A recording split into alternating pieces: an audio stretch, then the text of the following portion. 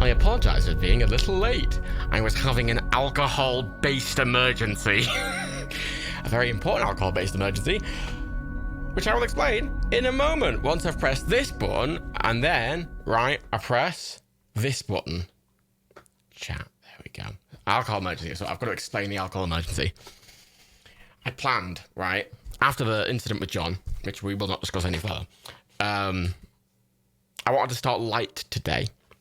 And I had some cider in the fridge. I was like, oh, I'll light with some cider. And it was cider I got given around a gift around the Christmas period. I didn't really look at it. I just sort of put it in the fridge. And when I got it out, I noticed it's mulled cider. And I went, oh no. And it's like, heat it in a pan. And I'm like, oh, you've been in the fridge. And I went, I'm sure it'll be fine. I opened it, tried to swig it. It was the worst thing I ever tasted. SOS, right? I know, evil bub. SOS, like fucking the world is ending SOS. So, I have spent the past 10 minutes slowly heating cider in a pan. And now I have nice, warm, mulled cider. I know it's January, but it's still winter. Oh, it's actually all right. I don't know why. Like, mince pies. I got the best mince pies I've ever eaten in my life from Sainsbury's the other day. And they were selling them off for like pence, like a pack of 9 for like 25p or something ridiculous. And they don't go off till March. It's just they're out of fashion. They're out of fashion. You know? I don't know why, like, mulled wines and ciders and, like, mince pies and shit. I know they're associated with Christmas, but, like, they're warm. They're nice, warm, nummy things for winter. Like, it's for when it's cold. But December's the first month of winter. There's another 2 months to go. So, well, in Ireland, it's another 1 month to go, but it's fine. For context, I learned this when I was younger. Ireland has different seasons to England. And for years, I was using the seasons wrong over here in England because I was using the Irish seasons, not the English seasons, which are all pulled back a month. So, in Ireland, January's the last month of winter. November's the start of winter. July's the middle of summer. Like, it's all pulled back a month. If that makes sense. So, in England, winter's... Wait, am I doing the other way around? Wait, it is one... I always forget which way around it is. Wait, hang on. So, is it... which one is it? God, which month's the middle of summer in England? Everyone chat, tell me. What month is the middle of summer in England? Okay, winter is December to February. Okay, so in Ireland... Okay, everyone's saying July. So I always, growing up, and my birthday's in July, and I was like, my birthday's at the end of summer. And of course, it's not the end of summer. It's definitely at the end of summer. In Ireland, it's based on the equinox. So June is the middle of summer. July is the last month of summer. August is the start of autumn. Right? November's the start of winter. Then December's the middle of winter. January's the end of winter. That's how it's in Ireland. But in England, or in I don't know, it's the UK, probably just the UK. Don't know what they do in Northern Ireland. Everything's a month past that. It's weird. It confused the shit out of me growing up because no one corrects you. Everyone just assumes you're a fucking idiot. Like, and it took till I was like, I was in my teens until I knew. What's wrong with Ireland? What's wrong with England? Ireland's one makes sense. It's based on the equinox. Like, you know, the middle of winter is when there's the least light. The middle of summer is when there's the most light. That's not weird. How is that weird? That is much better. It makes way more sense. You know, like February. Who thinks, oh, it's winter in February? I don't. I've never, admittedly, grew up in Ireland. Anyway, sorry, that was a ramble about seasons. Because I'm drinking mulled wine. A mulled cider. Which, again, goes out of fashion. Because it's like, oh, it's not Christmas anymore. It's still fucking winter. Even in Ireland, it's still winter. But in England, it should be especially more of a thing. Because it's the middle of winter now, apparently, according to the British. All the backwards, topsy-turvy bullshit logic. But no! Mulled things on in season. So fuck me, I guess. Fuck it. Only outside I think is August usually hot and not very autumny. In England it is. I wouldn't say it is in Ireland. Ireland's climate is a bit more temperate. So it's a bit cooler in autumn in Ireland. I always associate it with being a bit cooler in autumn in Ireland. Anyway, oh please, that was a bit right. Yes, sorry. I wish I could set a thing that would default that. Again, I did apply for partner. Again. Ooh, exciting. Well, let me put it down to 2,500. There we go. I did apply for partner again. I haven't heard back. It's been around Christmas, but I've been streaming more. So, yeah. Anyway. And I also got the new emote, the new fucking spicy emote. I'm going to click. That's the please use the spicy emote. Click. Which I'm probably going to get remade to look slightly better. Stupidest thing. I was looking yesterday to do something with channel points, and I'm going to think about that another time. As I quickly fuck around with my audio settings because I can hear myself getting compressed slightly too much. 1, 2, 1, 2. 1, 2. I want to poo do. Right. There we go. Why does Twitch lock quality options behind partner? It doesn't explicitly. You can get quality options if you're not a partner. It's just prioritized. If you're a partner, you always get quality options. If you're an affiliate, you get priority access to quality options based on how much the site's being used. And then if you are a normal user, you get priority after affiliates. And on a Friday night, like it is now, which is like peak Twitch time, there's never any space left for like anyone who isn't a partner. It's why I always get quality options on like a Tuesday, but I never get quality options in this stream. So channel-based points can basically get abused for this here. Yeah, I was gonna set some up. I didn't know what to call them either.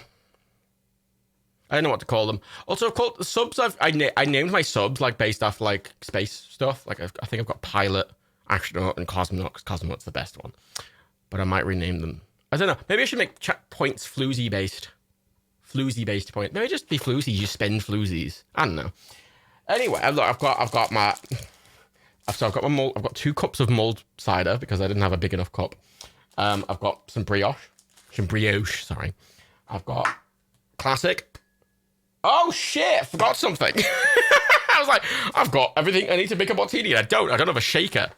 Uh-oh, Scooby-Doo. Wait, chat. Wait, shit. SOS. Okay, wait. Well, maybe I should call my bits floozies. I don't know. I feel like twiddles is the associated thing, really. I don't know. Look, shake it in your mouth. Stir. Ugh. I don't have anything to stir it. I mean, I could stir it. Fine, I'll leave. Oh. Chat, should I go on down and get this? Fuck it, wait, I'll be back in like... Wait, I'll time it. Let's time it, everyone. Okay, wait. I'm going to put my headphones off. I'm going to run, okay? There. I'm running. I'm doing it.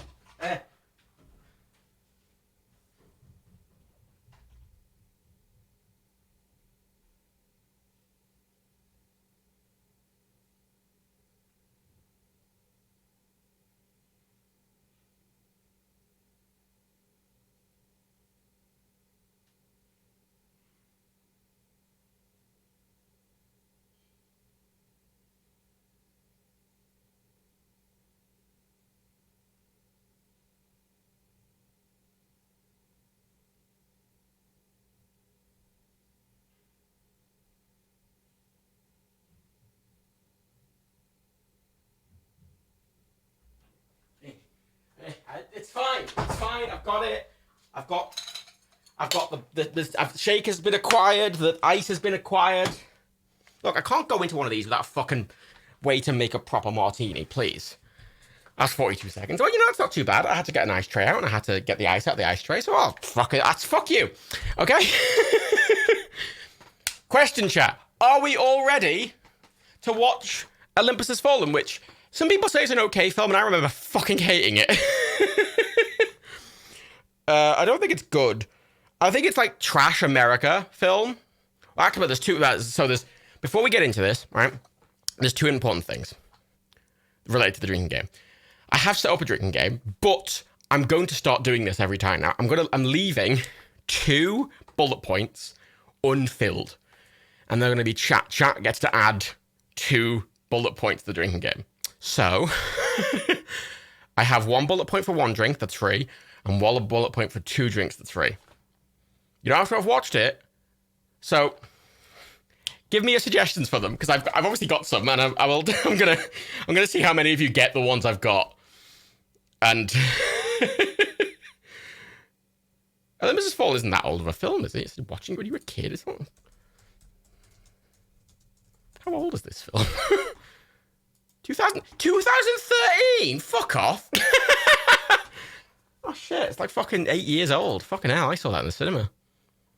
That's an adult. Oh no! Downing didn't want to say the name of the film. Oh, that's... Well, we don't... Downing's always for the near the end. Someone is executed. And a lot. So, there's a couple of someone gets executed. Get Down. American Flags. A London Landmark in New York. In DC. Okay, well, I'll say the ones I've got so far. So, I've got... Oh, switch transition. That's so nice. I've got 1 sip for any time someone says Mr. President. Like, if it's in quotes, it's when someone says it. So, 1 sip for any time someone says Mr. President. 1 sip for any time you see fighter jets. 1 sip for any time you see a dramatic zoom in the boardroom. because there's always a boardroom in these films, you know, like the fucking chiefs of staff or whatever in a boardroom, be like, oh my God, you know, drag zoom. One sip for any time anyone says the word terrorist. One sip for bad CGI. Then we have 2 sips for a gratuitous shot of a US flag, which probably happens more than I remember, but we have 2 sips for get down, Mr. President, which isn't a quote. It is just the vague notion of, like, someone being like, oh shit, and, like, guiding the president somewhere, or, like, getting, you know, there's a few. I'll telegraph them. 2 sips for belligerent suggestion from a general, because that always happens. You get the general who's like, I want to blow up America, and everyone's like, that's ridiculous. He's like, I'm going to do it anyway, you know, and it's like, oh, but the president's in America. They're like, you know, classic. And whole drink for America is saved. Yeah, which could be more specific. I will say, I'm willing to change the whole drink one. So, we need 2 more. We need 1 for 1 sip and 1 for 2 sips. So, helicopter shot around a famous landmark. I don't actually think that happens in either of these films, or if it does, it only happens like once. Army guys ignore the main character. Oh, that's a good one, Jambo. We're never doing the whole drink then. Maybe I should put America saved in inverted commas. Shot for a war crime. I mean, most of the film is a war crime, let's be honest. I know, but here's a good point. Here's a point about this, though, right? This is going to be the drinking game, not just for Olympus Has Fallen. This is also going to be the drinking game for Air Force One. Because they're both about presidents and things being compromised. So, obviously, a surprising amount of similar things happens in them. So I'm keeping all the same drinks. So it needs to apply to both.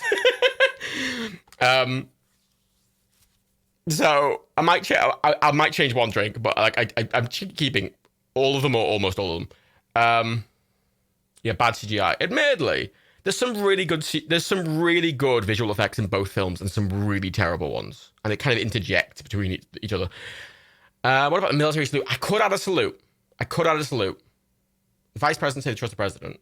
I don't think that happens that frequently. One-liners, that's very inspecific. Something's in the girlfriend. That doesn't really apply to Air Force One. Good guys have to reload at the worst time. Forgetting this film exists. I mean, 2 sips for anything that aged badly in the past week. I mean, it's the entire film, really. I mean, Air Force One, not so much, but this is definitely... watching this after this week, in some ways, is honestly a little insensitive.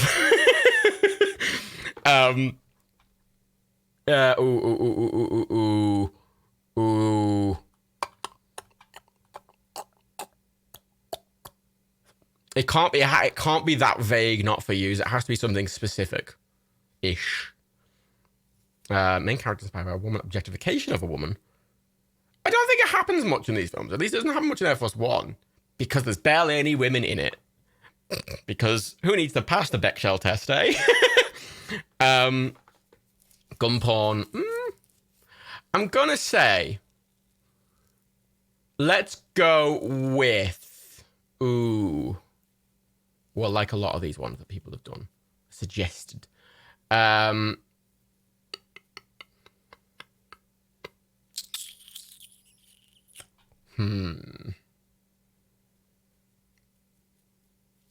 Shot from a news camera's great. Again, it doesn't have you won't see that really in Air Force One. So it's gonna apply to both. Loading up on guns ammo, that's boring. I'm gonna say, let's do 1 sip for executions. Okay, so execution. Like, not someone dying, specifically someone being executed. Which, you know, is a specific thing. I've got these things read from a text file now, which is quite nice, so I can actually set these up somewhere else. And I don't have to mess with OBS. So, an execution, I will add to 1 sip. Should appear in it. There we go. Villain monologue. Ooh, a villain monologue could be good. That's something that only really happens once, though. It's something... 2 sips is for something that happens very infrequently, but it does happen more than once. Impatient military commander, that is belligerent suggestion from general. That is basically that. Quoting the Constitution. Ooh, quoting the Constitution's a good one.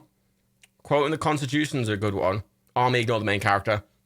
Belligerent suggestion from general sort of has that, fits that kind of thing in a little bit. God bless America. debate. You see, there's no overly American quotes. We need an overly American. There's no quoting the Constitution or like God bless America or like saluting or some shit. We need one of those. So, ooh. It's 2 sips slow motion fine. 2 sips for bad one-liners. More specific. Ooh. I'm gonna go with quoting the Constitution. I like that one. Oh, gratuitous patriotism might be a better. That's a nice wording, hipster chicken. That's a nice. Although gratuitous shot of the US flag is. I'm gonna go with gratuitous patriotism. Actually, I'm gonna change these very slightly. I'm gonna put dramatic zoom in boardroom on 2. I'm gonna put gratuitous shot. I'm just gonna put gratuitous patriotism on 1. Oh, I mean, we could keep it on 2 and we could add another one for 1. But I imagine there's a lot of gratuitous patriotism. It is a movie about the American president. Both movies are about the American president. Actually, no, I'll keep that on 2. And I might move them in the middle. Slow motion. Fuck it, yeah, let's have a slow motion one. There's no slow motion in Air Force One, if I remember correctly. Ooh, when did you decide on the theme? No, I was planning this. Maybe I was planning to watch Air Force One anyway. Like these were in the shortlist for doing this anyway. Just recent events. There isn't a lot of gun scenes. Not in Air Force One, I don't think. I don't think we see it. It's Air Force One's like this classic 90s like film. So you don't really get slow motion in it.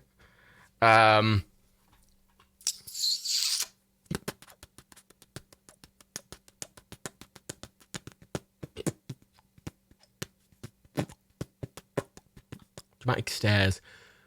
That is dramatic zoom in boardroom. Sort of hits with dramatic stares. We don't want to have a double. We don't want to like overlap them. Hero president moments.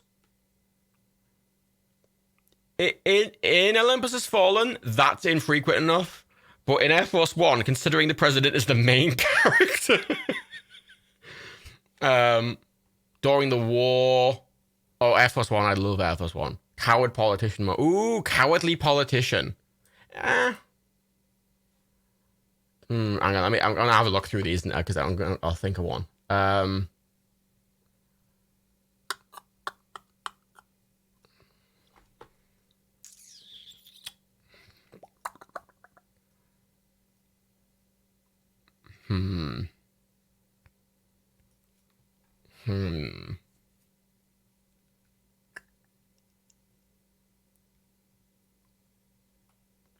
Sorry, I'm like reading through them. A couple of people said Chopper, and we don't have one for Chopper. We don't have any Chopper-based ones. But there are quite a lot of Choppers in Olympus Has Fallen, and none in Air Force One. They don't go to foreign countries. So, Nightliner, both these films, right? Funnily enough, Olympus Has Fallen takes place entirely within the White House, and Air Force One takes place almost entirely in Air Force One. So, like, anything that's external, like, it cuts to, like, these boardroom shots of, like, oh, it's the vice president doing something, or the chief of staff or whatever, but it doesn't really do anything else. Right. Bullet wound one. I want a gun-based one. Gun-based one. Yeah, let's just go with Stormtrooper aim. Fuck it. Let's go with Stormtrooper aim. There we go. And there we go. I think that's fine. Unless anyone wants to suggest any for the whole drink, that might be better than America is. Actually, no, I've got. wait, it's an important thing I must do immediately, even if we're not changing it. I need to put inverted commas around it. God, fucking John said every time a zombie dies, take a sip in Resident Evil. John! As a related note, we're obviously not doing the Resident Evil second one anymore, because John, we haven't been able to schedule it, and it goes off Prime tomorrow. So that's not going to happen, I'm afraid, doing any more of those. Sadly. Thanks, Prime, for taking the things off very soon. Get off my plane. See, again, it doesn't happen. Olympus has fallen.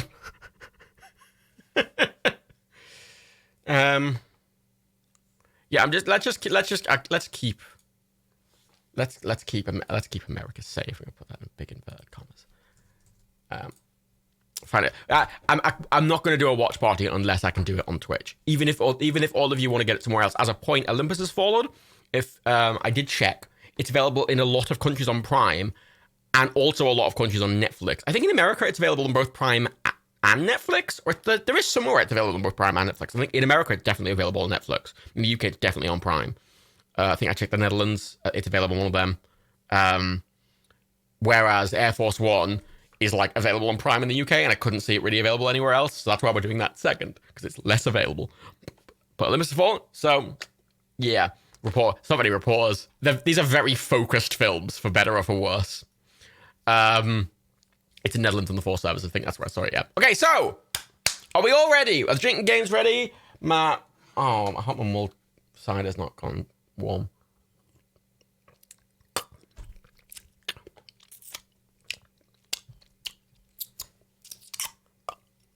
Ooh, should be warmer.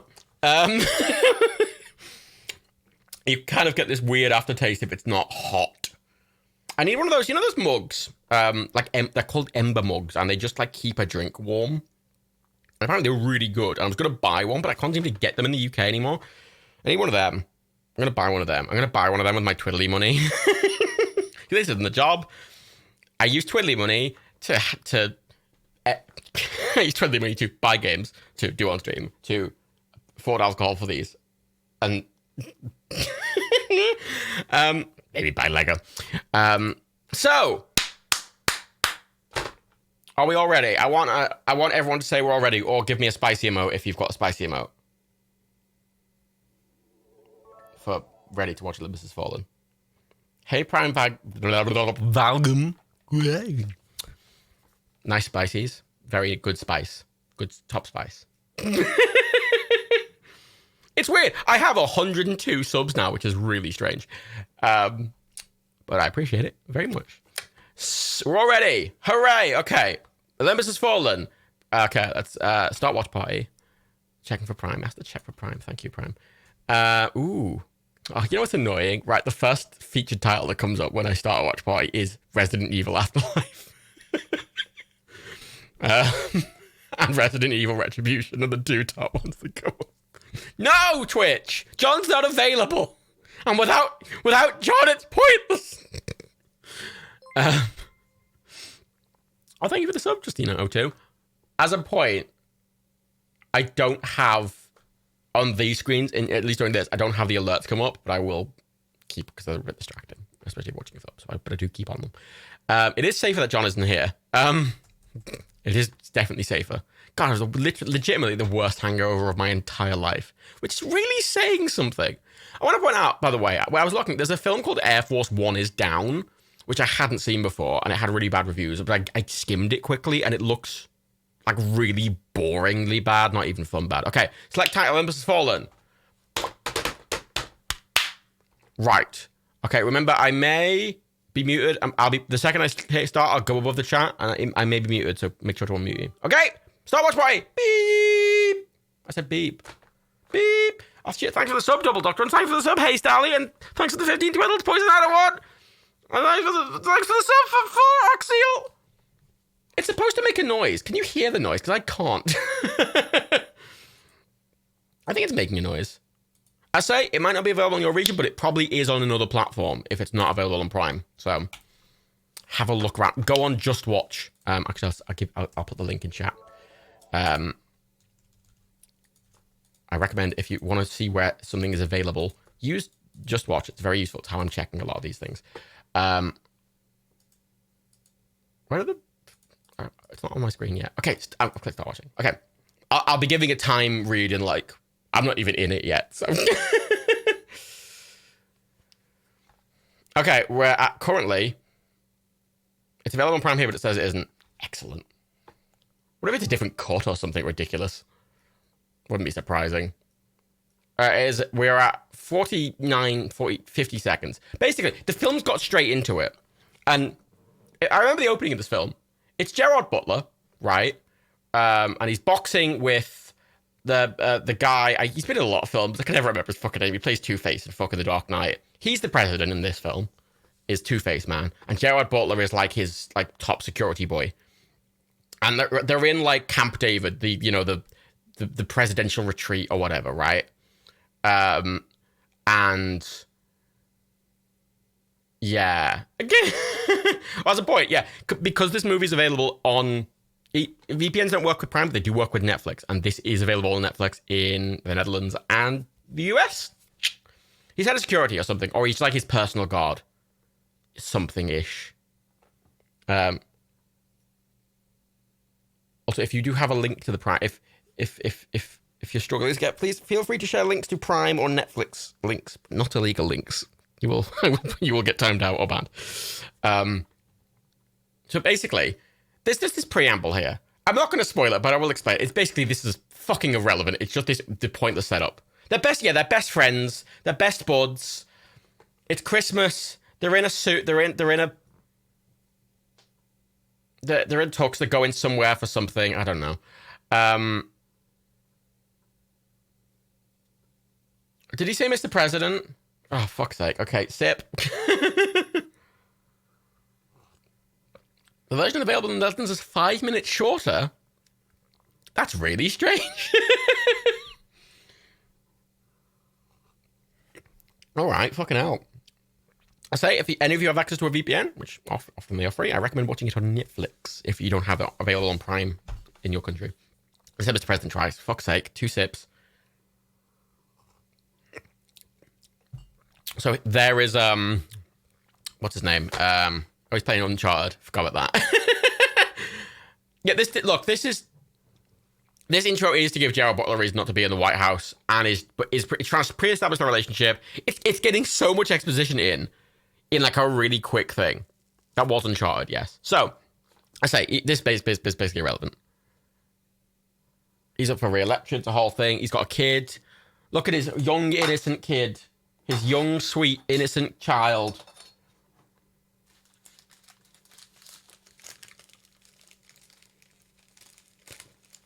That's an important note. The kid is not riding with the dad. He's riding with Gerard Butler. And they're in The Beast.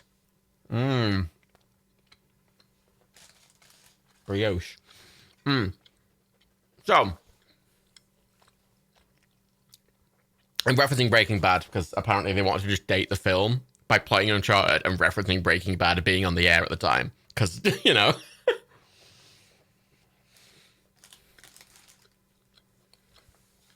He does have a mullet, yeah. Oh, look how American it is. These films are offensively American. Like, they bother me how American they are. The time check, we're at 4 minutes and 10 seconds, 4 minutes and 11 seconds, 4 minutes and 12 seconds.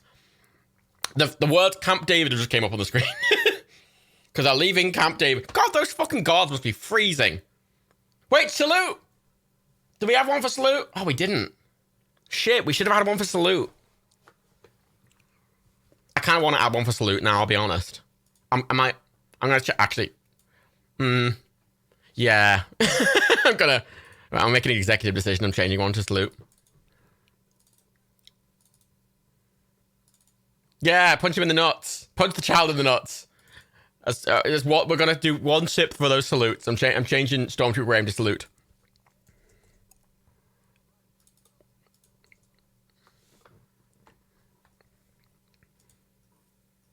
Look, see, like they're like this. They're like telegraphing that the kid knows a lot about the White House.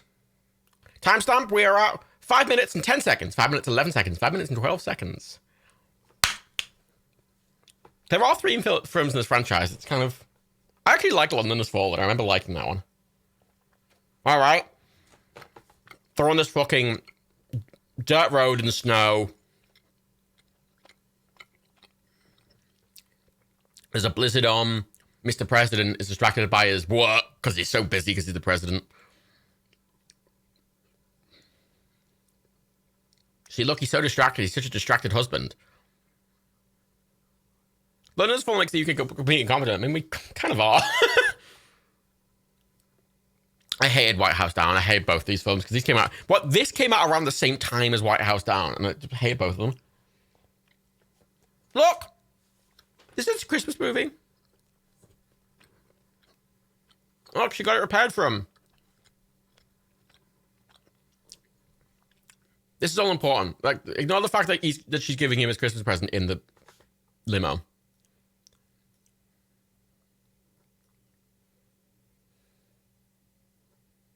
Look, the guards like, oh, they're so sweet. An important thing to note is the actual beast would look way different on the inside because the windows are really thick. See how just like that's a normal window? The actual beast is very like, there's a lot less space inside it because it's so armored. Oh, but look, there's a bridge! A bridge in the snow! What's gonna happen? What's gonna happen? Oh no! Ah, it was a rogue bird or something. And look, it's fucking, everything's just completely, just accelerated for no reason. Bad CGI, sip. And the beast just happens to be now teetering on the edge of a fucking bridge. So let's establish a couple of things here. So, a presidential convoy in the US are like massive things, right? They're like 30 cars. Like, even in the middle of nowhere, they're like 30 cars, right? The route is checked by several people, even before they set off. There are several scouts up ahead on bikes. Then there are local police cars. Then there are Secret Service SUVs. And then another, like several hundred meters back, there's a bunch more Secret Service cars. And then there are two of those presidential limos, two of them, one to decoy. And then behind them, there's also a bunch of loads of Secret Service cars as well. So...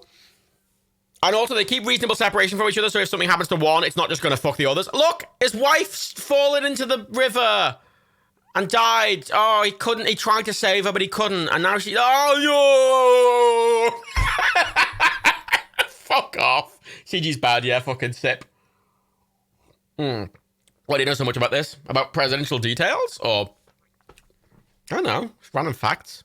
I mean, I've seen a presidential fucking motorcade before. Like, when I visited New York, I visited New York in 2011. Right. Yeah, this is so ridiculous, right? It's the most... No, it's so almost offensively, like, fucking stereotypical and fucking... And all these actors are worth more than this, right? You know? And then he's like, no, Harvey! I was like, no! I loved her! And he's like, it's quite, you know, it's... Fuck it. So, right, I was in... You're Rachel... I was in New York in 2011.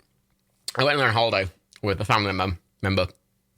And we didn't realize this when we... Look, there was a helicopter here. Like... That's not how motorcades work, whatever. I was there. It turned out when we were there... not only was it literally a week after the 10th anniversary of 9/11, so there was just a lot of people there anyway, but also it turned out the entire UN was in session, which turns out it's a terrible time to go to New York when the entire UN is in session, because there's like a billion world leaders there and all the roads are closed. And if you think New York traffic's bad normally, fuck me, is it bad when the UN's in session? Like, I have a distinct memory of like walking down the street and literally bumping into a world leader, and I legitimately cannot remember the country. Like, they were getting into a car with flags on it. Like, really bizarre. But I remember in the middle of the night, at like 2 a.m., I was looking out my window and I just saw, like, literally a billion police cars just come out slowly. And then there was a big gap, and then behind them there were a load of fucking black SUVs. There was a big gap, then a few more black SUVs, then a bit of a gap, then a few more black SUVs, then two of the beast limos, then more black... It was like, literally, it took 5 minutes for this fucking massive motorcade to pass. 5 minutes. And, like, Obama was in one of them. Because American security is ludicrous. Like, absolutely ludicrous. For the president. Like, it's just, compared to every other country in the world, it's just so extra. For good reason. A lot of them have tried to be assassinated, but still. Now he's a police officer now. He quit the Secret Service. Basically, this is the context now. He might still be in the Secret Service, but he's not serving under the president. Who cares? Good shit. The PM has like 4 cars. Like, countries don't really do that much security. I also remember, actually, I was also in Dublin when Obama was visiting. Actually, it was a really weird week because Obama visited. I can't remember which order it was, but Obama visited Dublin. And then like a day or two later, the Queen visited Dublin for like the first time in like 50 years or something ridiculous. So Dublin again was like, traffic's bad in Dublin. But then it was the worst. And I saw, I saw one of the Air Force, the VC, wow, they're called VC, I can't remember the actual names. I saw one of those jets. And I saw, God, they had an Antonov they had the big boy Antonov, 224. 224? Whatever, the other big boy Antonov. But I have this distinct memory of he was supposed to stay the night. And I was in a car coming back from central Dublin. And this fucking, we just couldn't move. And then this fucking massive convoy came past. Loads of police backs. They were stopping. People like, stop. And they cleared the roads completely. Then about 2 minutes later, loads of black SUVs started like, speeding through at about fucking 100 miles an hour. You'd think there was something really serious going on. No, he was just trying to get back to his plane. Didn't want to stay the night, so they just fucking closed the entire road. Just boom. And that wasn't even in, like, that was in, like, an island. Like, nothing happens there. Like, you know, in America, it's ridiculous. So, this is, the bothersome thing I have about this in Air Force One is, like, I am fully aware of how overly anal America are about the security of the president. And, you know, although admittedly, America's folly is the fact they always think they're so overprepared that oftentimes, as was evidenced recently, you know, you're like, oh, how did that get through? I thank you for the sub, past dues. I've got the sounds on now. It turned out they won't come through with my headset. They're talking about American politics. I don't know. And you can tell this is during Obama's presidency. Well, supposedly. Hey, look, there's a high-ranking black woman on staff.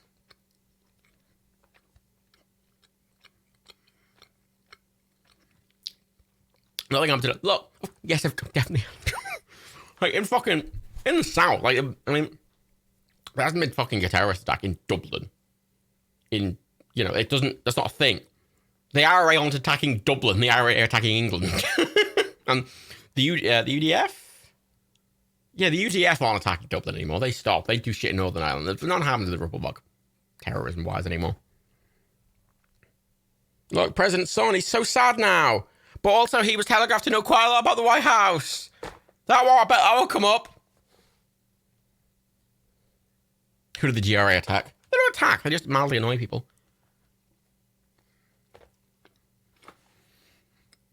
Isn't America pro-education? I mean, America's more... Culturally speaking, America's more... identifies more with the Irish than the English. So... You mean like they were so convinced an American plane would never be bombed that they had no safe until one blew up in Crescent Scott's town? No, Lockerbie didn't happen. No. Yeah, this movie's full of really bad takes. Like, it's the most... You know, like, American just... Like, overly American patriotic. It's like, almost like an American propaganda film, it almost feels like. You know, look at this shot.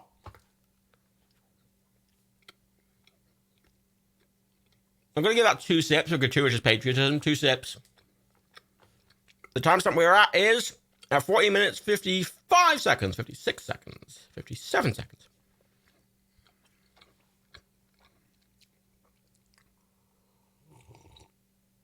Look, the child's older now. And definitely a different actor. Watch party is just an opportunity. I don't need to do a watch party to rant about the United States. Please, come, please. You drink cold. Oh, you should be having mulled cider like I am. My mulled cider is just like room temperature now. It's completely... It needs to be warm. It was quite nice warm, and now it's just like... No. No, he's having a flashback! No! I don't know why he's having a flashback to the president's point of view when he wasn't inside the car. Look, he's putting on his cool American guy sunglasses. And look, it's his wife who works at the hospital. She's a nurse. You know? You know how often these American, like, fucking almost propaganda films. Oh, look, he's trying to call her. Like, you know how they almost always have, like, a fucking wife working in a fucking ER somewhere? You know?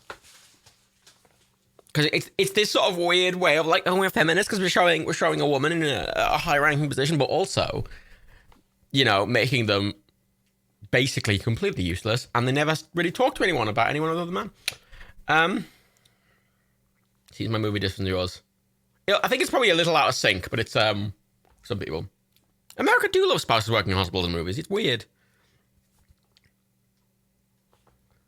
So yeah, so here's the setup. So we've set up Gerard Butler is close personal friends with the president and his son. After a tragic accident years ago, Gerard Butler no longer works for the president because he's traumatized for some reason. Gerard Butler's wife works at a hospital and currently is uncontactable. These are important notes. Mr. President, sip. Oh yeah, Hollywood's amazing at propaganda. It's weird that, like, people talk about movies like this, like they're just... Like, if China made a movie like this, people would be like, oh, that's massive propaganda, but America does it. It's like, oh, it's America. And you've got this fucking, like, listen to that swelling orchestra. Oh, the president's walking. It's so dramatic. Oh, it's so honorable. The president's walking, everyone. Yeah, it's really obnoxious, isn't it? Patriotism. I'm not going to say that's patriotism, but the entire movie has this, like, cheap veneer of patriotism, you know? Does America subsidize army movies and military propaganda? Partially. And here's my boy. Here's the most important man. It's fucking Morgan Freeman, who is in literally every film like this. He's the Speaker of the House.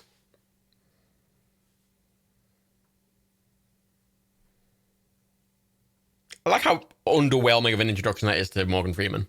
And look, there's not Mike Pence just behind her in the background. Totally not Mike Pence. Morgan Freeman has been president a couple of years. Most notably, in one of my favourite films, Clear and Present Danger. Jack Ryan film.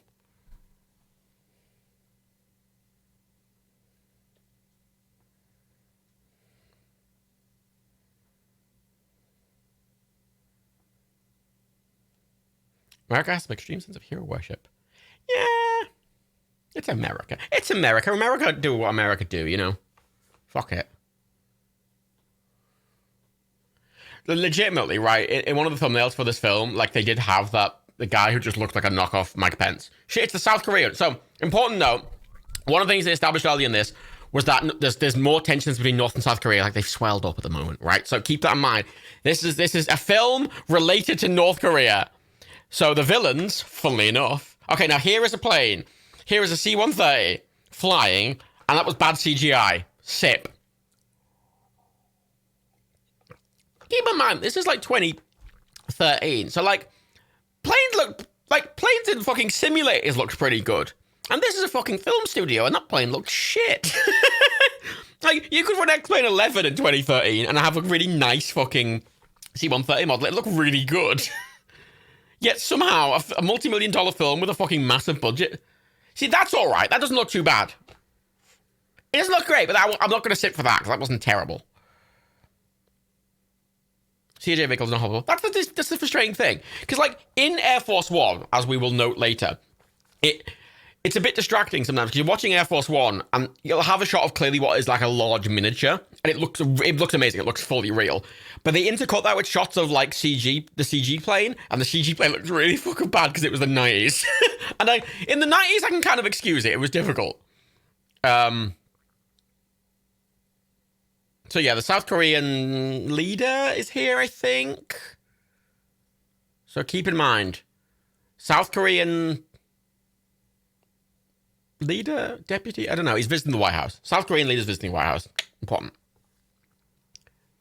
Prime Minister. There we go. The Prime Minister of South Korea. There's Mr. Park. I need to keep some things in mind here. When you enter the White House, there is a huge amount of security before you even get there. You have to be incredibly well vetted.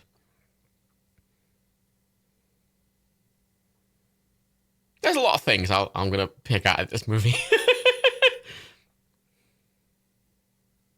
So there's a guy from earlier in the film, if you remember. He was also in the Secret Service detail with Gerard Butler. And now he works for a private security firm in the US that guards diplomats and shit. Which is weird because the Secret Service will also guard diplomats entering the US. That's part of their job. Yeah, I don't know why the South Korean Prime Minister would have American bodyguards. Like, that's a static shot of the fucking plane. It looks like shit. Fire jets! Sips! 2 sips with 2 fire jets. Now, an important thing to note here is Washington, D.C. has a really large area around it of fully restricted airspace. Like, I mean, fully. 100%. Not only that, but the president themselves, whoever it may be at the time, just has an automatic, like, 30-mile exclusion zone around them at all times. Right? So, you cannot get a plane even close to DC without strong vetting. Now, you'll notice this as well, the way the 2 fighter jets on either side of this plane. When fighter jets do maneuvers like this, oh, look, they've got fucking convenient machine guns on either side that just literally rip them both up. Now, they've just destroyed 2 F-22s. So here's the thing. When fighter jets are doing a maneuver like that, one plane will stay behind them ready to fire, and the other goes upon their starboard side. Look how close they fucking are. They only got intercepted that close, and they didn't do the maneuver correctly, so both the planes got destroyed. Fucking get down, Mr. President. It's a get down, Mr. President moment. Get down, Mr. President. Sip. Where's 2 sips for get down, Mr. President? So keep in mind, a plane was able to breach the very, very, very large military airspace around Washington, D.C. Also remember that there are actual several Air Force bases in central D.C. So, that, you know, yeah, like, it's too fucking, like, they would already have more fight. If a fucking unidentified C-130 had gotten that close to the fucking central D.C., it would have been shot out of the sky already. Right? And once again, the F-22 maneuver, that's not how they do those maneuvers. At all. Shit, the snipers are out. They're going to shoot the C-130 out the sky with their small rifles. Look, here's the terror. How is that so bad looking? Sip for bad CGI. Yeah, a lot more fighter jets would have murdered that by now. Hell, surface-to-air missiles would have shot that down by now. The fucking radius around DC for fucking... Look at it! It's gotten that far. The only thing it encountered was 2 F-22s, which it shot down immediately. And it's gotten that close. Ridiculous. Ridiculous. Yeah, it's easily... Look, now they're just massacring people with a fucking gun. And Gerard Butler's like, oh shit! America's being attacked by... It's not pre-9/11 again, this is 2013. But it's the North Koreans, everyone! Ridiculous. And the fact that those guns are hitting anything is also ridiculous. They're shooting the plane. Again, this is impossible. Like, this is impossible. You can't even get a fucking tiny Cessna, even near DC. Two bad CGIs. I'm going to say 1 bad CGI. No. I'm just gonna take several sips of bad CGI for that. They're the first surface-to-air missiles that have been fired at that this entire time. Like, the thing is, they had to... The F-22s only started intercepting it when it was, like, next to the fucking... The strip. The National Mall. And it was fucking, like, Mr. President, sip. Ridiculous. Literally, that's what bothered me about this movie. Because the entire concept of it is completely impossible. And it's not even, like, a fun, like... It doesn't show that they exploited any specific weakness. They just sort of make up this bullshit. Because, like, Air Force One, I think, was quite clever. And that Air Force One shows them exploiting vulnerabilities at the time that are reasonably realistic. Look at this is ridiculous. How is the plane still flying? Great question. Look, all those people just happened to... What? It's just flying around the White House, shooting it. American flag. That wasn't gratuitous patriotism. That was just like, oh no, America. Ridiculous. Like, this is why I really don't like this film, because this is the stupidest fucking thing. Like, not even fun stupid. Again, I want to point out, can we just illustrate this? Andrews sent only one F-22 to intercept it. Just one F-22. And I want to point out, those things get off that, like, if they want to deploy an F-22, they're up there in like 5 seconds. And Andrews Air Force Base is like right there. It's like right next to fucking that F-22 would have turned up like 5 minutes ago. Oh no, the Washington Monument! Oh no! Yeah, it's a piece of shit film. I hate it. Bad CGI. God, it's awful CGI. Bad sip. Jesus Christ. Oh God, fucking hate this film. I'm taking several sips for all of that. And now look, the monument's collapsing. America's been vandalized. The symbols of America. Oh, Jesus Christ. That's not terrible, that CG, actually. At least from far away. On the ground, it looks fucking awful. But that, from far away, the CG of the Washington Monument coming over looked all right. I was going to take a few sips for safety. How is everyone just dying? I don't know.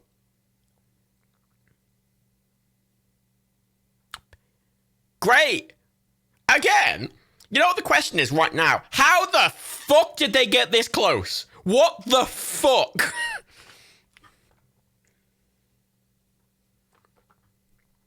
Oh shit, they're whispering with. Find out if that's a lone aircraft. They'll probably know. The White House weren't even alerted to this, I want to point out. They just noticed it get close. They're like, oh shit. No one alerted them. No one alerted them that was coming until it was like right on top of them. Yeah, by this point they would have hundreds of planes. Like, the American military complex is so overfunded that they are literally ready for a fucking, like, they're ready for an invasion, like, literally immediately. And now there's more terrorism going on.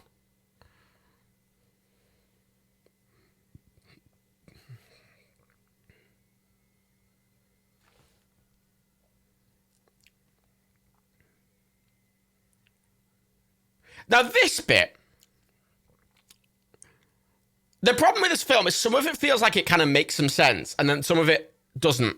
So this bit, for example, where you have actual suicide bombers, right? Genuinely, right? You know how, like, the villains often come up with some clever thing? Oh, look, so it's part of the South Korean delegation are now attacking the Americans. And a lot of insurgents have turned up. I don't know where they came from. The fence is blast resistant. Yes, it is. Execution. Sip for execution. You see, this response, especially based on yesterday, I'm looking at this going, yeah, this could happen. Look, did you see that fucking glass shattering CGI? Awful. Sip. Take a sip for that. Terrible. It's the North Koreans, everyone.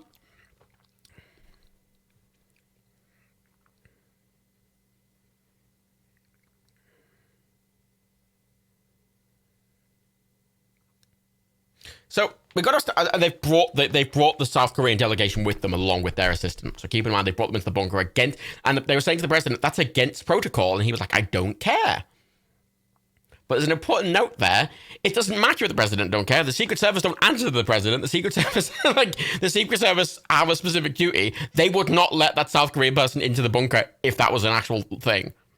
Secret Service don't give a fuck. They'll fucking grab the president and shove him in a hole. That's the job. This kind of stormtrooper aim? We got rid of that one. We got rid of that one for the salute. It's fine.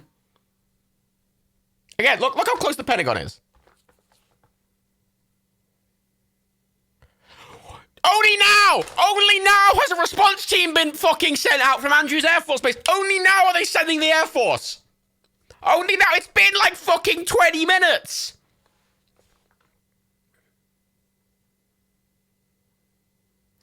Oh my God, it makes me so angry. And it's a dog! Woof!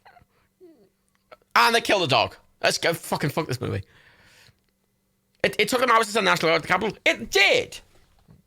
But that was because Donald Trump didn't authorize them to go to the Capitol, and it was a civilian insurrection. Like, if a fucking actual military invasion was happening, if an armored plane was shooting the White House, it wouldn't have even got close. Like, this is impossible. Shit, he stabbed him. Shit, Mr. Lee.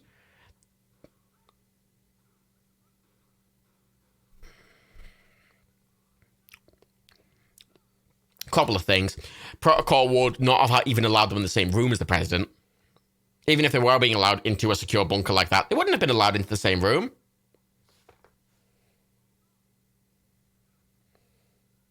It's ridiculous. Like, it's frustrating because you can see some of the things. They were like using just misdirection tactics to clear the area, to make them think something else was going on, then taking advantage of the weakness in the White House. And doing this. Like, some of this is like, I'm sat there going, that feels reasonably, not realistic, but, you know, logical. And then a lot of it isn't. Oh, and here's some garbage trucks. These have arrived.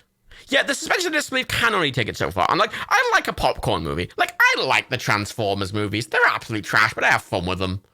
You know, Michael Bay just, like, blows up a bus in the middle of a road and, like, fucking, like, put the CGI Transformer over. I'm like, I'm having a great time. No bulletproof vests. No.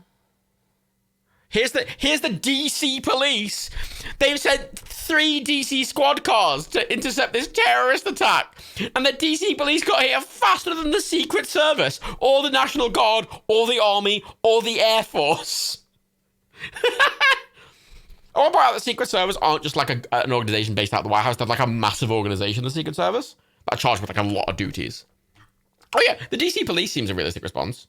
The thing is, I would have expected the DC police to have turned up like them, but I would have expected the rest of the military to have turned up like literally 20 minutes earlier and none of this happening in the first place. You know? It's a hostage situation. P-Tuck's gone offline. Oh no. Oh, here's the police with the tanks. Again, bit late. Helicopters wouldn't fly that low. It's dangerous. Bad CGI helicopters. Sip. It feels like they did zero research.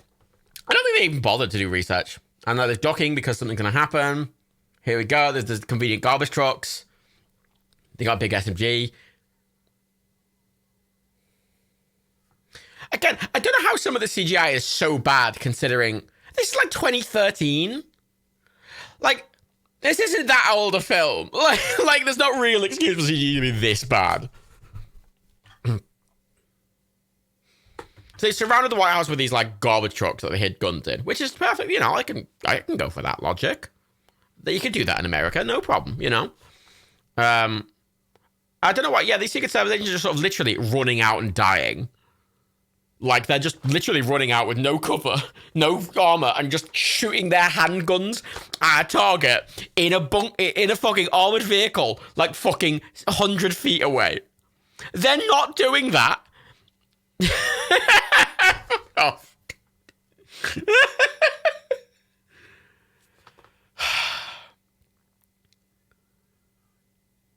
Oh, the NBC the video game?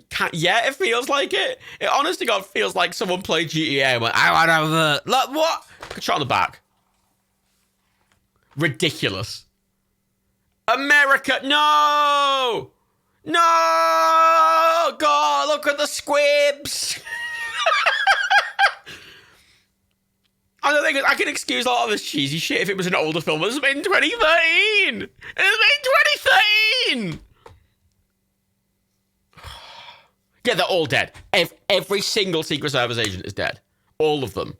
And I want to point out again that the military still have not turned up. Right? They have still not turned up.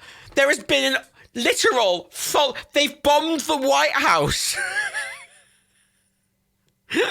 And they're still not here. No one's here still. It's been 25 minutes. Executions, yes, sit for executions. And again, these random people are just in this room and have been able to... Oh no! He didn't need glasses at all! They were fake glasses! And there's more Secret Service agents in the hallways now. Using, I think, reasonably accurate guns for the Secret Service at the bare minimum. Doesn't really mean much. Again, Secret Service agents are actually really highly trained. Like, incredibly highly trained. Yeah. I love the zoo. Yeah, Gerald Butler's the only competent person. Every other person's dead. They've lost every agent through literal impossible incompetence. It is like, you know, that's if any watched that Star Trek episode where like Riker's he realized in a holodeck program and like Geordie's being really late and he goes, "You're not capable of being that incompetent." You're incapable of that. No, it was the word line is you are incapable of that level of incompetence. Like really angrily. And he's like, "This is impossible. They're all so incompetent." Right? And he blows the simulation and he's like, "Everyone's so incompetent, this is impossible." And this is this entire movie. I'm starting going, this is... Yeah, of course they took the fucking White House.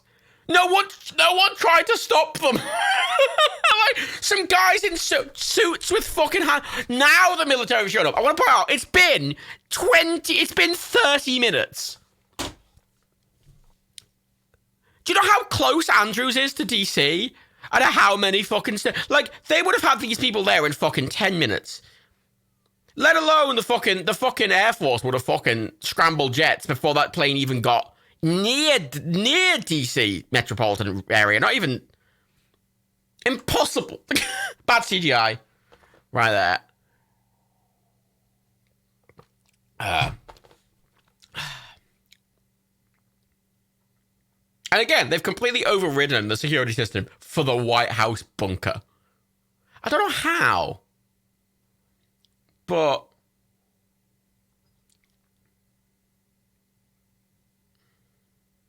Again, they're just sort of saying, like, military sounding words. It's the news!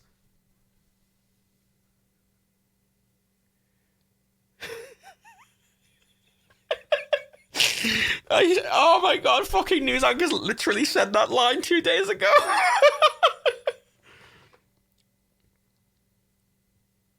It's the Prime Minister.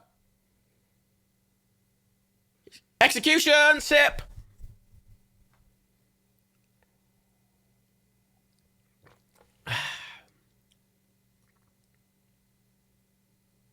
Why would they negotiate? Also, this happening is just so ludicrous.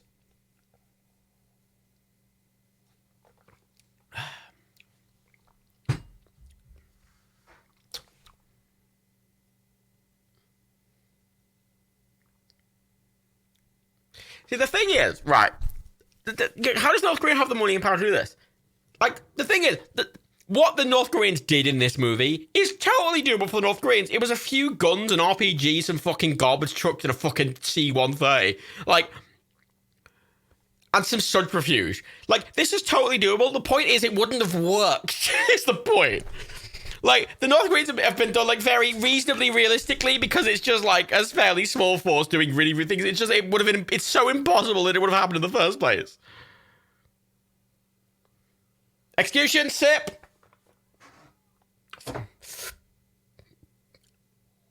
Oh, finish my drinks.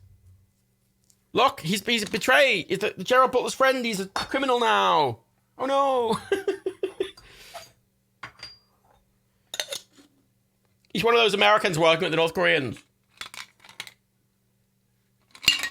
There was a few of them in real life. American defectors to North Korea. I think there's been like 5 or something. And I think all of them mainly went over there, lived as kings, and were cast in propaganda films against the US by Kim Il-sung, because he was a big fan of American movies. But then, half of them like left because they realized North Korea was fucking terrible. It's bad CG. Did you see how fucking bad that fucking green screen was? Oh no, the American flag! Look at the fucking... Did you see? They've thrown the flag. Oh no! This isn't... Is this gratuitous patriotism? I mean, it's gratuitous patriotic imagery. I'm going to take a sip for that once I've made my martini. Oh, look, they've got these really advanced mini drones. And again, can we again notice there's literally no... Do you remember we saw there was like 7 gunships earlier, like going down the mall? Like literally round the corner from this. Where are all the aircraft? Like... Yeah, the American flag does get more weight than all the dead, yeah.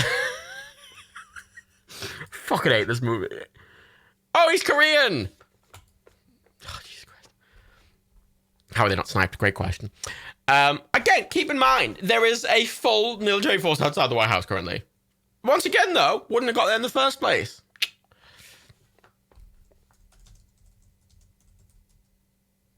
No, not the fountain! Not the fountain! Fuck me.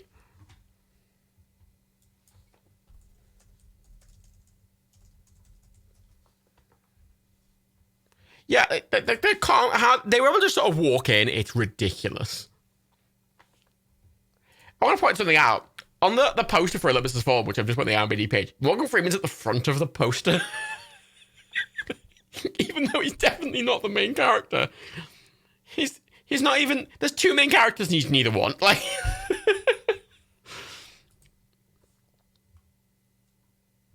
Who wrote this? I haven't looked these up. I'm getting all my fucking weird White House, Secret Service, and North Korean knowledge out there, but I, stabbing!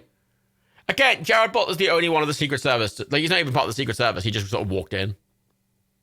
Again, can we illustrate something? Jared Butler's not part of the Secret Service. He just walked in. He just walked in! Oh, he's got a picture of the kid!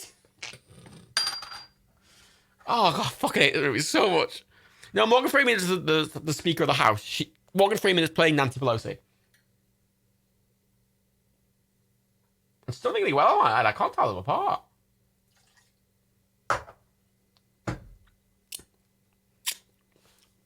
So I've just looked up the 2 people who wrote this. It was written by Caitlin Rothenberger and Caitlin Benedict. Who... husband and wife. Icelandic husband and wife. And strangely enough, this film is their very first writing credit. Their very first. How? I see this all the fucking time, where they're like people who've literally never written anything before and are completely incompetent get to write like a massive big budget movie. How? Look, there's the wife. She's stressed by all the death. Also, can we just establish that there was just a random military officer there? Like, just for some reason. And also, you notice there's just people behind them that are just stood there like, oh, I'm in so much pain, like NPCs. Jesus Christ. Oh, I fucking hate it so much. Literally, I get annoyed so much by like shit like that because like I know a lot of writers. I work for a writer. Also, remember the washing monument? They collapsed more than that, and now it seems to be mostly okay. So I'm making a martini. I've got a few sips. I've missed a few sips.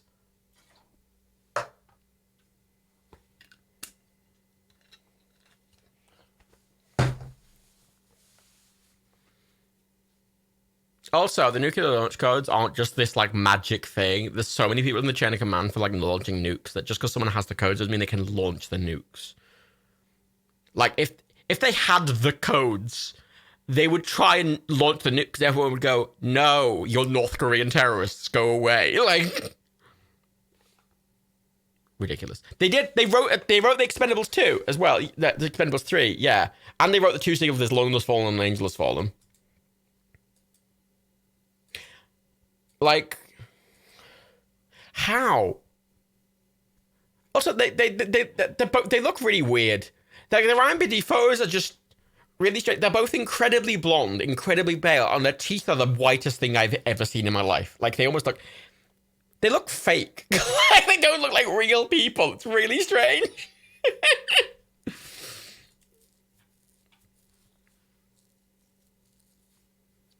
And then, so then the director of this film, because the direction of this film, I don't think is that bad. I think it's perfectly serviceable direction. It's just a terrible written story. Like, such a horribly written film. And again, two random people from Iceland who've never written anything before. They've got no credits whatsoever.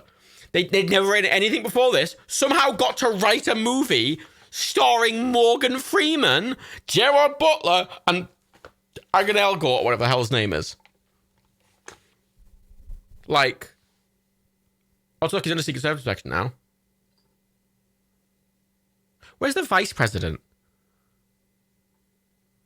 Was that established at some point? Did I miss that? Where's the vice president?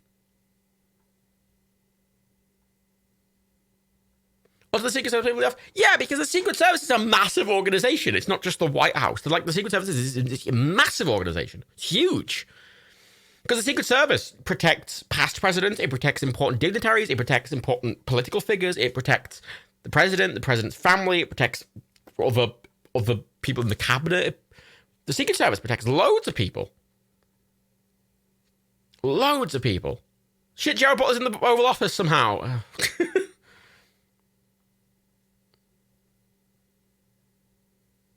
Oh, this film is fucking awful. Like it's.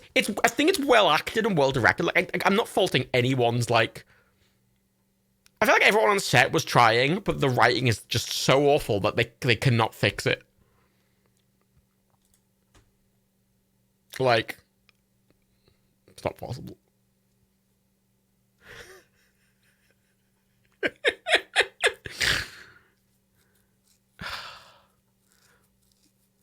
Mike Pence is the VP. Oh, the Mike Pence character is the VP. Where is he? Where is he?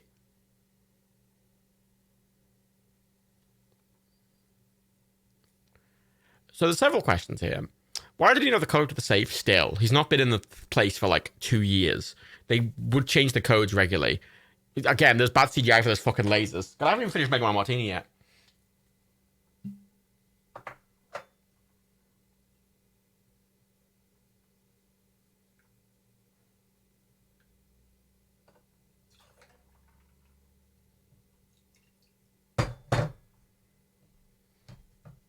Jesus Christ. Jesus Christ.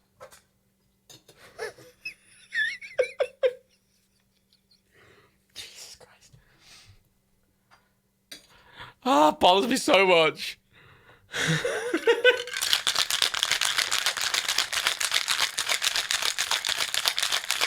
So, general security, let alone White House security. I think there's no nuclear codes. Effectively, the president has like a card, like a little card with a bunch of codes on that they have to relay to someone to properly authorize nukes. But I think it's changed like every day or every week or every month. It's changed very frequently. And every code and authorization for anything in the US, White House or anything, is changed like weekly. Biscuit, thank you. It's called a biscuit. Like, it's been 2 years. Like, he is just in here, just being like, oh, I'm just going to open doop-a-doop-a-doop, you know? Oh, and they've rigged the windows with C4. Can I point out, though, where are the people who are of it? Where are all the North Koreans who've infiltrated the building? None of them are in the Oval Office. None of them. Not one. No one's posing for someone's posing for a photo in the Oval Office. Let's be honest.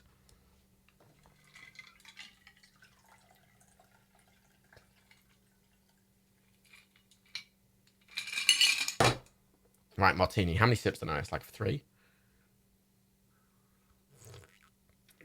Yeah, just logged in. It's fine.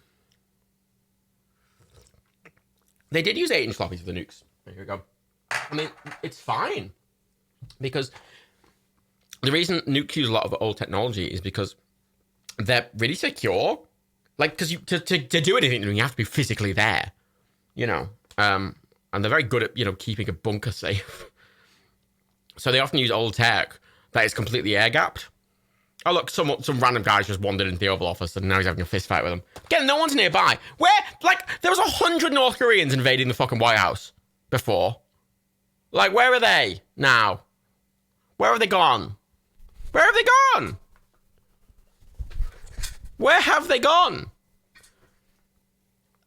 Did he say the word terrorist? Because that's why it's in quotes. He has to use the word terrorists.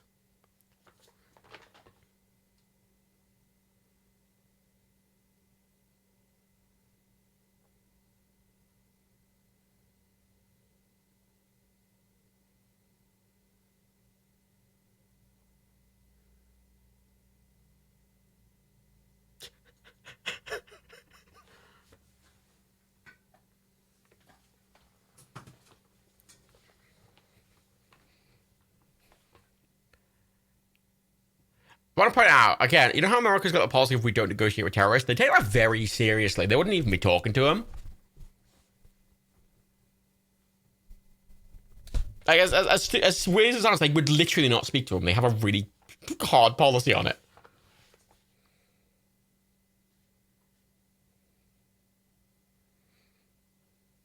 Again, it's a weird, but there's a weird thing about this film. You know how they've just spoken there? They say it like, oh, the only thing stopping North Korea from invading South Korea is America. That is definitely not true.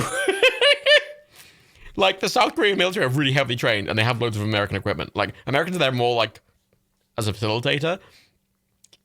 It'd be bad if they left, but, like, they make it sound like, oh, America's the only thing protecting South Korea from communism. Like, it's this very American protectionist thing, you know? White savior bollocks.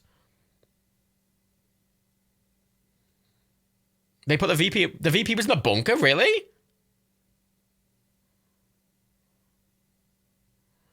And again, can we just issue something?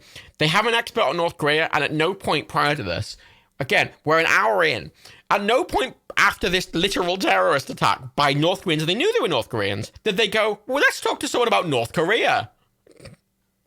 Yeah, South Korea's got a really competent army. Yeah, and also, yeah, NATO exists, and lots of other countries that are allied with South Korea. Like, the VP of the president, the same bunker. Jesus Christ. Mike Pence is tied up next to the president. Seriously? Oh, God, he is! Fuck me. He did say terrorist tip.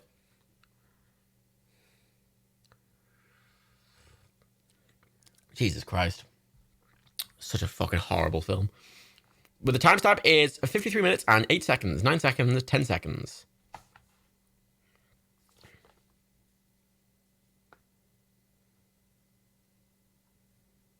Are they trying to get codes or something now?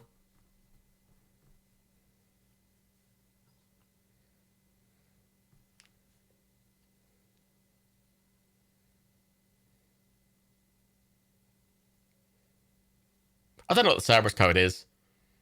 Or what it does. But again, it wouldn't do anything anyway, because at this point in time, none of those codes would work. They would have all been immediately notified the second there was any compromised. The second anything was compromised.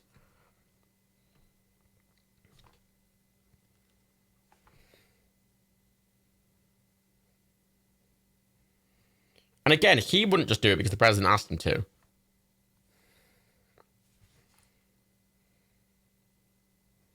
Can they not change the codes? No, they do. They do. There's a fucking entire organization that deals with these codes. Like, they are, like, changed, like, really regularly. And the second anyone knows they're compromised, they just... Again, there's a massive chain involved. It's not just automatic. Like, there's a massive chain of people involved in, like, launching a nuke or doing anything like that. Like, there's a massive chain.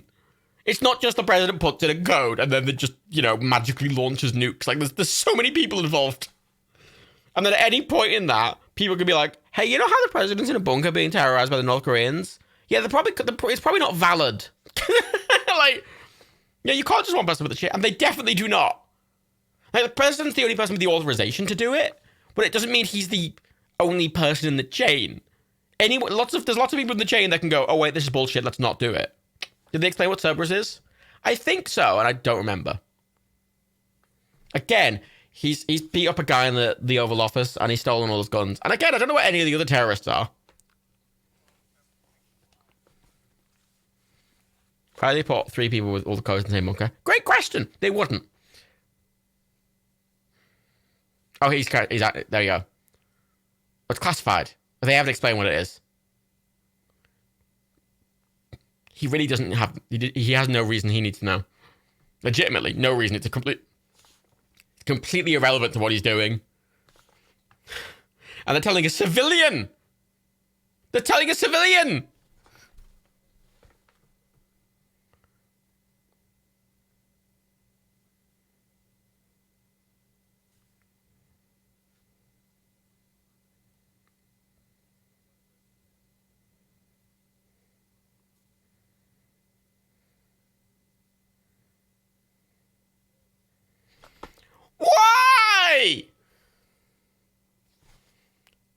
nullify them. You have...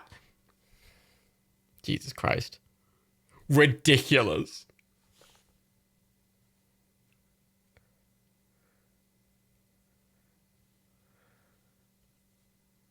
That's not how any of these systems work. Literally at all. Like, even if you couldn't change the codes, the thing is, obviously, it's a remote access thing. There's so many places in the chain of command. And also, once again, ICBMs, nuclear missiles, and nuclear missile silos are all air-gapped. They are completely air-gapped. This is very stupid. This is like, I hate this movie because it's so fucking stupid.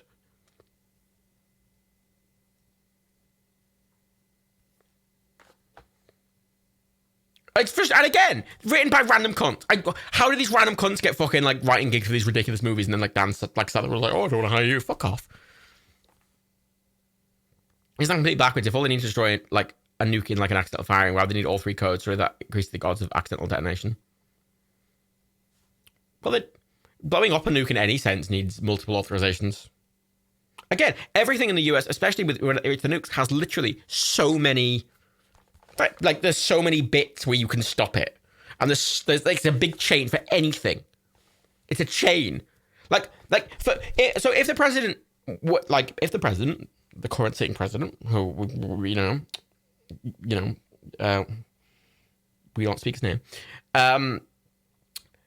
wanted to launch a nuke, right? The time between him going, I want to do that, and it happening is like 15 minutes. And it's 15 minutes because it has to go through a lot of people. Like, that's quite quick considering the amount of people it has to go through. But it's got all those authorizations for good reason. And it has to go through, again, a lot of people. And look, Jared Butler again, now he's in the fucking, the presidential quarters. I can't remember what they're called. Again, where the fuck are all the terrorists? There was like 100 of them. And they're not in the bunker. There's only a few people in the bunker. So if all the terrorists aren't in the fucking... This isn't the Oval. This is like the presidential apartments. It's not... This isn't in the East Wing. The East Wings are the press offices. And the West Wing's where the Oval is. But the White House itself is like, this is where these bits are. Why have all these random terrorists came up to the residence? Thank you, Sorceress. The residents. Again, now the terrorists just came up to the residents for some reason. Do they think by screwing America, Korea will prosper? They're trying to get America to pull out so they can invade South Korea so they can unify Korea. And they do not think, for some reason, that every other NATO country in the world will be like, hey, what the fuck?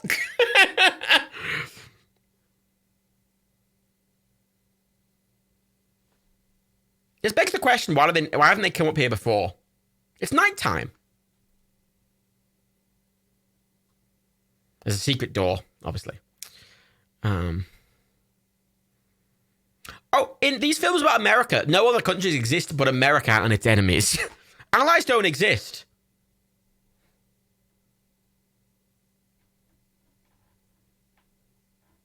Although, admittedly, they do have London as fallen. They do a one about the British in this, but it kind of just displays them as competent and irrelevant. So, you are halfway through. Like, oof. Yeah, China wouldn't want North Korea to save this country. There's kids. Again, question: why is there no Secret Service agent with a fucking kid? They wouldn't have just left the kid alone in a wall. I can't remember what happened in the next two films. I've seen them. I can't remember what happens because nothing happens. Is the real thing. Nothing happens.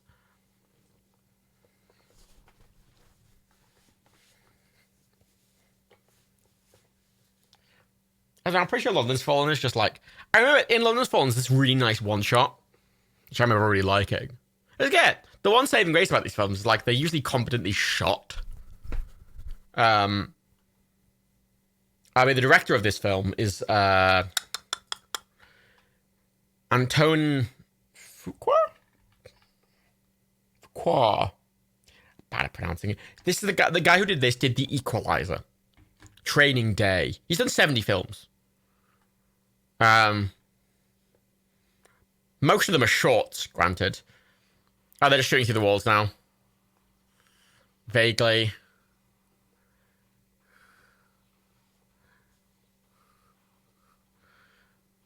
It's America!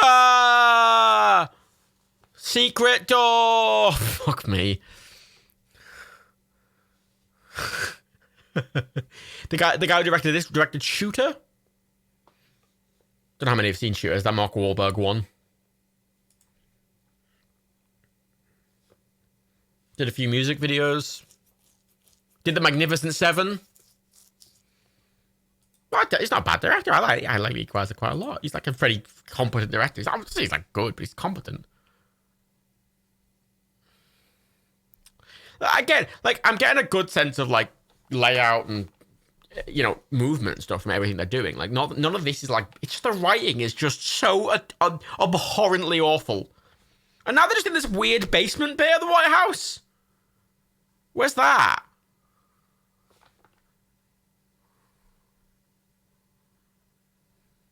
Oh, The Equalizer was... I loved Equalizer because I went and saw that film with actually literally no context of what it was. I knew it was a film and I knew it had Denzel Washington in it. That was literally all I knew. I didn't even know what type of film it was. So I didn't know if it was... I didn't know it was an action film going in or anything. So in the first hour of that film was just him quietly sat around in a coffee shop. I'm like, oh, it's a nice drama. And I'm like, oh shit, What's the sequel good to The Equalizer? It was just more. Like, I didn't like it. The entire reason I liked The Equalizer is because it kind of bamboozled me. And I liked getting that thing in blind, but like then the second one's just like, oh, it's an action film. And I'm like, eh.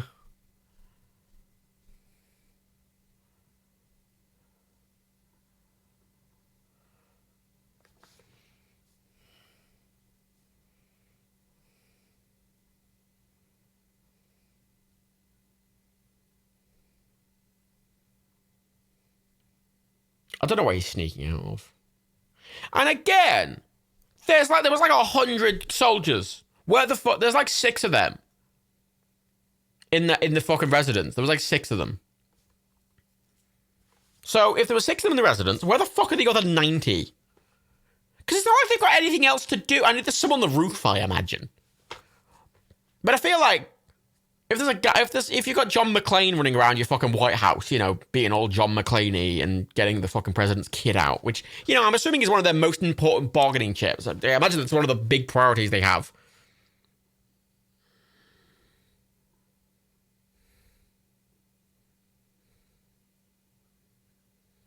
Why would you tell him to stop climbing? Why would you tell him to stop climbing? Surely climb more. Why would you tell him to stop? Should you use lemon water or Coke for my gin mixer? Lemon water. Coke never goes with gin. But gin Coke's not bad, actually, but still. Where'd you get the badge?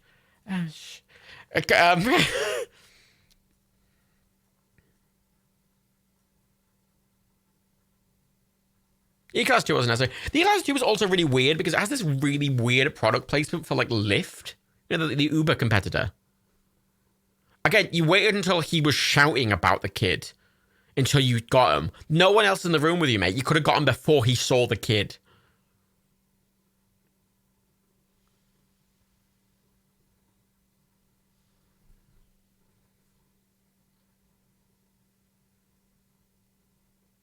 Where's the other people? Ow. Fuck it. He just gave the kid a dead man's badge, and it was his badge. He can't ID himself. Yeah, good point. What do you mean false alarm? There's not false alarm.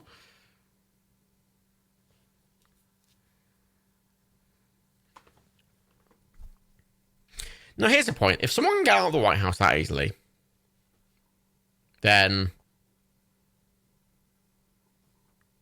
how's the kid strong enough to sit there that long? I mean, once you're there, because you're like using a fucking like thingy force, you don't have to use your muscles that much.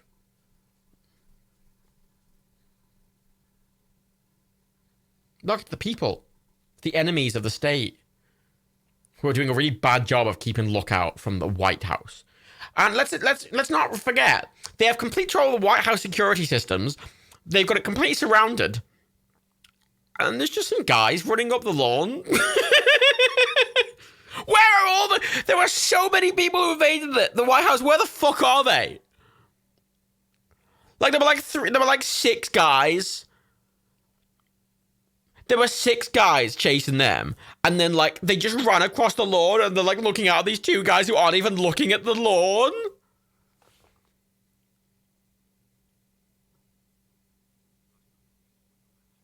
What? Yeah, if they got him out that easily, they can definitely get someone in that easily. They can definitely get another covert operative in that easily. Stupidest film. Why are you calling him Sparkplug? You don't need to use a code name in this context. It's ridiculous. God, I hate this movie so much. I forgot how much I fucking hate this movie. God, it's so bad.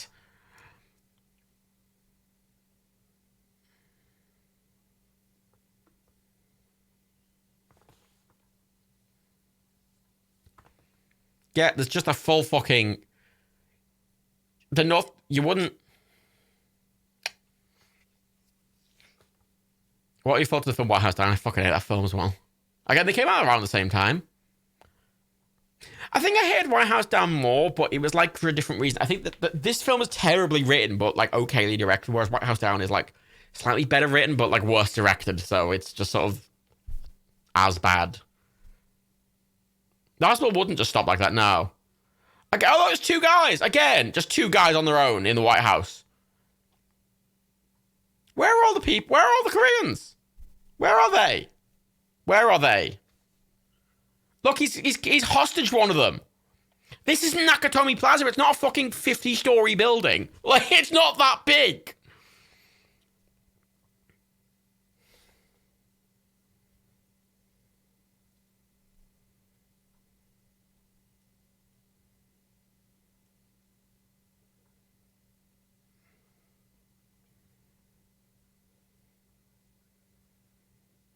Where are all the Koreans? Oh, war crime. You know, we don't have a sip for war crime, but that's a war crime. I'm going to take a sip for the war crime. You don't have to join me, but I'm going to take a sip. Actually, that's an execution. You have to take a sip anyway. But I'm going to take 2 sips for the fact it's also a war crime. Definitely a war crime. Yeah, that's a fully a murder.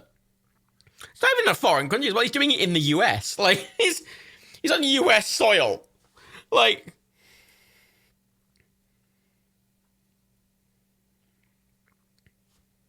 He wouldn't have told them that. They wouldn't have told them that. If North Koreans had went over there, they would be literally the loyalist people in the world. They would have had cyanide pills. They would have died for it. Like, they're so indoctrinated that they wouldn't have even...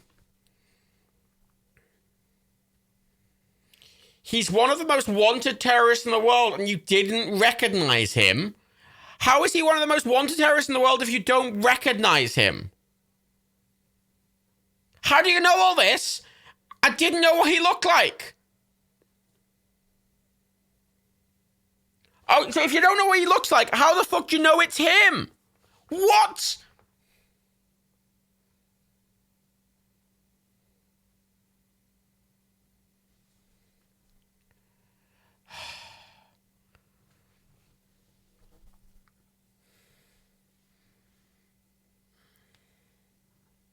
Nuclear hardened.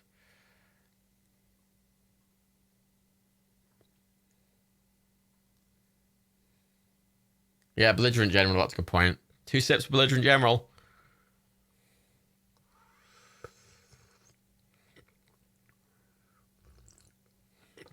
Well, now they're bringing like C4 and shit in. I do question where they brought, how they got... I mean, was the equipment just in the White House? Because they didn't... None of them had like... They didn't have like fucking suitcases with them when they were storming it, did they?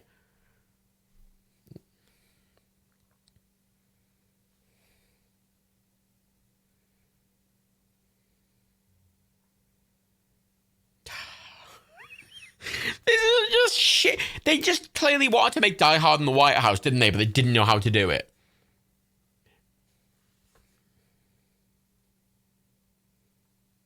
Literally, this is literally...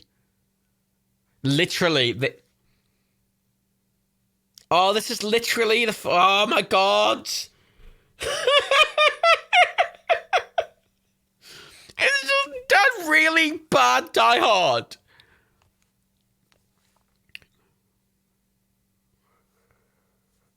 It's shit Korean Hans Gruber. At the bare fucking minimum, Air Force One's villain is fucking Gary Oldman. Russian Gary Oldman. And Gary Oldman is excellent. If they fill up those tunnels, it would be the strongest possible solution. Yes, it would.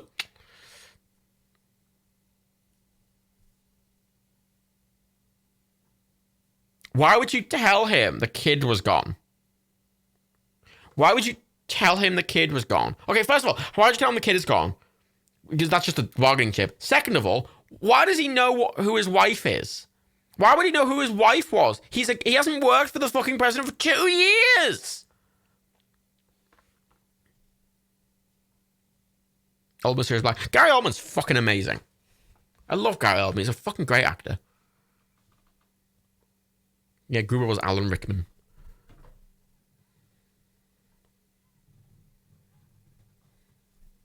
So can we just appreciate how, aside from Ansel, the main guy, Aaron Elgort, notice all the other ones, zip ties are so loosely fastened that you can see they could just slide their hands out. Yeah, he's trying to be Hans Gruber, but he's not Alan Rickman.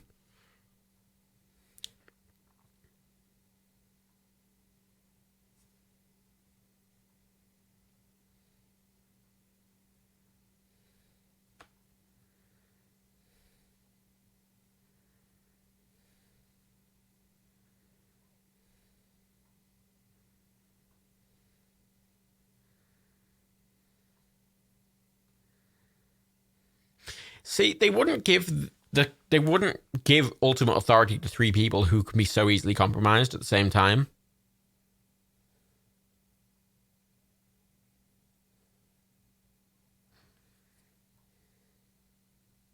Why are all people? We've established this poison adder. It's because the film is stupid and hasn't thought about it. Aaron Eckhart. Calling it Ansel Elgort, wasn't I? I used to forget his name. I keep seeing him in so many fucking films. Yeah, if he kills her, the code does die with her, like. So they're not going to kill her. So, you know. They would rather die than give the code. That is true, Meerkat. They would just rather die.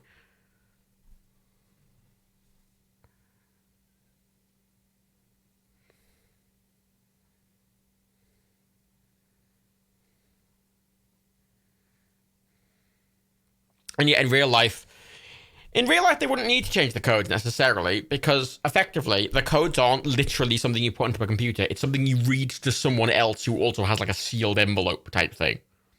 You know? Usually these things aren't, like, that technological. They're usually very old school for security reasons. And even then, someone, like, it has to... You give it to someone and the person has to go, okay, I'll do that. It's not just an automated system. Why is the president stupid? Great question. Terrible actress. It's a fucking terrible actress. So sorry. So shit. My God. Oh, look, again, why does it look like this? Oh, it's the guy! It's the guy! Wait, he was in the bunker. Sorry, he was in the bunker. How did he get out of the bunker?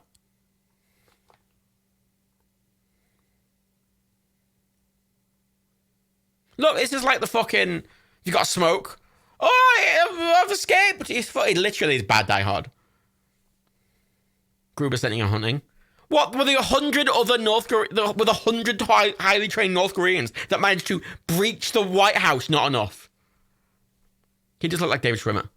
It is the smoking and everything. It's the Die Hard scene.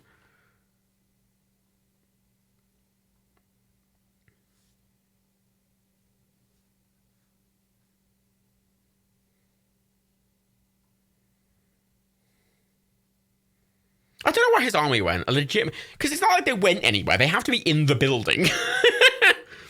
And they established that there were fucking loads of them. It's enough that they can hold the building, but again, it's not enough that he's just wandering around the White House fairly unimpeded. And also, they were able to just send two, like, armed dudes, onto the wall of the actual White House. Not even the east or the west wing, like the fucking actual house. It does feel like a Die Hard parody, doesn't it? But it's just terrible.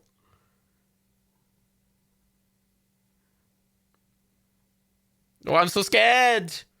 I can't quite remember the Hans Gruber quote when he's pretending to be a fucking prisoner. Dad! He's like doing that amazing fucking screaming because Alan Rickman is the best. Or was the best, I should say. Yeah, you're fucking... Yeah, Butler could have been like, yeah, there's no one fucking here, mate. Like... Oh, he punched him! I do have to question, though.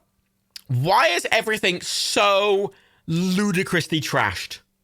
Like, why does it literally look like they've detonated at least 70 bombs in every one of these rooms? There was a ceiling fan there and it's missing one of the fan blades. Like, how did that happen? Why is he working with the North Korean? I don't know. I guess to say, there's only, like, in history, a couple of people who've defected to North Korea, and it's usually for false reasons, and then very quickly, once they're over there, they realize, oh, that's a bad idea, and then they always try and come back, but then it's hard for them to leave. Terrible fight. That wasn't even interesting fucking reversal. Don't blame the directors, Meerkat. This is the thing that's always difficult about like criticizing a movie, because there's so many different people who are responsible for different things, and they're usually only responsible for one thing at a time. Like the set directors, the set designers are completely responsible for the scene, pretty much, especially in a film like this, which is just kind of generic. He lost his way. What? What?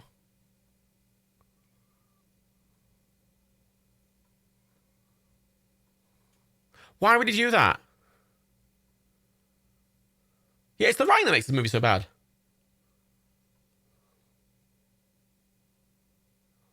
Why? Why? What? Why? Why would he just turn around? He literally... It wasn't even that he was, like, slightly going along with it. Like, he fully, like, killed everyone in the White House and, like, kidnapped the president. And then he's like, okay. Like, he's a traitor. And it wasn't established why. Like, this entire motivation was, I lost my way. Because they couldn't be bothered to write a motivation.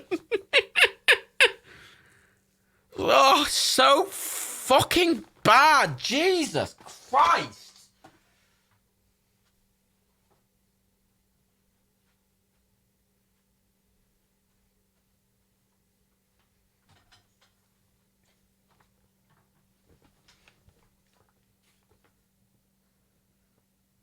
They killed him. Again, I want to point out, he had him fucking down. He was alive. And then he, you know, I'm not going to say he fucking returned, but he, you know, he did what he was asked to do, and he helped the guy, and then Jared was like, okay, I'm just going to stab you in the face now and murder you. So, Jared, let's establish this. So, no one has any motivation. Jared Butler's committing a shit ton of war crimes. All the North Koreans are missing, and the technology doesn't make any sense, and the pre-established point of this film doesn't make any sense, and it couldn't technically happen. This is the frustrating bit of it, because you can't suspend your disbelief for because everything in this film is impossible. Like, that was an execution. Yep, sip.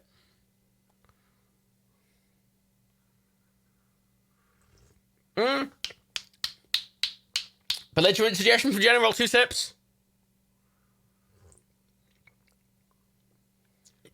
Again, now they're only just deciding to actually... Only now they're like, let's attack them.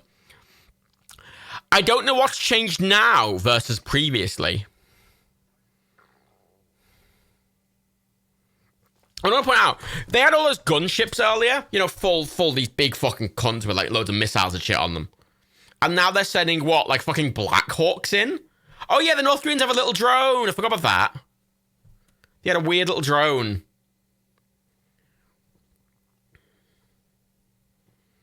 Yeah, I don't know why they wouldn't just storm the White House. They totally would just storm the White House. Like, they would 100% just storm the White House. They have the firepower. They can just storm the White House. Again, let's establish this. They're sending in, like, we're not a battery at this point. It was only little, wasn't it? I can suspend my disbelief for the drone. I think it's a bit bullshit, but it's not so bullshit to be out of probability. Like, I think about it, I'm going, oh, it seems really improbable. It's not impossible, you know. Die Hard did do it this way. But it gets established that they just have these access to these weird lifts and they just have these ridiculous guns. Again, I don't know where they got this equipment from. I think it was established all this equipment was inside the White House. But...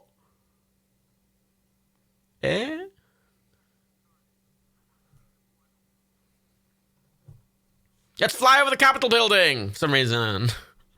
America!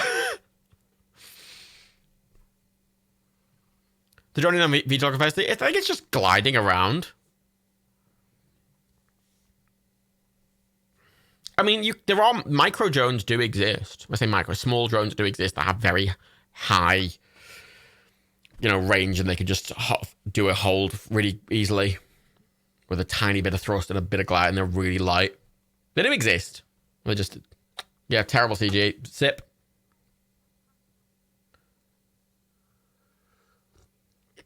No, it definitely does matter. It 100% does matter. Okay, belligerent suggestion for General, 2 sips.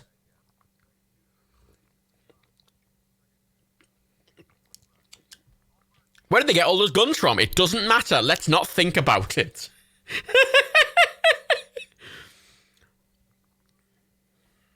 Again, I don't know why the Koreans went out of the room.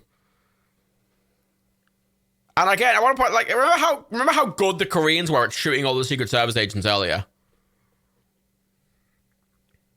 And let's also establish that the generals and stuff now realized they had those big guns. They're like, oh shit, they've got those guns. They haven't alerted the Black Hawk drop teams that they have those guns. They would have seen that. Awful. Awful. Sip for bad CGI. Jesus Christ.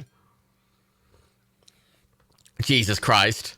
Look how bad this looks. Oh my god, that looked like a fucking... Oh god, that was like a stock fucking Action Essentials explosion. Sip. There's going to be several bad CGI sips now for this. This is literal PS3 graphics. And this film came out when the PS4 existed.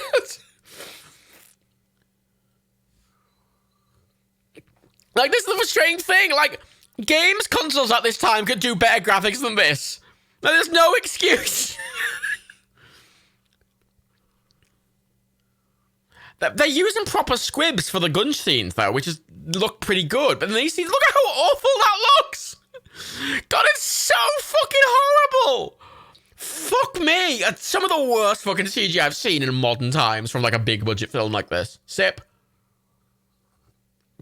It does. It looks like an advert for a shit mobile game, doesn't it? It looks like an advert for, like, Raid of Legends. And again, let's establish, once again, they're not pulling back. They're not pulling back. They are just trying to fire upon the automated drone. Like, why are they pulling back? Only now? First of all, only now. Second of all, they would have had authorization to pull back themselves. Because what are they going to do against a big automated turret like that? Jesus Christ. Yeah, it's the worst. The thing is, again, I could have excused this level of CGI in an older film. Gerard Butler's dead. He's dead? He's dead. That it looked so bad. Sip. Jesus Christ, oh, that looked so bad. Jesus Christ, it just has no excuse to look as awful as it does. And this is the thing, if this film was made in 2000, oh, okay, product of the time type thing, you know, the CG's fine. This is 2013! Like what, hang on, fucking wait a minute. We got all the way like, oh my god, I can't believe that happened. How? That was the most incompetent raid I've ever seen in my life. This was the same year GTA 5 was released. And GTA 5 looked better on the PS3 than this. Look, they destroyed the White House themselves through sheer and utter incompetence. Oh, he's the Speaker of the House. He's not the Vice President. Oh, no. Morgan Freeman. Okay, he shot the Vice President. Okay. Execution sip.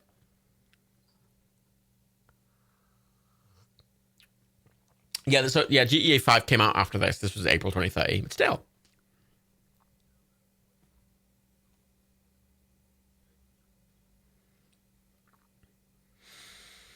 Again, they don't negotiate with terrorists. They're very strict on that point. Like, very strict on the point that they don't negotiate with terrorists. Like, very strict. Like, they wouldn't even engage with them.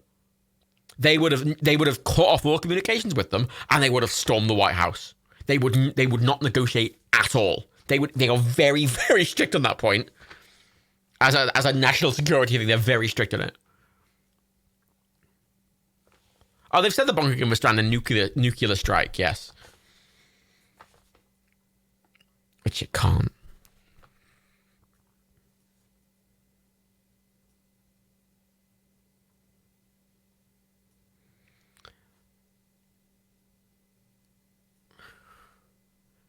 So can we just establish he's committed several war crimes?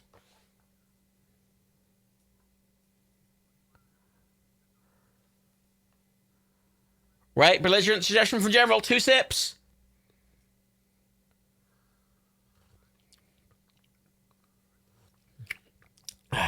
Jesus Christ.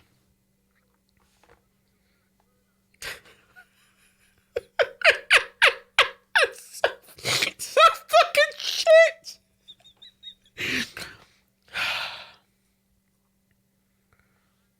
He's dead. Jared Butler's dead. He's dead. He's definitely dead. He should be dead.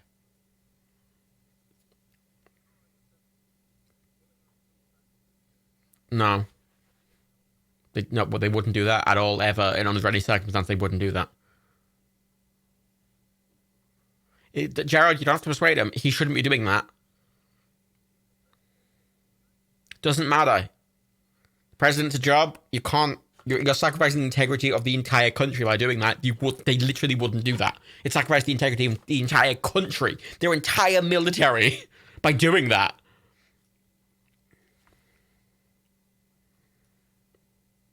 And again, the only reason the White House is half blown up is due to their sheer incompetence, because they got there. Look at the actor. Look at the fucking guy. Look at the guy. He's smiling. He's like, oh, I'm so good. I like how she's got a tiny bit of blood in there as well. Just a little bit. Just a smidge. You know, she's been spritzed with a fuck by a fucking artist.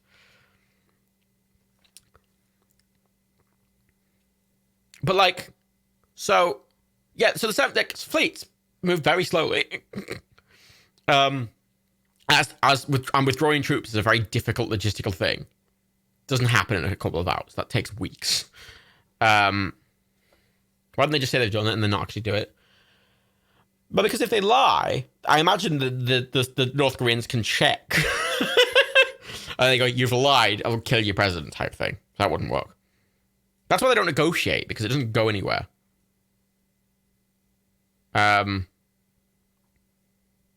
Like, ridiculous. Legitimately. Why is this hospital so quiet now? Look how quiet it looks. Everyone's just like calmly doing it. Like, oh, there'd be fucking crash carts going about. You'd be hearing constant fucking beeping from all the fucking fucking machines just being like, oh shit. Where do you get a camera from?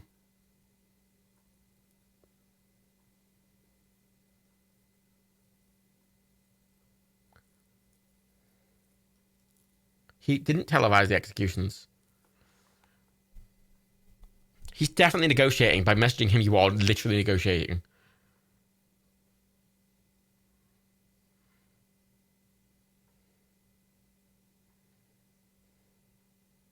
Yeah, antagonizing, that'll work.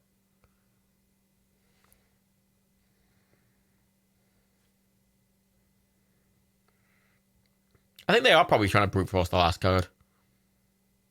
Doing it for all 3 would be impossible. Doing it for 1, possible-ish. Well, in the logic of a film. He's done it several times. He's committed several war crimes. Don't worry. Look at how... I like that. Conveniently, Jared Butler just has a cameraman just, like, in the room with him. He's invisible. He's not... Didn't get credited, sadly, you know, and he's kind of just behind the wall, but, you know. God bless, you know. He's cut off video access. How? If he could cut off the video access, how could no one else?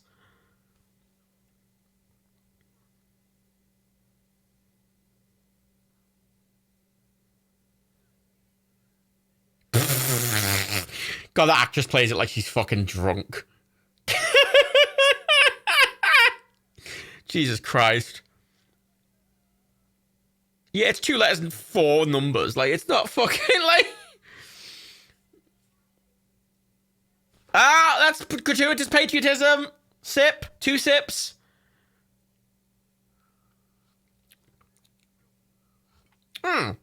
They've taken her out of the bunker. Wait, why? Wait, they've taken her out of the bunker and the main villain has just walked out of the bunker. What? Why? Oh, the pledge has been saying it's really weird. Why are they outside the bunker? Where's the rest of the army they brought with them? Why are they outside the bunker? Oh, they're at the front door. Jesus Christ. They'd snipe him now. They'd have a fucking snipe on him. They're at the front door.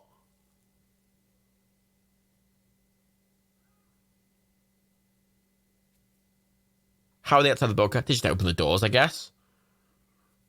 I don't know why he's outside the bunker, though, surely. Oh, now they're going to shoot her when she leaves. I guess so it's televised? Because there's news shoppers? Why isn't she got to open her feet? I think she is.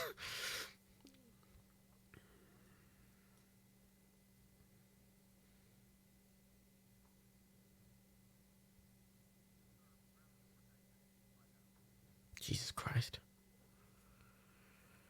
Oh my God, this film's so bad.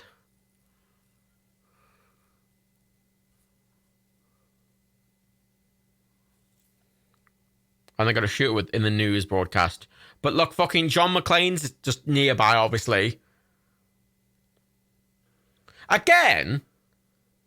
Why? Why would you expose yourself like that? Literally makes no sense.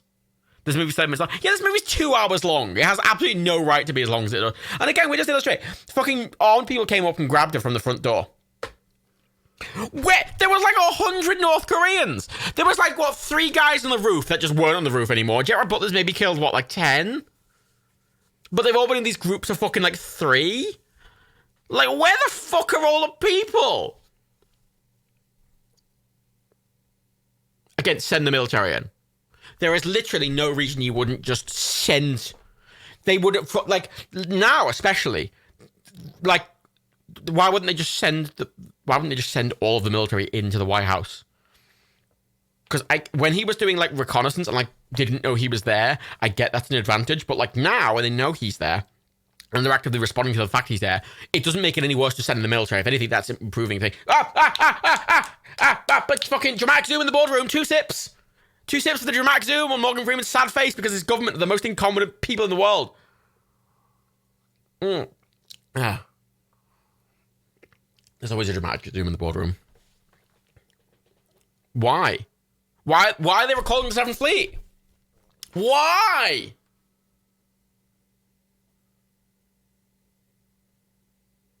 God, it's the stupid, literally. And it's frustrating as well seeing Morgan Freeman to be that incompetent.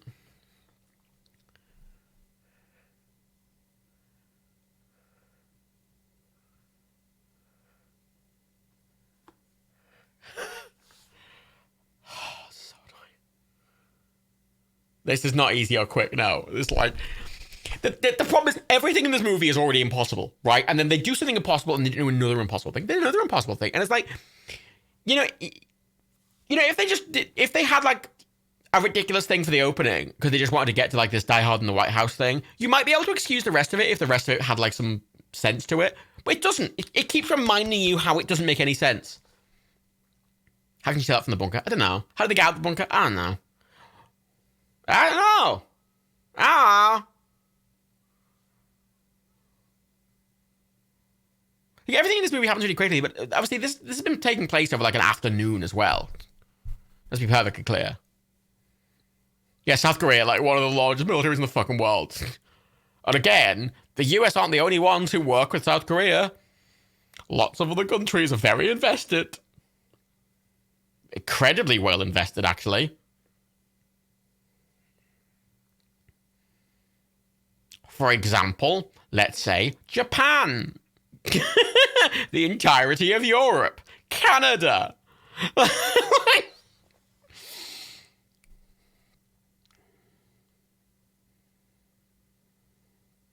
Why are they sending helicopters in? See, I don't get why they're sending helicopters in, because they usually send helicopters in for like places that are hard to reach because they don't have a perimeter. But they have a perimeter. They don't need the helicopter. What's the helicopter for? Like, they have a full perimeter. It's their own country. There's no external threat. Oh, it's the helicopter for the fucking people. Jesus Christ. Yeah, it's the budget. What's the budget you speak of? Doesn't sound like... Yeah, of course South Korea has a navy. They're fucking one of the largest in the world. It's almost like the fucking northern border, who considers themselves at war, has the largest standing army in the fucking world.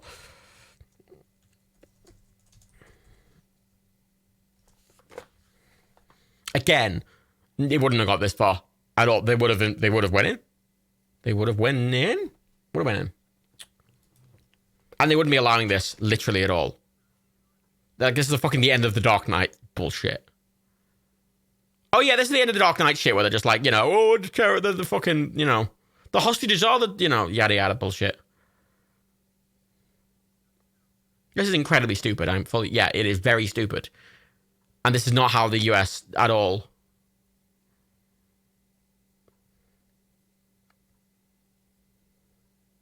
Oh my God.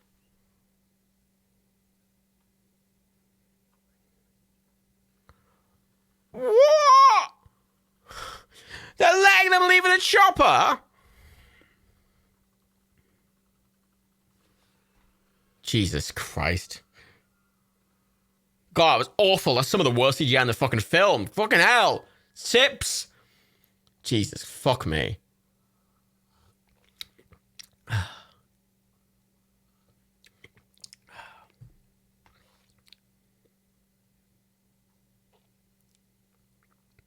The stupidest. Nothing makes sense. Nothing. So let's go over the largest militaries in the world, right? Largest standing armies. Number 1 is China. Number 2 is India. Number 3 is the United States. Number 4 is North Korea. Number 5 is Russia. Number 6 is Pakistan. Number 7, South Korea. Well, South Korea. They have a fucking massive army. Especially for a country. Like, keep in mind, we've just went over China, India, the US, Korea, and Russia. The biggest countries in the world. And Pakistan's there as well. And then South Korea. Then Iran, Vietnam, Egypt. Fucking and let us not forget that South Korea is incredibly well funded and incredibly technologically advanced. They use US equipment and European equipment, which is some of the best military equipment in the world. And now they're arguing that this is totally not what they would have done because this doesn't make any sense. Of course he's trying to slip away. Why would you think he just blew himself up? That would be that wouldn't make any sense. Even in this topsy-turvy bullshit universe, that literally would make no sense. And why aren't they sending people into the White House now? Why aren't they sending personnel into the house? If they think it's clear, send them fucking in. What are you doing? Yeah, this movie makes no sense whatsoever. Weird that a country in a 50-year war would have a large standing army. I know, right? Weird. The thing is, compared to the North, the South is pretty comparable. Even though the North has a much bigger standing army, they're using really outdated equipment. And they're having to develop a lot of themselves due to how much they are, Oh, they've gotten the codes. They're detonating all the nuclear missiles now, obviously. So you know how I mentioned all the nuclear missile silos are air-gapped? You can't just remotely activate the missiles. That's not how they work, at all.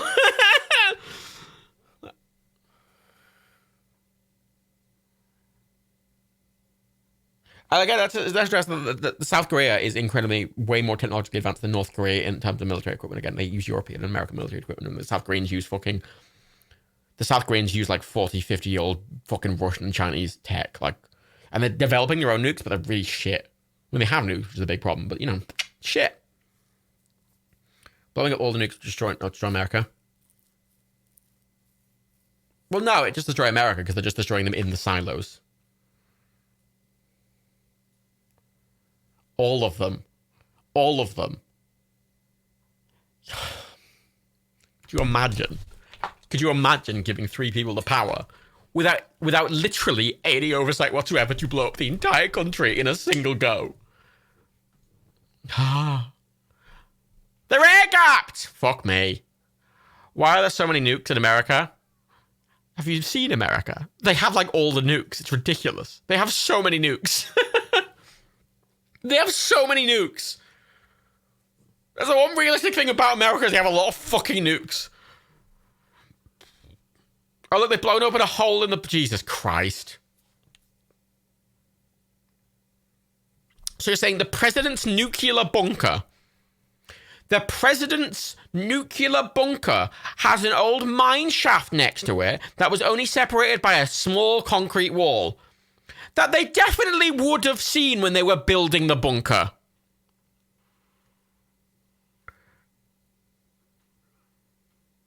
Why did they put a timer on them? I don't know. Are they trying to get... I don't know if they're trying to get away or something. I mean, they can't get away. If they're blowing up every nuke in America, they're not going to get away in 5 minutes. I don't know why it's just a thin concrete wall. Because again, it's not like it's behind rock or something. It's literally behind a concrete wall. Like, when they were building the bunker, they would have had to see the mine shaft and go, oh, whoops. Yeah, they've shot the president now. Oh, no. It's almost like it's a job. And they're not going to sacrifice, literally, the entire... Like, that... Literally, that's... Morgan Freeman should be fucking imprisoned for his conduct in this movie. Like, he has been criminally incompetent. He has put the safety of not only the entire United States at risk, but fucking the entire, like, other countries. He's put the safety of their entire military at risk. He's put the entire country's safety at risk. He's jeopardized the country's nuclear code. Like, Jesus Christ, he should be in prison for life. Fuck me.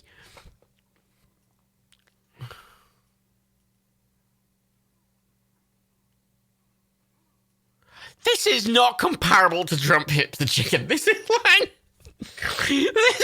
like Trump times 1,000. It's on such a ridiculous other level that it is impossible.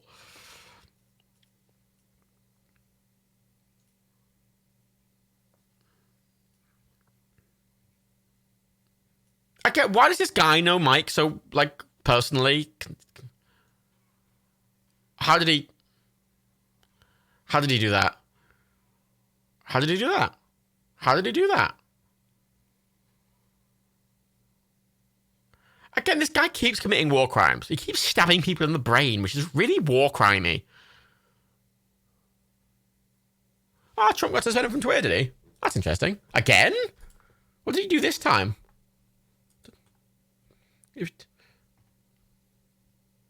Oh, that's really interesting.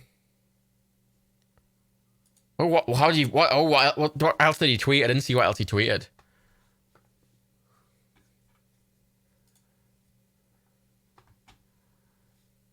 Permanently suspended the account, not temporarily. Permanently.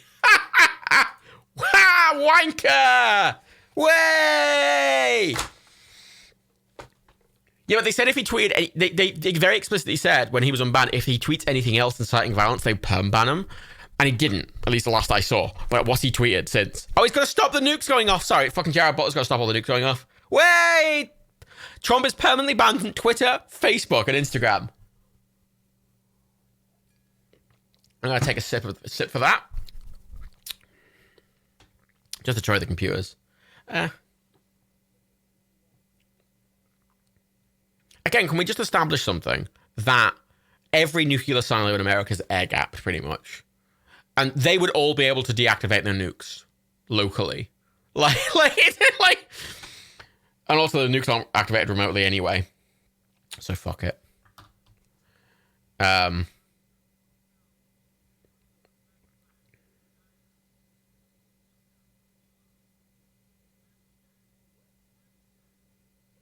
Jesus Christ. They had a fucking hashtag joke in there. How do you do a hashtag? Shift 3! Again, it's not Shift 3 though, is it? It's not Shift 3. It's not Shift 3. There's a hash button. It's next to the enter button, for fuck's sake. Jesus Christ. Don't worry about it. The entire White House has been blown up. Almost the entire fucking... Almost the entire country was almost blown up. A huge amount of the central government have been killed. A huge amount of people have been killed. I imagine North Korea is trying to invade the South Korea. Every country doesn't trust America anymore. And here we are. It is an American keyboards, Matt. Is hash not on the fuck next to the enter in American keyboards? Really?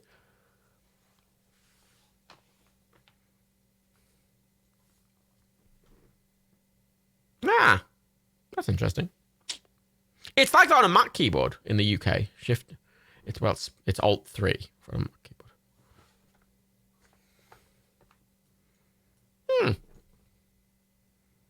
That's interesting.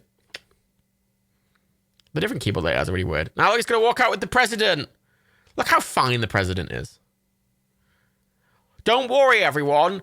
Oh, look, they're literally walking over all the bodies of all the people who died for literally nothing. Because, the reason they protect the president is to protect the power the president has.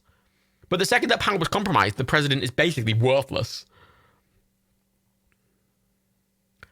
Okay, I believe it's insured. He's making jokes while walking over corpses of people who died trying to protect him.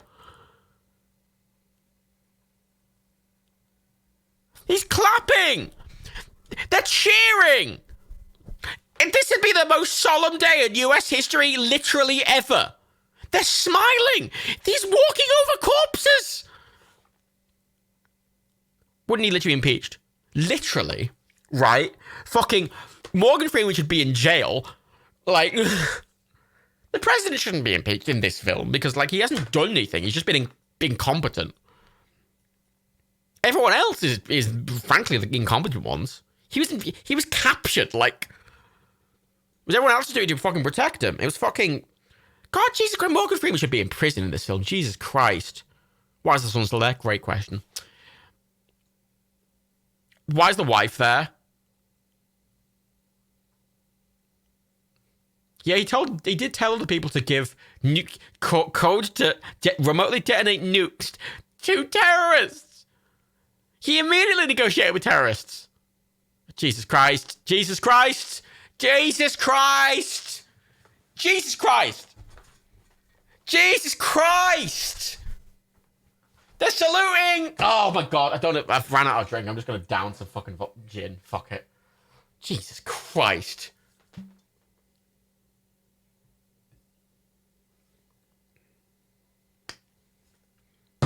Can we establish they're doing this in the fucking East Wing, in the press room? Actually, not in the press room. Fuck me. Oh my God, could you imagine? Could you imagine him doing a press briefing after that and the press corps clapping? They wouldn't be clapping. They'd be like, what the fuck? They would be shouting at him as he's leaving the room going, what the fuck? They'd be asking him a billion questions. Clapping? Could you imagine the press corps clapping for our president? And now it ends. Literally, oh my God, so bad. Awful. It's such a bad film.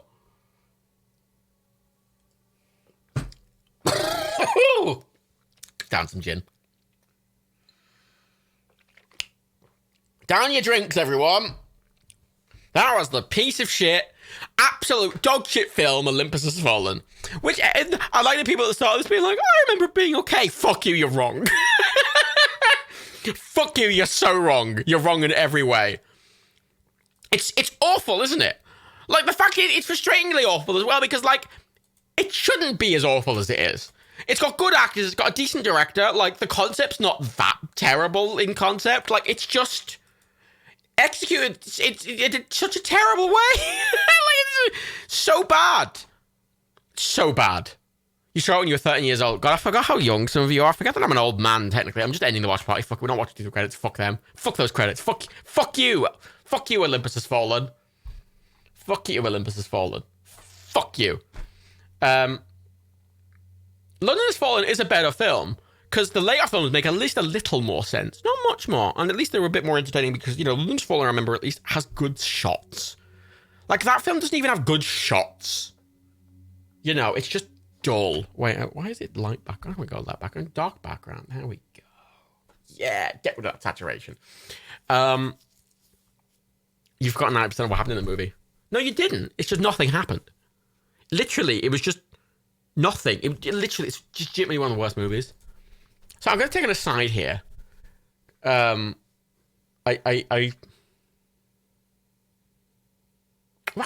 was he suspended for? Like, specifically. Not to say he shouldn't have been suspended.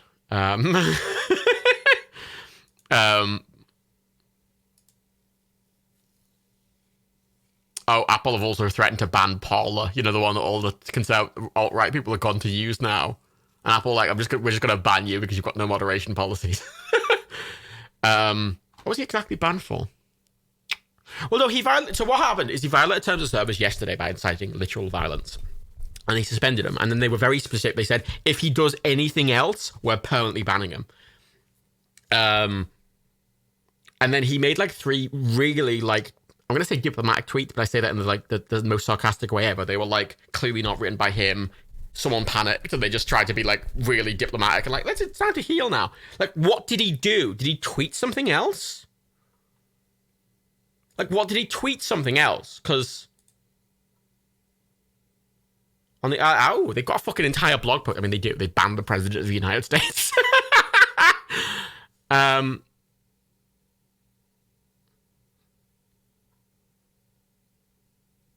Oh, okay. It was just for those 2 tweets. It was for those 2 tweets that he did earlier today. And they just said, no, fuck it. He's done too much in the context of everything else. He can't just fuck. Great, good. Took him too fucking long, but good on Twitter. It's weird that Facebook took a stand on them before Twitter did, but, you know, good on them. Good at them. Good job, everyone.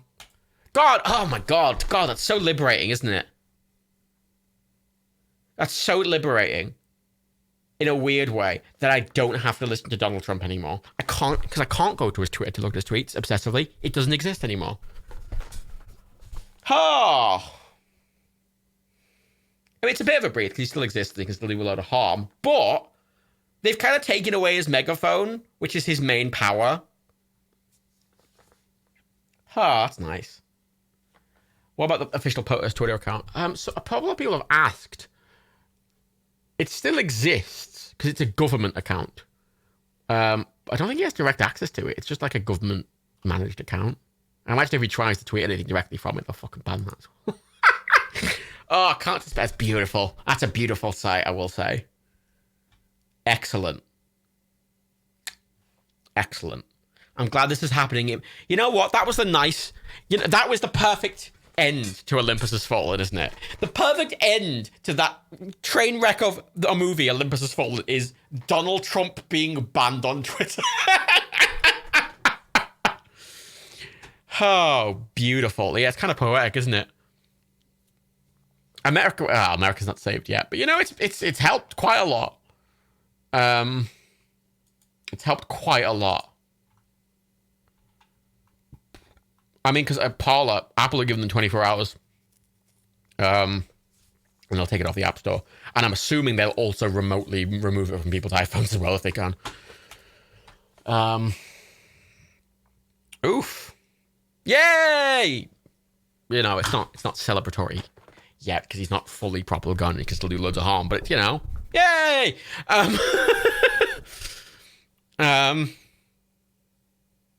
Yeah, fucking hell. Hey, man.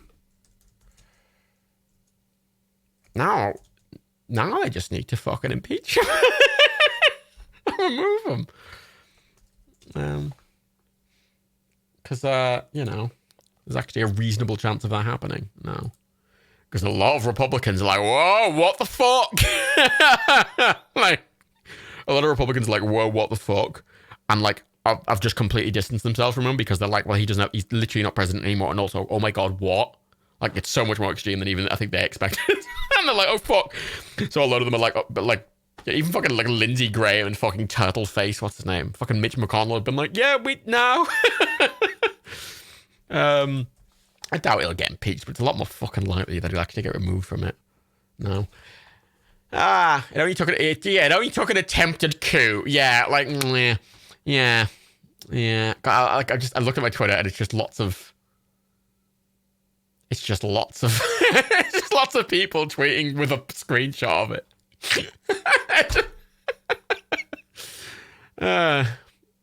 Yeah. Everyone's just tweeting. My entire Twitter feed is just people tweeting screenshots of his profile. We're like, yeah! Excellent. Well, now, right, after watching I think the worst fake president, and by that I do mean the film Olympus Has Fallen, not Donald Trump. After watching that film where, let's be honest, the guy in Olympus Has Fallen was worse than Donald Trump. Let's be realistic. Donald Trump's done a lot.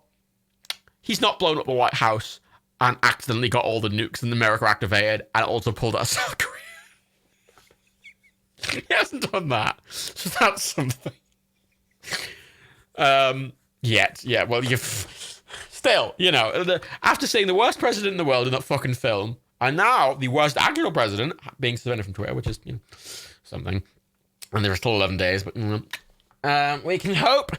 what we're going to do is we're going to watch The Best President. And that person is Harrison Ford in Air Force One. The best film about a president. The only good film about a president. Do you know how that film we just watched was like trying to be Die Hard, but it was bad? Air Force One is just like Die Hard on a plane with Harrison Ford, and it's just a lot of fun. We are taking a break. I did say on Twitter we started about 1:30, but we'll be taking a brief break. I'm going to go put on a pizza. I got pizza yesterday. I ordered a pizza yesterday. That's the second pizza. I ordered a pizza on New Year's after the stream I did with Dan. Didn't have any food. And I ordered a pizza yesterday because, it was a stressful couple of days, I'll be honest. So I ordered a pizza. But I got it from this place. I got it from the same place I got it on New Year's. And it's like, those sort of like shit pizza. They're not shit pizza places, but they're kind of like cheap pizza places you get in the UK. It might have in the US as well, I imagine, but like cheap pizza places that, the kind of places that do kebabs and shit as well, those kind of places. Like trash pizza. And when I got it at New Year's, it was the best trash pizza I've ever had. Like, it's still a trash pizza, but it's like the best trash pizza, right? And they were really good, and they were really cheap. So I got them again. I don't usually like them. I usually like my nice thin Neapolitan pizzas because trash pizzas are usually really trash, but these trash pizzas are actually like really nice trash pizzas, like genuinely really nice. But I ordered from them. I ordered like a normal size pizza and like some chips because like what aside. So I got there and they gave me this literal 18-inch pizza. I'm like, okay. I'm like, also, here's a free garlic bread pizza. I'm like, okay, I live alone. Thanks. So Jesus Christ. I ate a tiny bit of pizza yesterday and then I had garlic bread pizza for breakfast because I don't want to waste the food. I've got this big fucking pizza I've got to try and eat. I mean, it's a very first world problem, let's be honest. But, oh, God. Anyway. That was a horrible breakfast. I'll be honest, I don't really like greasy stuff like that. It makes me feel very unpleasant. My breakfast is normally bran flakes, and I like salad. I'm the person who's like, oh, fuck yeah. Like, I drink, like, I go into, like, fucking places and I'm like, yeah, I'm gonna get a smoothie and some water and like some pop chips. Oh, I'm gonna eat bran. I get up every morning, I'm like, fucking yeah, bran flakes. I'm like, yeah, and I have my bran flakes unsugared, with some orange juice and multivitamin and some coffee, because I'm an old man. I'm not a big fan of like greasy food. It's like a very rare thing, and once I've had a little bit, that like satiates me for the whole month. And I've had more than a little bit of it, but I also hate wasting food, so I'm like begrudgingly eating it. But I was going to eat it before the stream, but I was feeling a bit but now I'm a bit pissed. I'm not pissed, I'm a bit tipsy. But like, now it's a perfect time for fucking trash pizza. So we're going to take a quick break. I'll be back in like 5 minutes. and then we'll have a little chat for a while, and then we start the film. We will start it. Let's say I'm gonna say midnight. Be back for midnight. We're gonna watch Air Force One. We're doing it. Don't give a fuck. We're watching another fucking presidential movie of not my president. Hashtag fucking Aaron Elselhor, whatever the fuck his name is. Not hashtag not my president. Harrison Ford in Air Force One. He's my president. You know. Like this is peak Harrison Ford. You know, peak like early 90s Harrison Ford. Fucking peak Jack Ryan, Indiana Jones, Harrison Ford. Like peak. Because like you know how in Star Wars, like you know he's all like, oh, I'm like young and hip. That's fuck that Harrison Ford. You want like middle-aged Harrison Ford. Middle-aged Harrison Ford playing middle-aged people awkwardly doing things. You know, like in Jack Ryan in Air Force One, he's like bumbling quite a bit. Like he's bumbling. Like even in fucking The Fugitive, he's like bumbling. He's like a 45-year-old man who's not really that fit, but he kind of knows what he's doing. But he's not a superhero. He's not like, he's not punching and fighting people. He's like trying to outwit people. He bumbles around a lot and like awkwardly, like, you know, excellent. I love that. Anyway, is Air Force One a better film? Yes, I really like Air Force One. It's got some terrible CGI because of when it was made, but I really, really like Air Force One because it's fucking Harrison Ford and Gary Oldman. And it is just Die Hard on a plane. But it's with good actors and it's well written and it's fun. I like it a lot. Anyway, take a break and I'll be back in I'll be back in like 5-10 minutes and we'll start at like midnight. We'll say, we're watching Air Force One, which is sort of weirdly available. I check, it's not that widely available, but you should have a check on Just Watch. I'll is this the right button? I don't really intermissions that much. I have 5 different scenes for intermissions. Okay, that's the right button. I know what I'm doing. Okay, bye. I'll see you in a minute. Bye. Bye. Love you. Love you long time.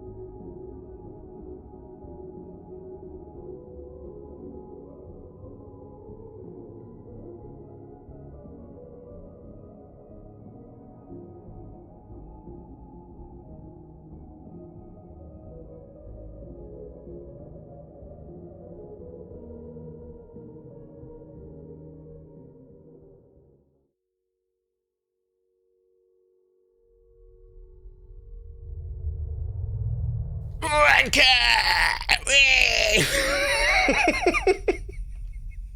Hello. So I just having a bit of a wanker way. So it's kind of, it doesn't fix anything is the key point, but it does feel nice in like a kind of a like a visceral way, you know. Like it's pay. It doesn't really change anything because he's still president. He can still do a lot of harm, but I do feel it's kind of like kicking someone in the nuts. You know, it gives you that, you know, that nice feeling in your giblets, you know. It's I don't know. There's a visceral sort of basic like yay, and it doesn't fix anything to be perfectly clear, but like yay permanently. Oh my god, permanently. See, I was worried he'd like calm down and like, you know, stop being a thing. But oh my god, I don't have to hear him on Twitter ever again. Even after he's president, I never have to hear him on Twitter again. Oh my god, so celebrating. We should celebrate watching a good movie. That is a great point. We're just talking about Ted Cruz being a slimy weasel again. Shh. Ted Cruz's slimy weaselingness, it will never go away. He's a fucking slimy weasel. Just fuck him. Fuck Ted Cruz, right? Fuck him. Right now, the only thing that matters is Donald Trump is permanently banned from Twitter. And that's a good thing, no matter what. It's a bit late. And it doesn't fix everything, but it's definitely a good thing. What if he makes a new account? They'll ban him. They haven't banned the account, they've banned him. If he makes a new account, he will get banned again for ban evasion. Yeah, his tweets have been... Like, his tweets have just dictated everything for the past 4 years. Like, everything. Not even the past 4 years, but previous to that, they've just dictated everything. Policy, world events. God, it feels like I've gotten out of a bad relationship. You know, like... I've gotten out of a relationship with a controlling girlfriend. Like, he'll make an account on Parler. Yeah, but I'm not joining Parler. And also, Apple are about to ban Parler. So, like, Apple have came out and said, yeah, if you don't implement a really strict moderation policy, we're going to ban you off our platform. And they're totally not going to enact a strict moderation policy. So they're going to ban it from Apple devices, which is obviously a big fucking hit. Excellent. Excellent. It just removes a lot of power from him. He's been always called the Twitter president, and it's removed... It's just, as a symbol, it removes a lot of power from him. It kind of... Again, too late. But it's a good thing. Either way, I put pizza on. It's cooking. Google Play needs to do the same. Yeah, but the problem on Android with Parler is obviously on Android you can sideload stuff really easily. So, I mean, they should take it off the Play Store, but it's still going to people are going to still install it on Android. Regardless, fuck it. You know what we're going to watch? We're going to watch... They don't think I'm by the POTUS account. They won't buy the POTUS account. They might suspend the POTUS account and they'll just give it to Joe Biden. Doesn't do fucking shit. What if Trump bans Facebook and Twitter? He can't! Wanker! Anyway, it is time. We're going to watch fucking... I mean, a lot of old people are using Parler. A lot of people are going to use it. It's going to be the nut jobs who are going to use Parler, which is still a problem, but it means it's not mass media, you know?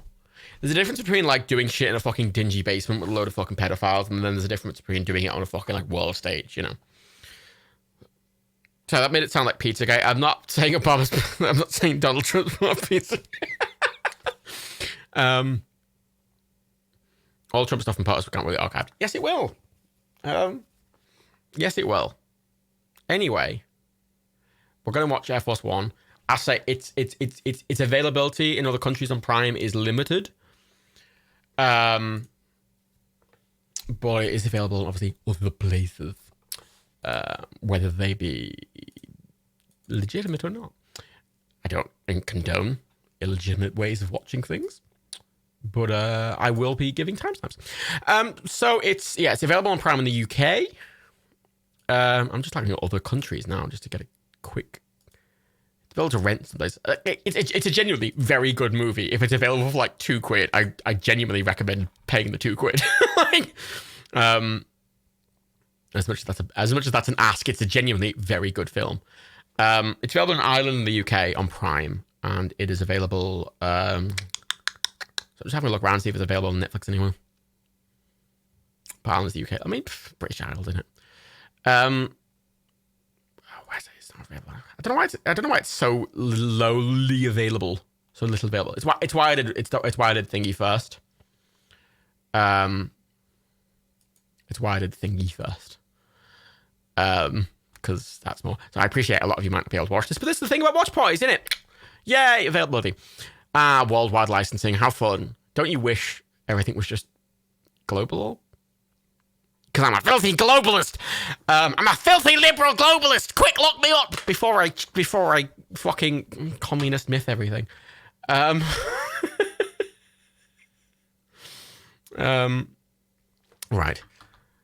What platform was the first to take action against Trump? Twitter was the first to suspend him. Facebook was the first to ban him. Then Twitter fully banned him. Well, Facebook haven't fully banned him. They've banned him till the inauguration. It's Twitter. Twitter's the first to act against him. But it's not really... It's not... You shouldn't praise Twitter, to be perfectly clear. They have acted too late. Like, I get it's a difficult decision. I'm not going to pretend it wasn't like I imagine that it was they would probably get, everyone at Twitter was probably getting really angry, being like, can we just ban him? And being like, oh my God, how do we, like, it's such a difficult thing to navigate. I appreciate that, but still, they acted too late. But better late than never. Still going to criticize the fuck out of them, but, you know, better late than never. Right, so, yeah, we're watching Air Force One. It's available for, like, you can buy it cheap. You can rent it for, like, $2 in most countries. It's worth the $2, genuinely. Like, it's a really good film. And it's on Prime in the UK and Ireland. I don't know how VPNs work. You might be able to watch it with a VPN on, like, Prime, the website, maybe not on Twitch. I don't know. It's a bit weird. I'll be given timestamps. So, yeah. Yeah. So you can hopefully watch. Right. So, first of all, something we need to figure out very first. Is the drinking game still appropriate? God, it literally took me 5 hours to set up that one transition. Is the drinking game still appropriate? Do we think this is still... Most of it still is, actually. I don't know if America is saved as that one. We can change some of them. You can VPN on the Prime website. Okay, there you go. If you have VPNs, you can VPN on the Prime website and watch it just on the website. You don't need to watch it on Twitch. I can give you I can just give you a timestamp. You don't have to watch it on Twitch. I'm not going to do them unless I can watch them on Twitch, just because, you know, obviously that's the kind of feature set. Change whole drink to get off my plane. Fuck it, yeah. Yeah, get off my plane is a good quote for the whole drink. Right, and what are we doing are we changing any others? Bad CGI seems a bit harsh given the age. It's not a criticism. Like, there's a lot of terrible CGI in the movie. For its time, probably okay. Still bad. Like, I'm not going to be like, oh, it's really obviously pretty shit. But it's bad. We're still going to drink to it. Like, it's not criticism. I'm not being unfairly critical. I'm perfectly accepting of it in a movie like Air Force One because it is old. It's still bad CGI and I'm going to drink. Harrison Ford kills a terrorist. Actually, a terrorist dying is a bit less of a thing in this film, so maybe having one of them. I'm going to say there's a lot of bad CGI in, though. There's a huge amount of bad CGI in the film, genuinely. There's a scene where we'll have to drink like 5 times. I'm going to change salute to terror, to you know, somewhat. I'm going to change salute to, Harrison. Oh, my pizza time is going off. Ford kills someone. Okay, I'm going to do Harrison Ford killed someone. Yes. Okay. I think that's fine. I don't know if an execution's appropriate. Can we change? Does anyone have a suggestion for an execution? Anyone have a suggestion for the execution? Oh, so that's a partial pizza timer. That's not the full pizza timer. We have Harrison Ford kill someone. We don't. Bad guy dies might be a bit. Bad Russian accent. That'll happen a lot. Harrison Ford scowl. Oh, we do need a Harrison. We could have the Harrison Ford crouch running thing that we had from The Fugitive. That might be good. We can have the sky. I'm going to go with the crouch run.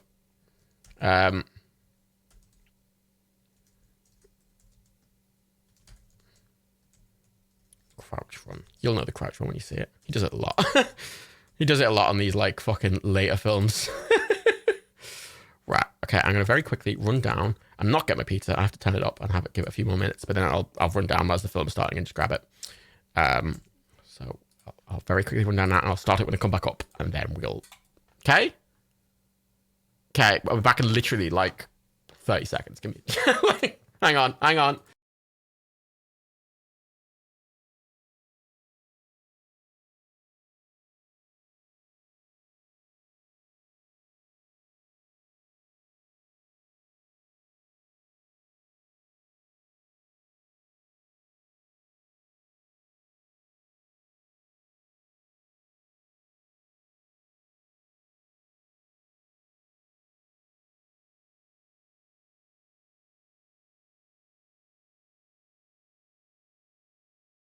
Was it 30 seconds?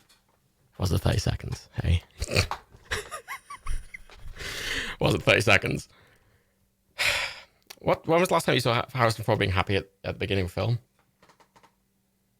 Never. That's a good point. Harrison Ford's a good actor. He acts the same character all the time, and I think he's kind of a shitty person, but like, I enjoy him in films, at least 90s ones. And late 80s. I'll give 90s, 80s. Oh, good night, Prime Valgem.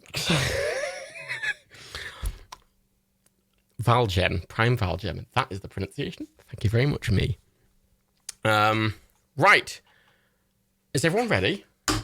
Give me a yes, sir, or give me a spicy. Give me a spicy spice. Give me a send boobies, please, is not ready.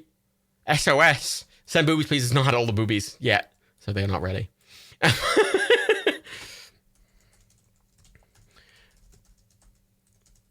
Okay, I'm going to tweet that we're actually starting now. And what the fuck is that one? This is our Lord Custard the 10th. Ferret bomb? Well, there's the link. Oh, thanks for the sub, Scartox. 111. 111.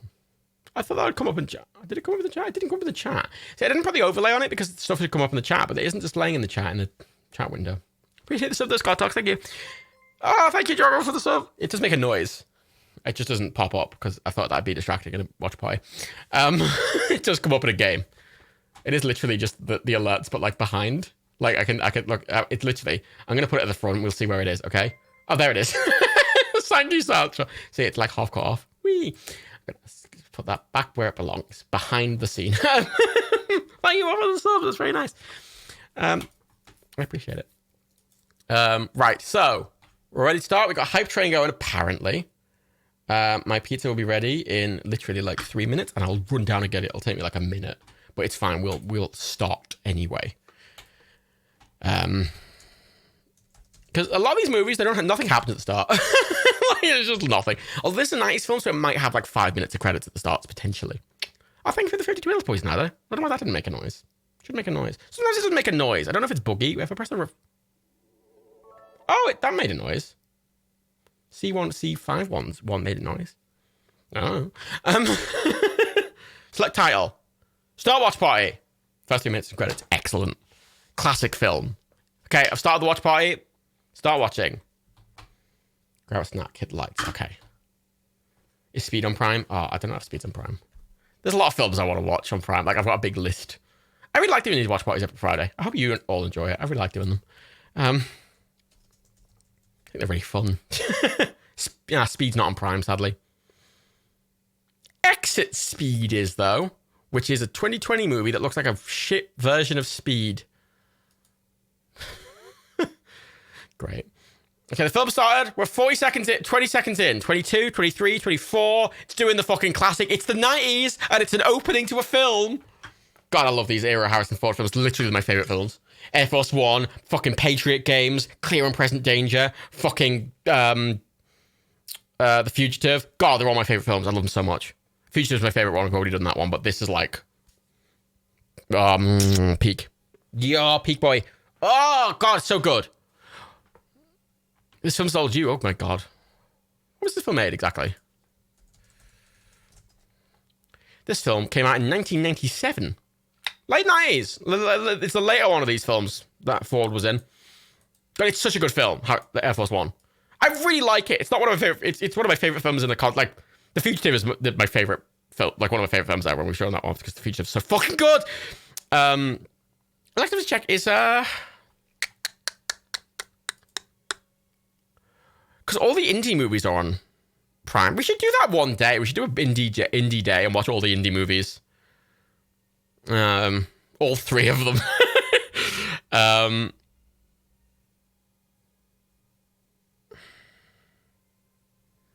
Because, yeah, he was in Patriot Games, then The Fugitive, then Clear and Present Danger. Like, he did those 3 films in a row. Then he did 2 random films, and then he did Air Force One. Like, all those films were at the same time. Excellent. Clear and Present Danger is my favorite one. It is Patriot Games. I'll check. Actually, I'm going to very quickly check. I'm going to run out and get my thing. Is Patriot Games on Prime? Because Patriot Games is my, like, favorite Jack Ryan film. I love Patriot Games so much. It's not on Prime. What the fuck? They have the fucking Jack Ryan TV show and they don't have fucking Patriot Games? The film's not even started yet. I'm going to very quickly run down. Okay, enjoy the film for like 2 seconds while I run. Okay.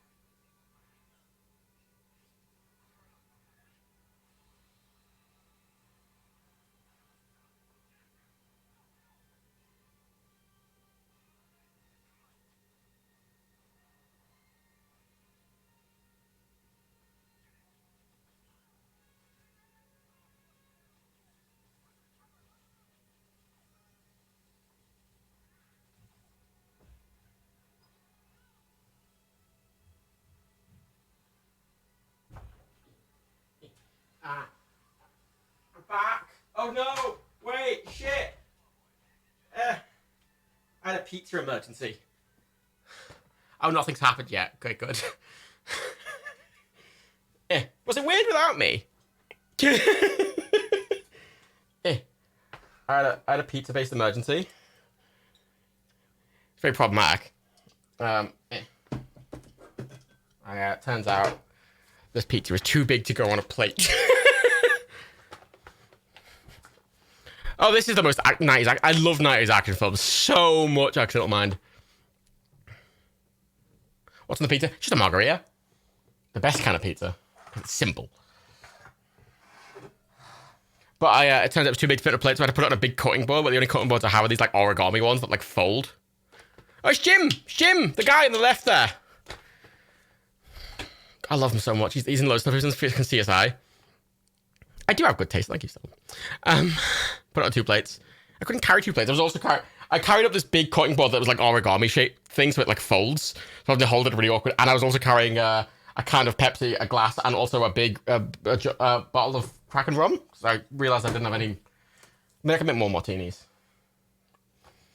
But I want a rum and Coke. I thought a martini was weird with a cheap pizza.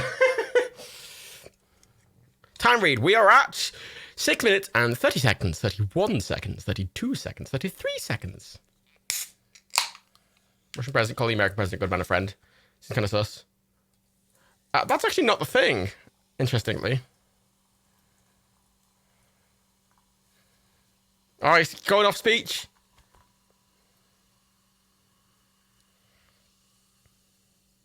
Look, he's criticizing America.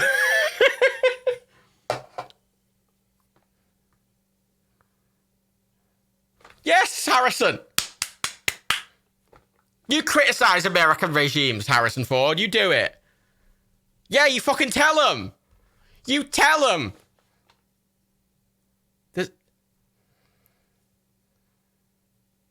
Like, this is the exact opposite of the film we just watched. Like, it's a pretty eloquent speech about America's follies. Yeah, you change America.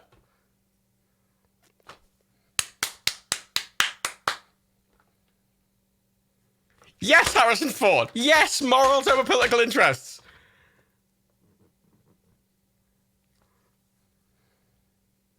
Ten out of 10 speech, Harrison Ford.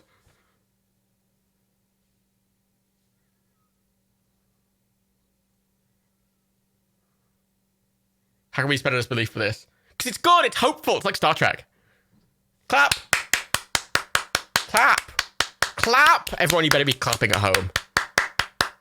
Genuinely the best fictional president ever, right? You're amazing. Excellent. 10 out of 10. Like, the president just gave away all the nuclear codes, and this guy's like, fucking, yeah, America's shit, right? Let's fix it. And there's Air Force One, yeah! Well, it's actually, what is it, KC-28? So, fun Air Force One facts. I'm gonna double check if it's KC. So, fun Air Force One facts. There are 2 of them. Air Force One is just the moniker for any plane the president is actually on. VC-25, I knew I was close. VC-25, there are 2 VC-25s.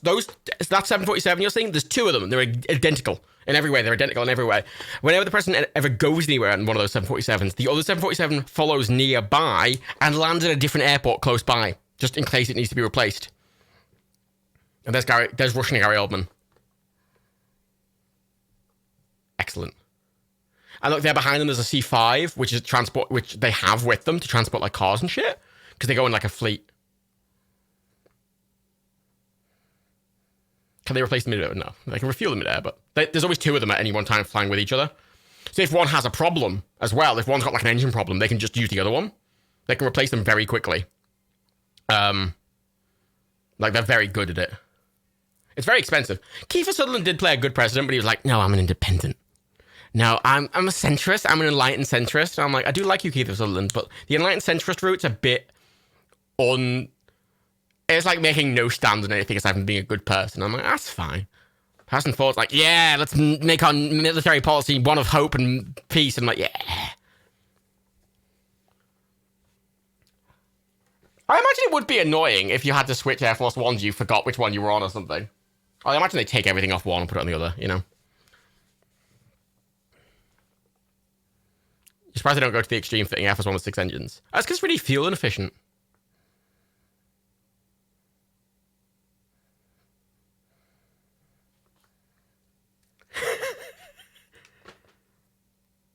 Excellent. Oh, look, this is the president we want, isn't it? You know what? Biden, for all his faults, he's good at speeches. You see, the spare VC-25 is like, when it's nearby, it's usually like within an hour flight. It's never at the same airport. They're always like if there is literally a bombing and it is destroyed in the ground, the other one will be somewhere else completely unaffected. And they don't say where they're both going. Like, that other VC-25, it doesn't say where it's going. It just lands there. Like, Harrison Ford, Martin Sheen plays the president. Yeah, but Martin Sheen's a dickhead, isn't he? I swear Martin Sheen's a dickhead. I mean, Harrison Ford's also a dickhead.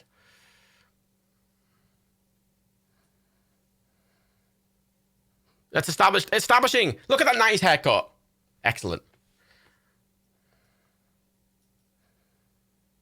Because they do. I mean, yeah, Air Force One has press officers on. So this. I don't have to suspend my disbelief for this. Granted, they're not using the Beast, but it's the 90s. What's 2004 done? He's just a dick. He's just generally a dick. Like, how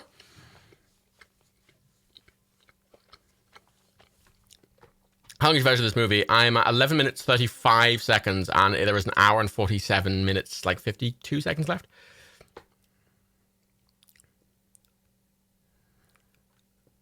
Yeah, Russian Gary Oldman, you do tell him. Mine is 2 hours, 4 seconds long. That's interesting. Why are there different length films on different services? What the fuck?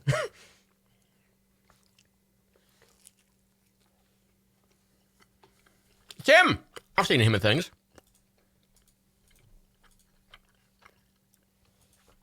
Salute! Salute! Shit, I got rid of the salute fucking... Got rid of the salute one. Shit.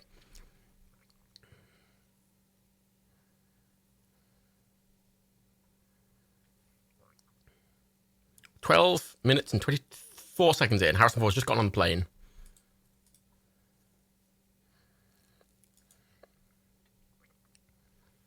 I like he's making jokes and like, anything you want? He's like, I wish I could do anything I want. Oh yeah, Glenn Close plays the vice president in this. I forgot about that. Fucking Glenn Close. God damn, yeah. It's a good fucking film. But there are 2 Mr. Presidents. Oh, fuck yeah. God damn. I poured my Pepsi, but I didn't pour my rum. There's a lot of Mr. Presidents at the start, I swear, but not. It stops. Shit.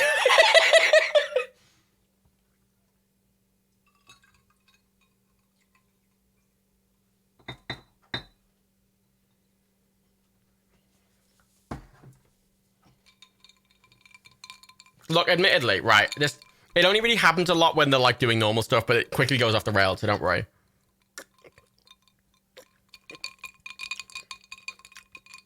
Yeah, because they fucking blew it up, didn't they? There we go, 4.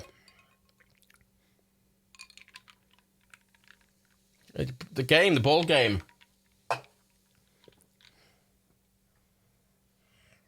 Right.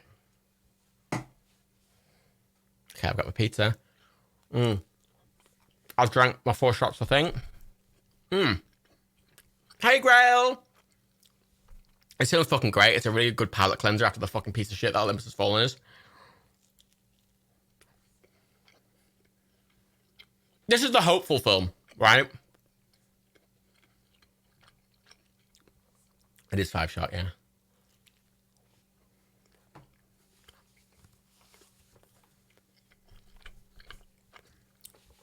Look, he seems like a nice father, but he's fun. He's also a good president. I like him. I'm drinking Kraken rum and Pepsi. I have to specify it's not Coca-Cola because Coca-Cola is a piece of shit.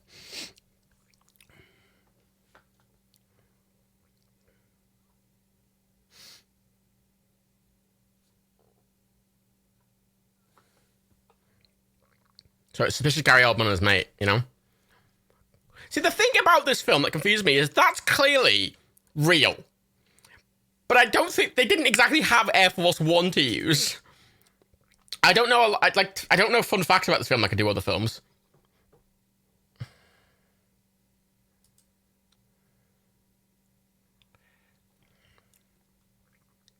Apparently, the cockpit they used in this film was actually from a 747-400 with a glass cockpit, but the real Air Force One's 747-200 doesn't have the fancy glass cockpit. So apparently, the cockpit in this is nicer than the actual cockpit in Air Force One. Fun fact.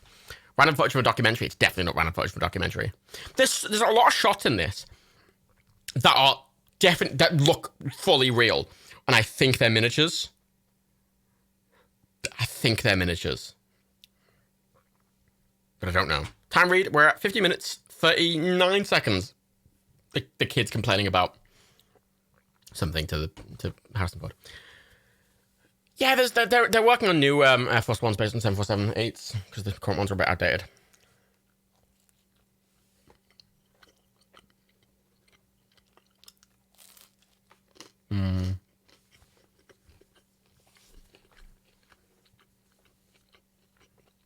He just wants to watch the fucking football game. He's done a lot of work today. He just wants to watch the football game. He's a man, you know?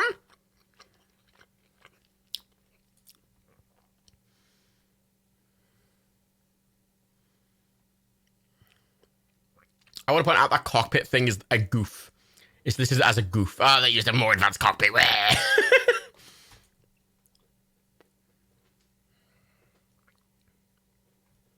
I mean, I feel like you'd want a new 747 if the drum's been in the last one for a couple of years anyway, you know?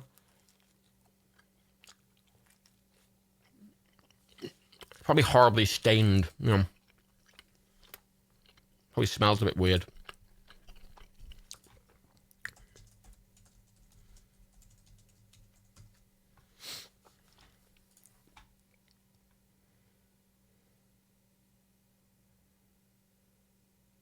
Wow. So every shot of a plane in this film is an actual real 747. They rented a Japan Airlines 747 and painted it in the Air Force One livery. So every shot, all the shots you see of a plane that look real are actually legitimately a real plane. That's so good. God, I love the 90s. Like, that's just an actual plane taking off. Excellent. And there's some very clearly CG shots. Right. Like, that, the thing with this film is it's kind of distracting how, because they went all out on this, like, really, you know, an actual 747 with a paint, which looks absolutely 100% real. And then they intercut it with shots of a really, like, a 90s CG version, which looks really shit. And it's kind of distracting sometimes. So it says, it was a 747-146, which originally belonged to Japan Airlines from the cargo carrier. The paint job cost $300,000. That's not even renting it. That's just for the paint.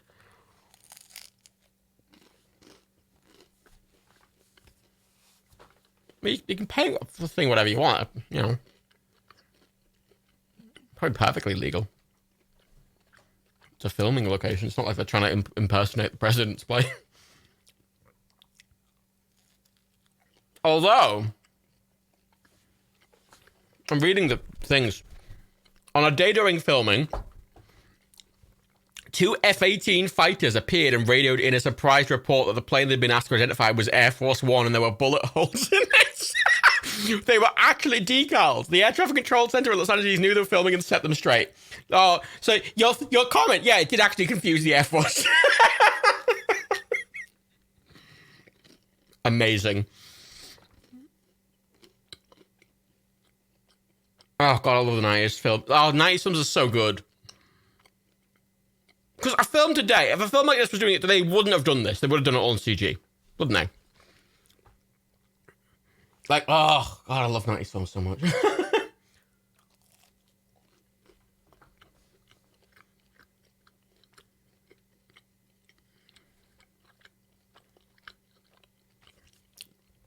Here's another plot point. Bill Clinton, who was in office at the time this film was released, loved it. Oh, shit! Shit, murder! I forgot about the murder. Okay, wait, I've got to read the president. So, Bill Clinton loved the film so much that he saw it twice while in office and he praised it, giving it good reviews. He pointed out, however, that the real plane didn't have a parachute ramp or escape pods like the aircraft in the movie.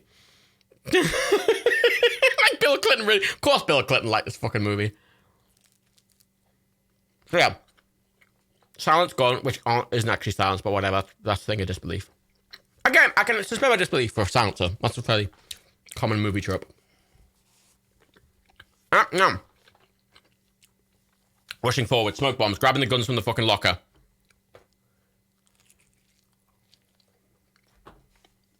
See, I can suspend my disbelief for this. Especially in the 90s. Like, they just grabbed all the fucking guns and armor from the fucking actual Secret Service cabinet. Because one of the Secret Service fucking was in it.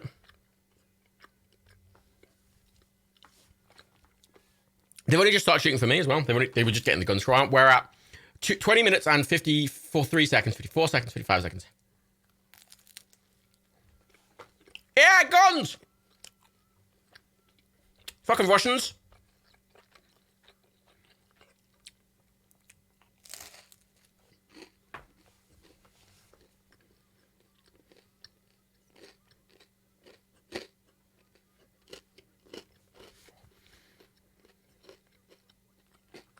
Apparently, every entertainment magazine that's run a poll about which fictional president you want as an actual president, it's always Harrison Ford in Air Force One that wins. And the person who's second is Thomas Whitmore in Independence Day.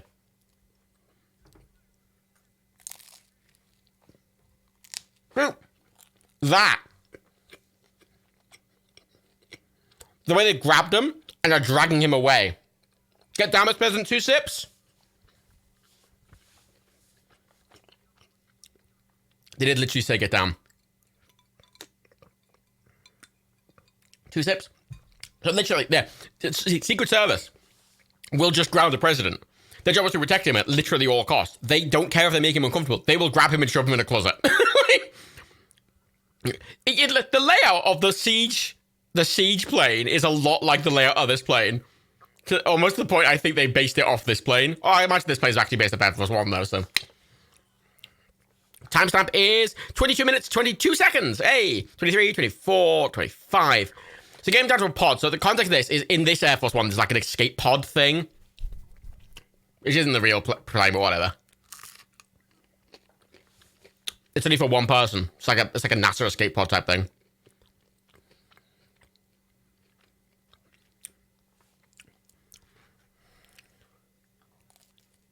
Okay, this bit's amazing, but also full of bad CGI, so let's ready up.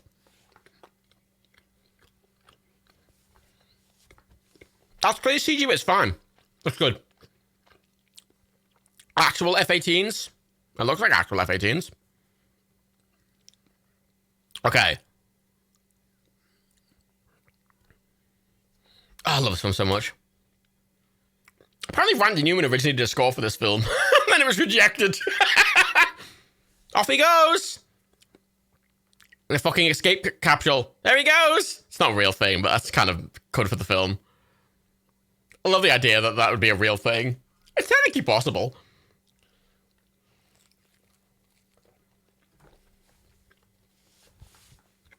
Oh, look, it's the White House.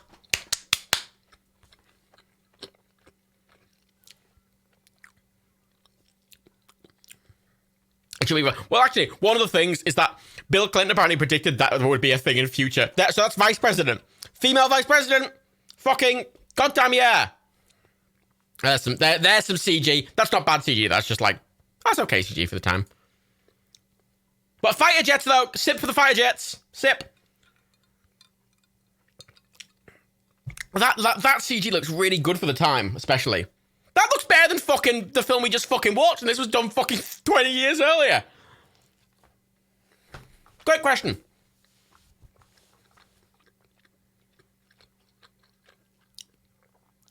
Did she play Cruella? She did. What's the last film we watched? We watched Olympus Has Fallen, which is a fucking terrible film. God, it's so awful. This film cost $15 million more. I mean, that makes sense. Look at Gary Oldman! My boy Gary! Yeah, you get him, Gary! Worse than Resident Evil. But in a different way. See, how they're reacting is exactly how they would as well. Quiet, calmly, ignoring the fucking things.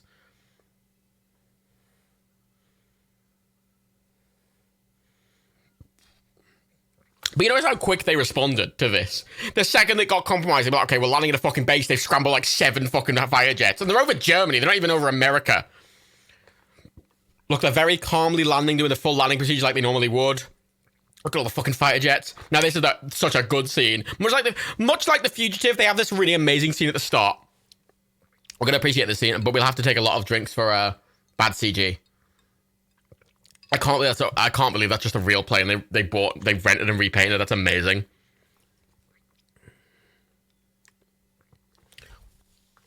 Shut the door. Sparks in the door. Wheels down. They've got in. They're saying get us back in the air. They're refusing. They've just breached it. Again, this is pre-9/11, remember?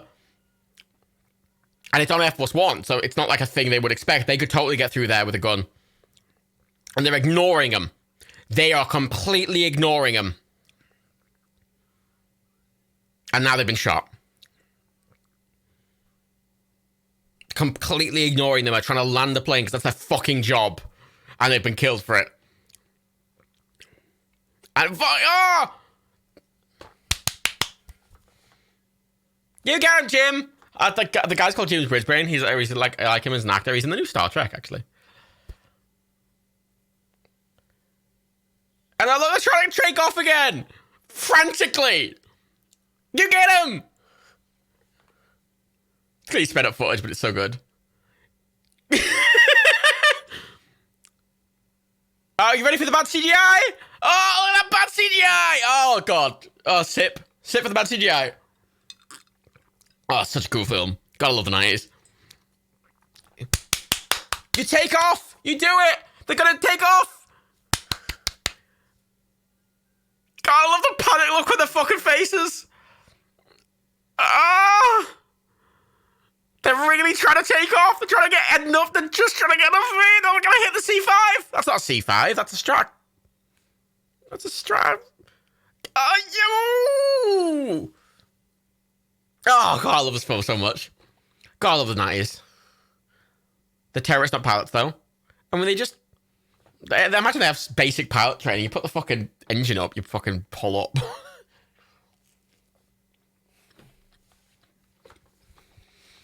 Oh, God, you're quite far behind Sam Boobies, please. Look, like, it's taking some creative liberties.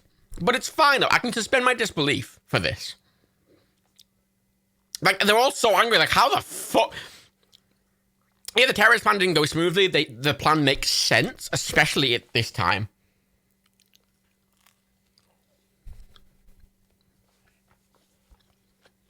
Wasn't the president ejected? Yes! Ish.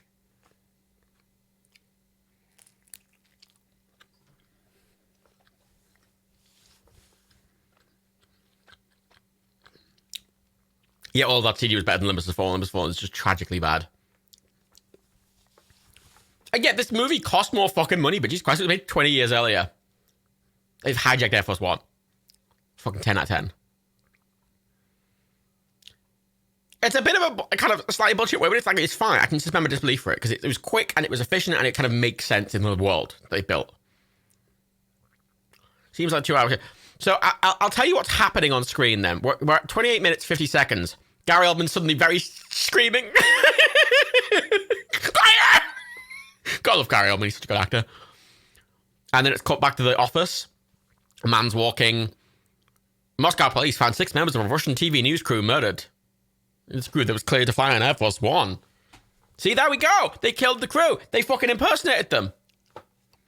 And now they're saying, God, it can't have been that easy. And now they're like coming up with creative things.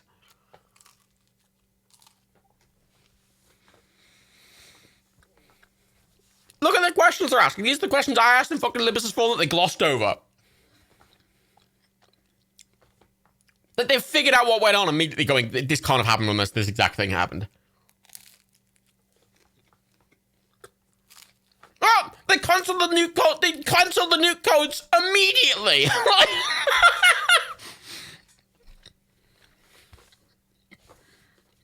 Look at that. They cancelled them immediately.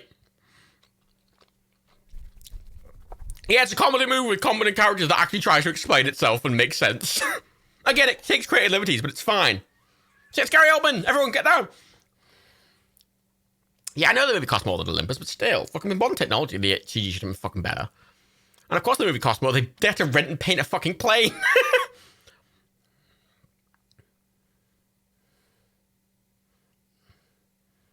Let me. Where's my husband? Why didn't Gordon hijack the plane? Because he's Russian and angry. He has fled. The coward chose to save himself.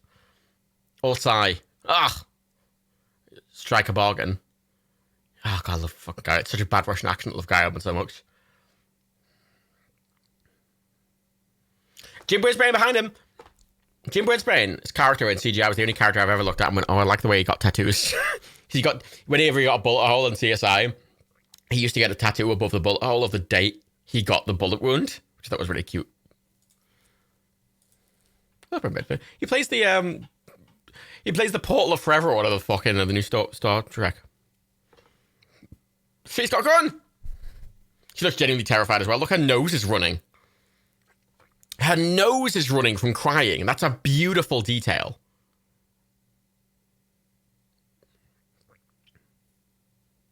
She actually has to fake cry there. It's great acting. It's fantastic. It's great. Fucking love this movie. Look, they got a fucking Huey. Fucking Red Beret running over to the fucking capsule that ejected. Look how fast they responded to that. In another country. In the 90s. Pre-war on terror. And they're going to open the capsule and... Oh shit, it's empty.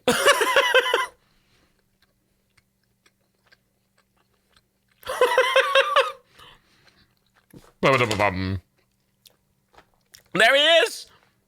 There's my boy. It's not an Apollo capsule. They're way bigger.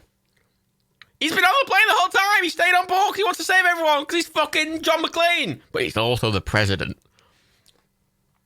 I love this film so much. Great.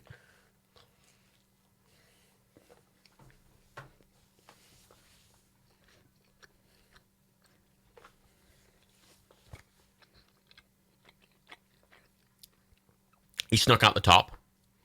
That's how he got out. Like he didn't, because he got sealed in the room. He didn't get sealed in the capsule, keep in mind. We saw him go in the room with the capsule. We didn't see him get in the capsule. He just didn't get in the capsule and ejected it. What if Bill Clinton was lying about the special escape pod? I mean, he might have been. Bill Clinton. Lied about a lot of things, didn't he?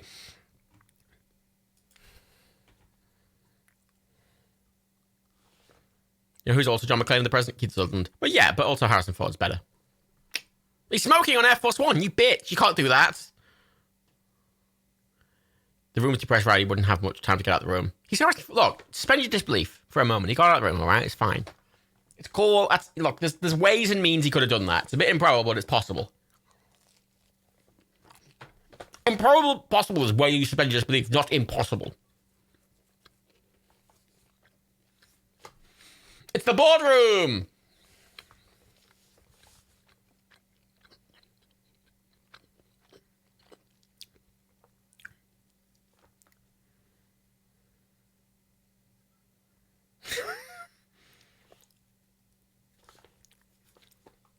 Oh, look at him from the movie, from the Jurassic Park. The guy who in Jurassic Park 3, my favorite Jurassic Park movie, legitimately. There will definitely be a dramatic zoom in the boardroom.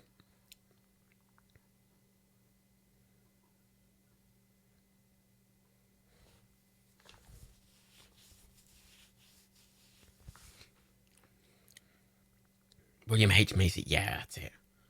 He's in Fargo. I haven't watched Fargo.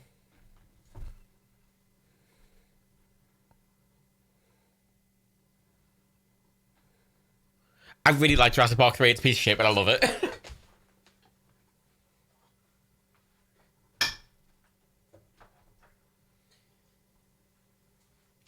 Did you hear that fucking reaction when they were like, some of them, they're like, fuck me. Like, and when the last movie, they were walking over the corpse, they were like, oh, we've saved the day. Like, fuck off. Jurassic Park 3, I just think is really fun. Because it's just them going through this big Jurassic Park. Like, it's like a post-apocalyptic movie, but it's also Jurassic. It's like dinosaurs. And I'm like, yeah, I'm having a fun time. It's stupid. Look at this great speech.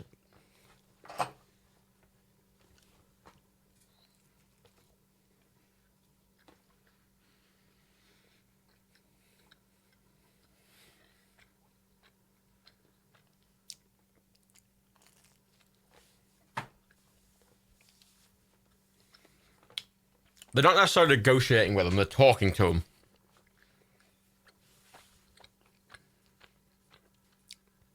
I mean, they've hijacked Air Force One, they're going to talk to them. But they're not negotiating necessarily.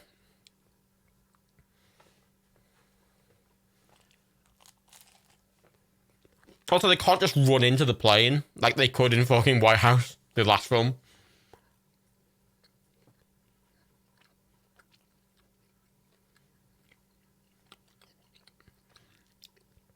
Also, they don't want a nuclear world and change all of new US policy.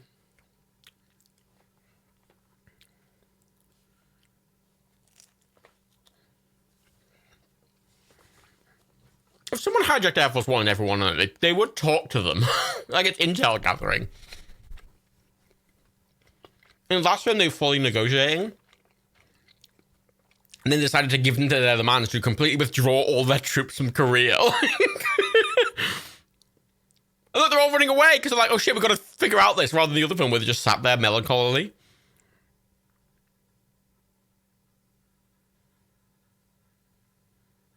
Jurassic Park 3 is the one with the pterodactyl era. It is, yeah. How will Gary Oldman know about Radic being released? Well, that's a great question. That is definitely one that's brought up in the film, so don't you worry. This is a good film, so it does answer the questions it brings up. And now they know the president's not been found.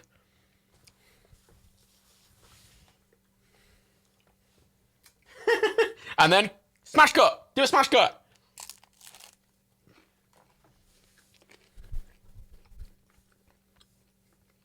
Yeah, Jurassic Park 3 is fun, right? It's stupid, but it's fun. I like it. And they're trying to figure out what the fuck's going on, because they don't know. Yeah, the movie's full of great actors, and it's well acted, and it's really good. I like this movie a lot. Glenn Close, you tell them.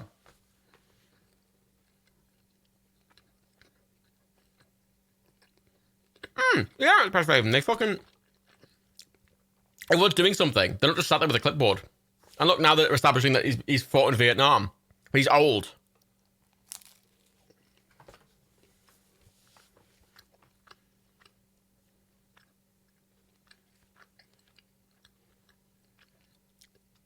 Glenn Close is right.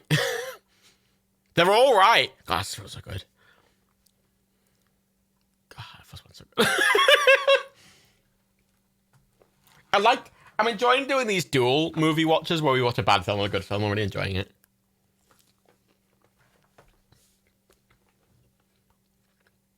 Yeah, a president who was in the army and did stuff. Yeah, I know, right? He's a Vietnam vet. He's got good morals. Like, and he's Harrison Ford.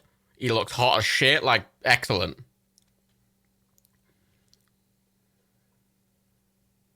Yeah, you do appreciate this film more after we've seen the fucking worst version of this kind of thing. I mean, doing them the other way around is kind of fun as well, if it's kind of a fun, bad movie, but that first movie was just shite.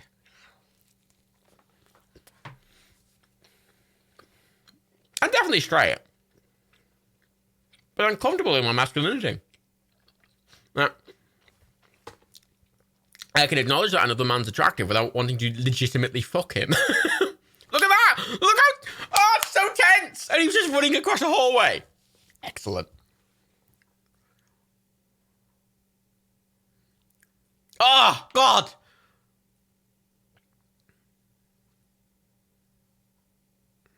Oh, wait, that was the Harrison Ford Crouch one. We've got to take a sip for the Harrison Ford Crouch one. See, a lot of these 90s Harrison Ford movies, they do so good with geography and just small movements. Like, running down, just that tiny run in a hallway shouldn't be a big deal, but it wasn't. It's tense as fuck, and Harrison Ford's really good at doing this kind of shit.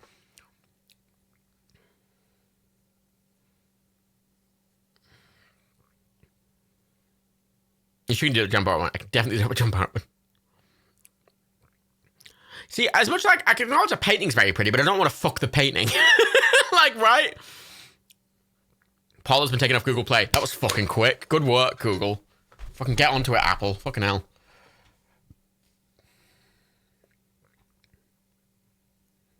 That was really quick.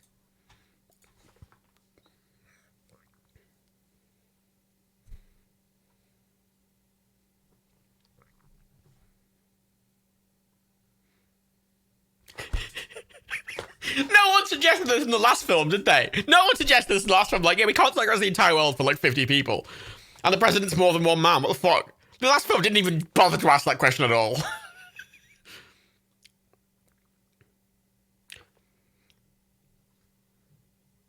These films do make Harrison Ford look good, but like, the thing is, well, Harrison Ford's like old in these films, and he's like playing a fucking president, like a business guy, and like he's bumbling a bit, but he's fucking still like really good at it. Oh, he's so good.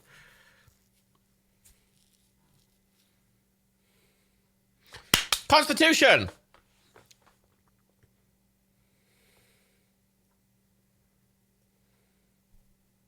Wait, is Petrov in this fucking...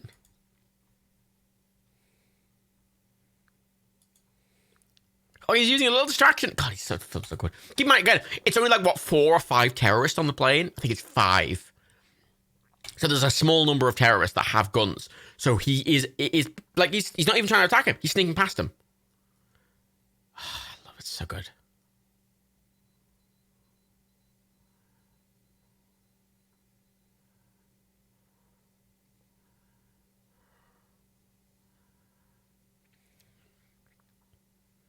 Yeah, like the conference room, they're arguing with each other. They're giving all useful points, and the vice president's thinking about it and deciding.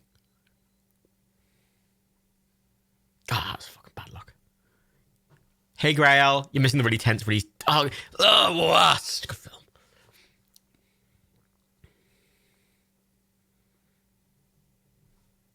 These nights also really good at making, like, nothing be tense. It's relatively nothing, but it's something that would be tense. He's not a superhero. He's if they find him, he will just die or be captured. He's not a fucking... Oh, yes! Clever! Get him! And he's just awkwardly, like, he's not... Look, he's just awkwardly bashing him, and he's fucking struggling.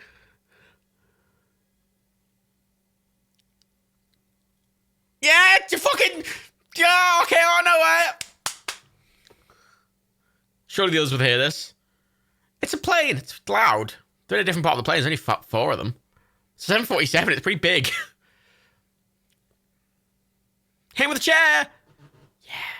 Excellent. Look how frantic he is. Like, he's just trying to... He's bumbling. He barely won that fight. He just got lucky.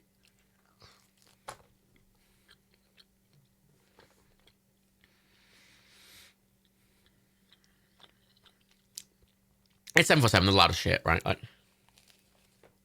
and they're all over the plane.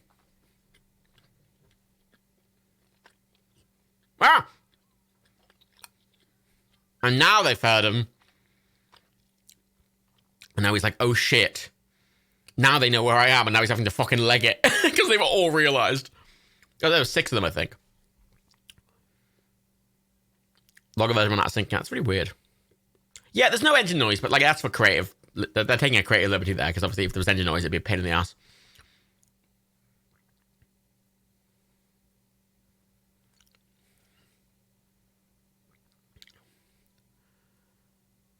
Oh, God, look how it follows him around. Oh, yes! This is all one shot! A legit one take as well. Yeah, shooting submachines on gun planes does seem like a bad idea, but you notice the way they're already shooting down the corridor.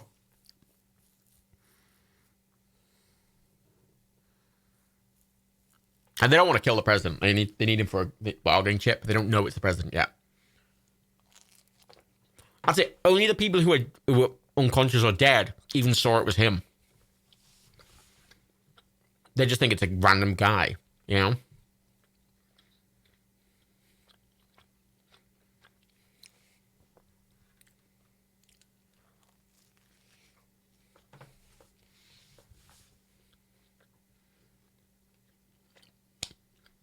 Connacht's right. Plane ammo uses lower power, so it's less likely to breach the exterior. And I'm pretty sure Air Force One has more... He took a lift! He took the service lift! I'm pretty sure Air Force One has like a slightly better skin for resistance to light arms fire.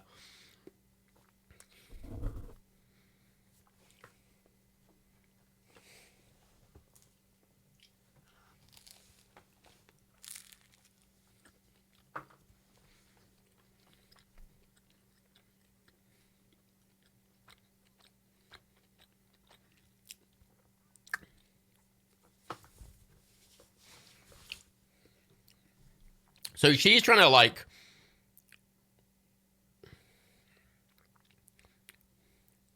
She's trying to fix the situation, but she's not putting everything at risk for it. They're looking to get one guy out and then immediately recapture him, which is reasonable.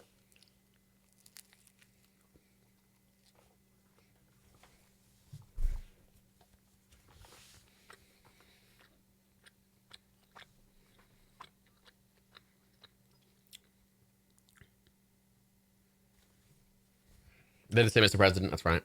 Sip. It's just like the way they're doing this is I feel how they would. They're not going to negotiate with terrorists, but they do have Air Force One in their control and almost the entire senior staff of the United States and the president and his children. So they're going to negotiate, but they're not going to like demilitarize the entirety of fucking Asia. Like, they want one guy at prison and they're kind of thinking, oh, we could probably deal with this. Again, it's a reasonable thing with a reasonable force.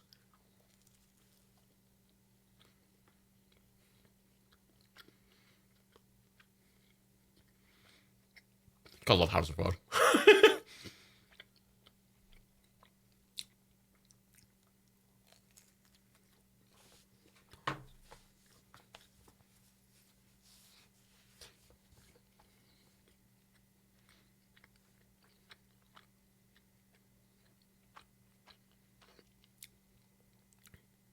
Reddit's banned the Trumps on Reddit. Jesus Christ, they're all fucking taking action, aren't they? Fucking hell. Excellent.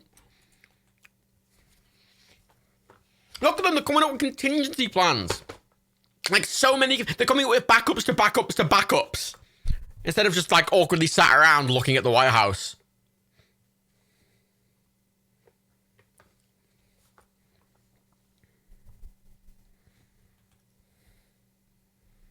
The 90s had a lot of smart people in films. If there's like this is meant to be like a stupid action film, and it's like got smart people in it that are all talking and like acting normally. Oh, it's Gary Oldman! Yeah.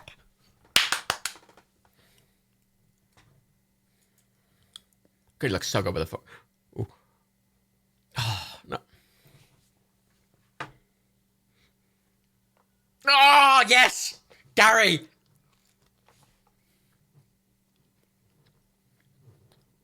Trump just on Paula. That makes sense, but both app stores, Google have banned it and Apple are about to ban it. We're at 48 minutes and 7 seconds. 10 seconds. 11. Okay, I'm not going to class this as the boardroom. I mean... Actually, fuck it. Let's say... Yeah, that's... Fuck it. It's 2 sips.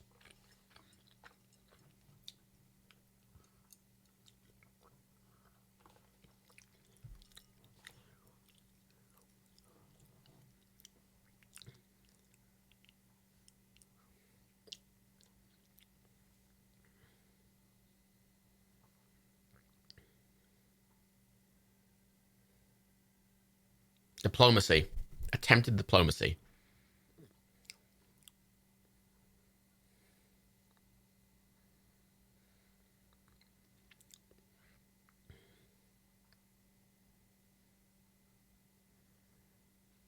Ah!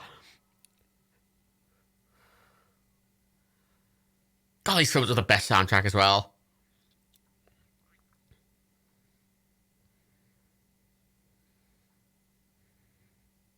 Look at Glenn Close's reaction. That's how you could fucking react to that. Look. She's stressed to fuck. She's crying. Excellent. Look how much weight that death had compared to that other fucking film. Oh, God, this film's so good. I know how good these films are, but I kind of sort of forget until I watch them and then I'm like, oh, fuck, these are the best films ever made. Like...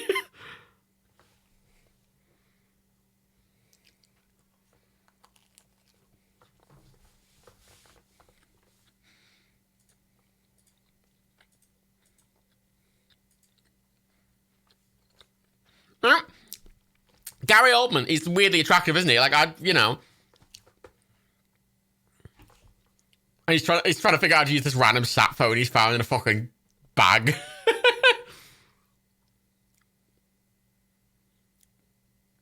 See, it's me insane. This is exactly why I like doing these watch parties for good films, because I feel like a lot of people haven't seen these really good films that are really objectively good and I love a lot.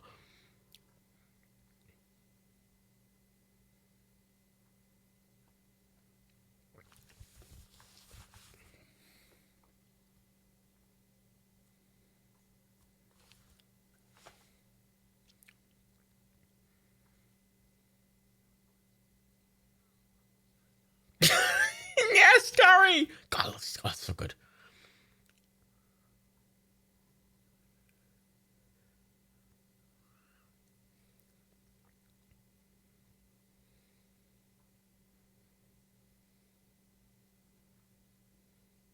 No, he's got motivations. They're wrong. But God, he's got motivations.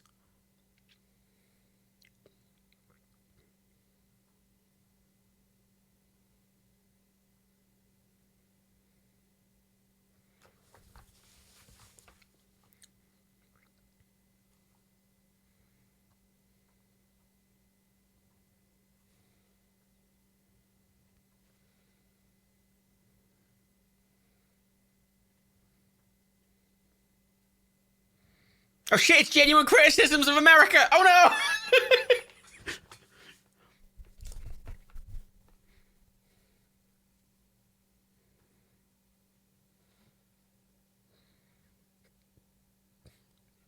I do prefer to watch the good movie first, Evil, but it made sense to do it this way around because this movie's so unwidely available and the other was so widely available. Do we give backs to... Yeah, vomit into your glasses now because it's reverse patriotism. Bit nancy, innit? Like a little bit. Although Biden has done that. I prefer watching the go on last, makes me appreciate the go on more to make it. The other movie did win the vote. That's a good point. I don't mind which order it is. I think depends on which. It depends on what kind of bad the movie is. If it's fun bad, it's fun to do last. If it's like just bad, it's better to do normal. Like he's having to pay for the connection fee. Yeah, you have to read how to use the sat phone because it's fucking 97. I love this bit so much.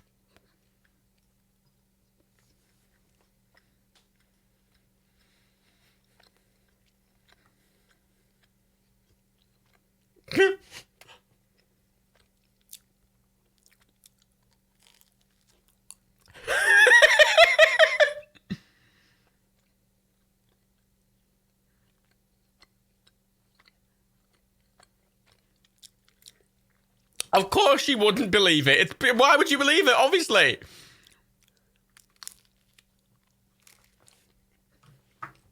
like obviously. It's not like the other one where he just gets a sat phone out of a fucking safe and just like, hello, I'm in the White House. I'm like, oh my God, it's you.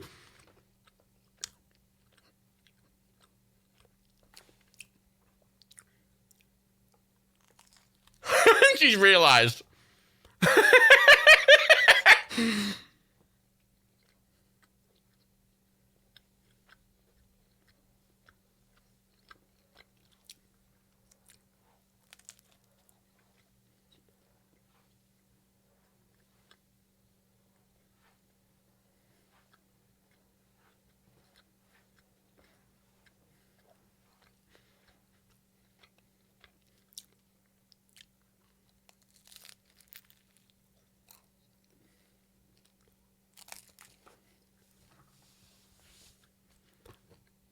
I get every character motivation in this movie makes sense, doesn't it?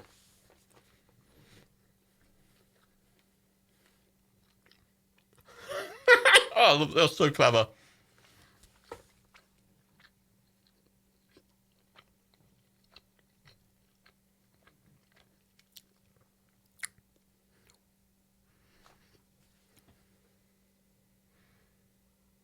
Got comedy writing and I'm so good.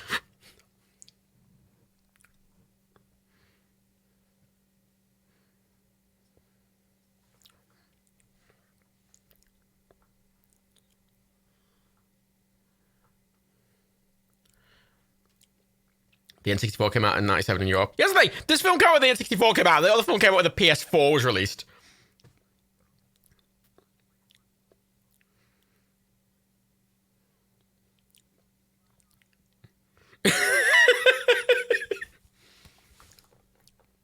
Yes, Firejets drink.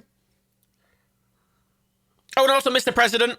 This isn't bad CG. It's not amazing CG, but it's not bad.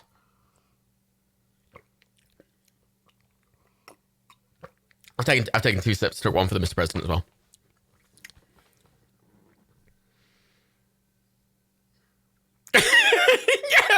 Yeah, they'd have that reaction, wouldn't they? Because they're human.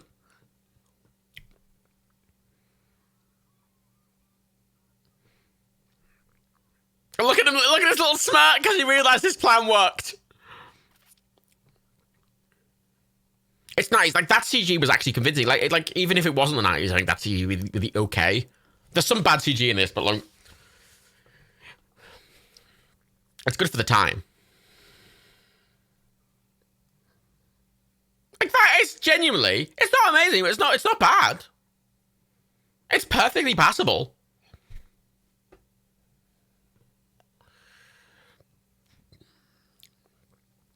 Like, that looks pretty good. Even now, that looks pretty good. It was a little iffy, but like, it looks pretty. It's definitely better than anything in that last fucking movie. Like, it's not bad. It's a bit iffy, but it's not bad. The other film was bad. There's some bad CG in this, which we have seen. Oh, like, he fell in a little hole. Yeah, it's just questionable things in this. Suspend your disbelief. Yeah, get him. I love that punch. There's so much weight to it. Oh yeah, the particles weren't great. I mean, it's fucking 97. They can't do fucking particle effects for shit. They have to hand animate everything. Not bad. Again, like, it's that's the thing. It's not good, but it's not bad. That's why I specify bad. Yeah, the fights are weighty and stuff, aren't they? Look how much he has to fucking fight just with one guy. Oh god, I heard that click.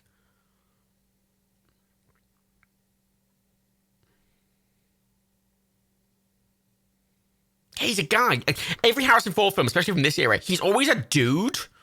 He struggles. That's something that's so good. They always feel so grounded.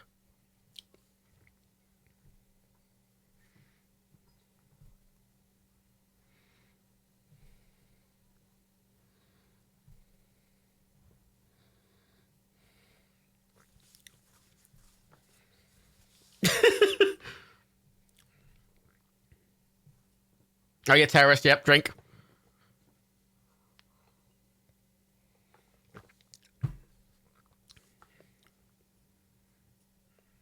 Oh, Mr. President, yeah, another sip.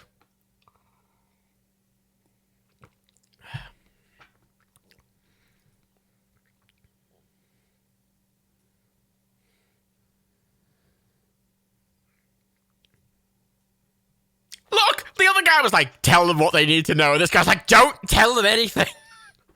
Whatever the cost. God, it's so antithetical to the last film we just watched. You don't negotiate with terrorists, he's saying. Excellent.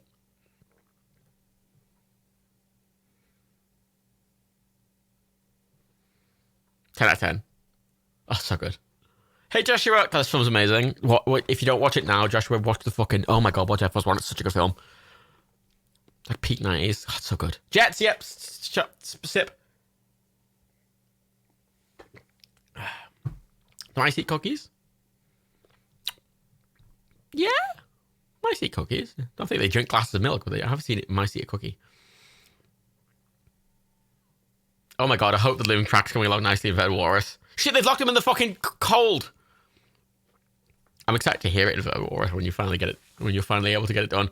Notice how they follow the logic of the plane. Like, there's only 2 decks plus the fucking, like, upper comms area. So he ran along to the other end of the plane, went down, now he's back where he started. Like, there's only so much space in the plane. Like, they've followed geography of it. God, it's so good. You'll probably hate it. Yeah, but I'll respect it. Fun fact about this movie, Glenn Close refused to do a scene where her character breaks down and cries because she knew that's not what a female vice president did. That is a good fact, Phil the Dead. It's milk!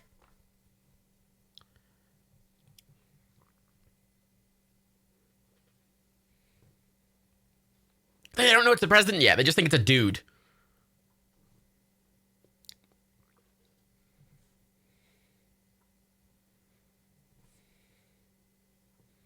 Oh, God, I fucking love that. The background. Oh, it's so good.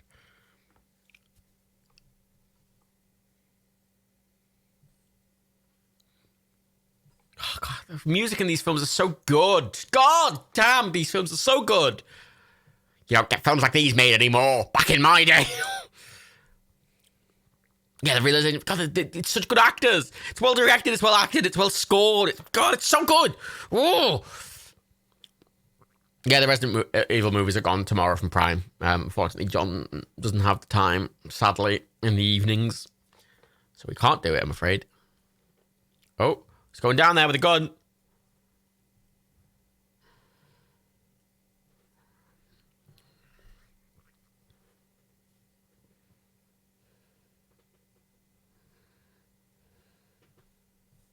This is the thing, right? This is an action film, like a big budget action film, right? But look at how much it focuses on the small details and small movements, and like, you know, it focused so much on him just running across a hallway. Like a modern movie wouldn't even bother to show that, let alone make a thing out of it. Like 90s movies were really grounded. They were really grounded. That was the incredible strength because we had enough CG and enough budget to just do loads of shit, but not enough CG that you could go bullshit with it. So everything has to be grounded. And now look what they're doing.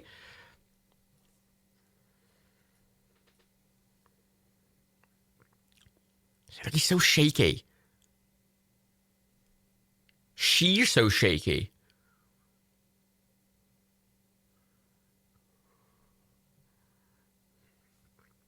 Look how steady Gary Oldman looks as well. Perfectly calm. Sadistic.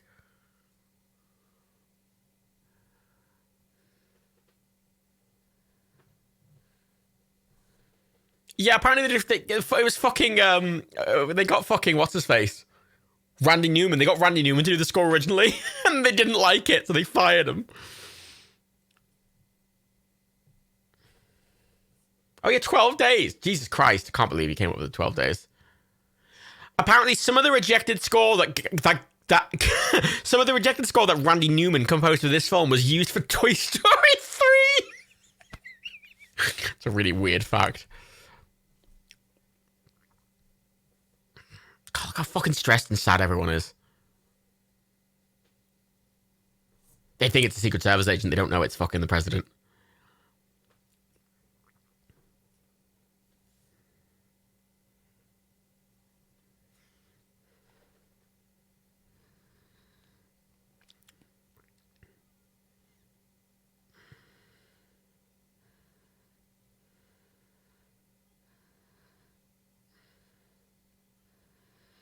Oh, look at the emotion in his eyes.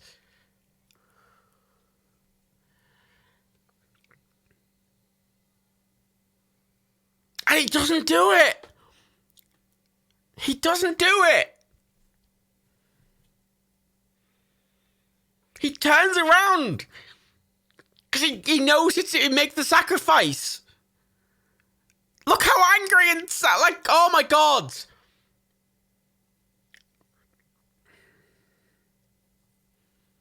God, that fucking level of just subtle physical acting that Harrison Ford's doing. God, he's so good. Like, he's not got a huge range, Harrison Ford, in like the kind of roles he acts. Like he's great doing this kind of thing. And that's why all these movies that he was in around this period are so good, because he's just always doing this kind of thing, and he's really great at it. How much time do these guys have? A reasonable amount. Not huge, not infinite, but like... God, they did just kill her as well. Fucking hell.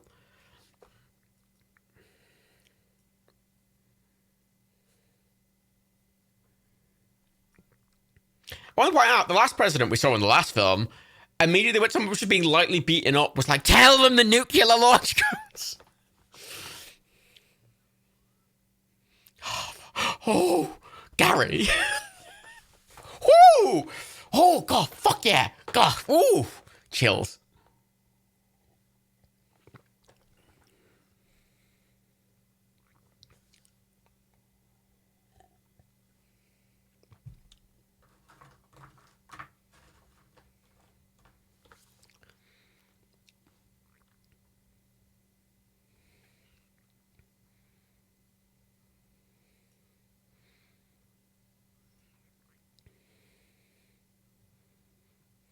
Let's not forget that guy to the left of the frame is the guy who shot the people originally.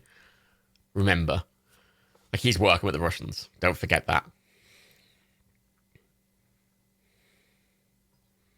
That wasn't even me being thirsty over Gary. He's just so good. He's such a good fucking actor.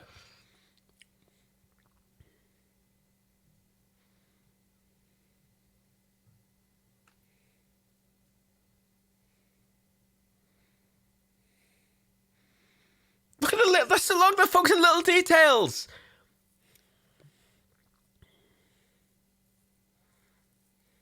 got blood in his hands.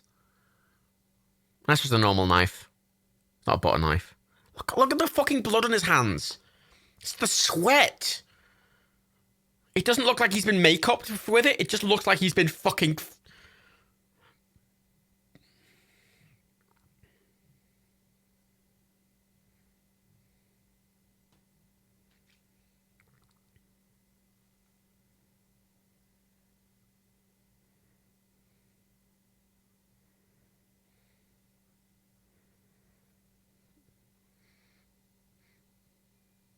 Oh, the battery ran out because it's the 90s and there's like a fucking 30 minutes of battery in those things.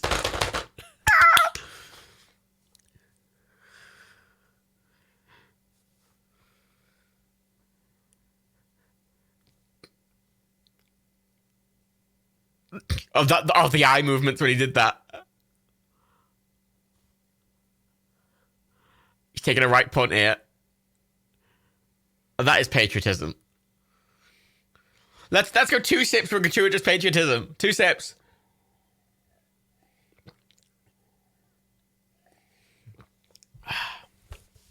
He did get lucky. I love the eye movements when he did it. He just fucking looked around like, oh, fuck. Great wire stripping technique, yeah?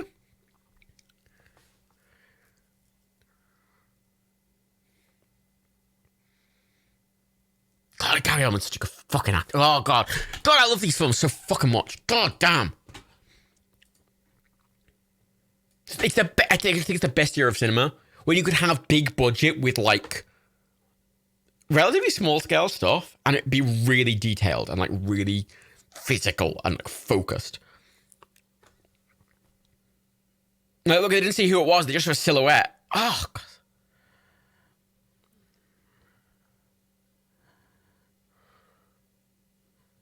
Well, the point about the cockpit displays, by the way, that was a fact about this movie. Apparently, they're too advanced for Air Force One because the plane they use the cockpit they have is from a 747-400, whereas the VC-25s that are Air Force One are like 747-200, so they don't have fancy glass cockpits. So apparently, the cockpit's too advanced for Air Force One, which is quite funny. Thankfully, we don't have Stormtrooper aim as the one sip. I don't think it's Stormtrooper aim. Like, those, they're using submachine guns. They're not that accurate.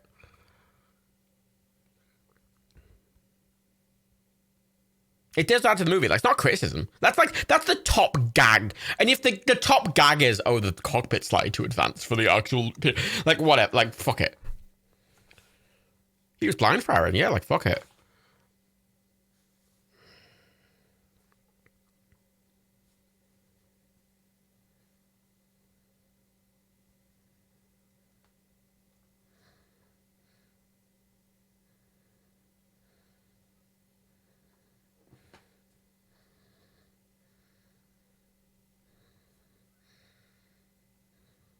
We haven't done a John Wick watch party now. I just feel like most people have seen John Wick. I like doing these movies that I love that like fucking 90% of the people who watch me just haven't seen for some fucking reason.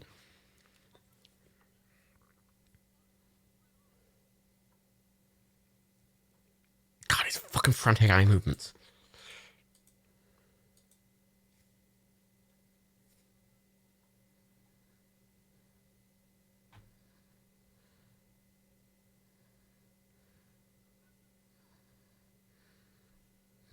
They've stopped, well, there you go, they've stopped the dumping, they fixed the wires.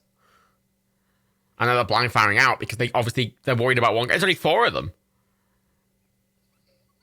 They're just taking blind fire, they were doing cover and fire to get out, and I've locked them back in there again.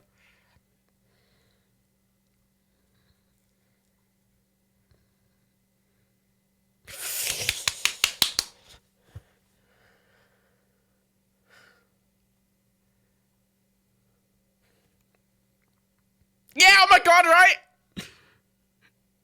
He snuck out while they were repairing the fucking fuel. It was all a distraction technique.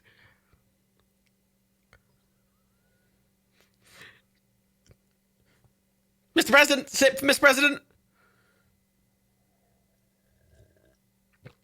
Oh, shit, he's one of the fucking terrorists, remember?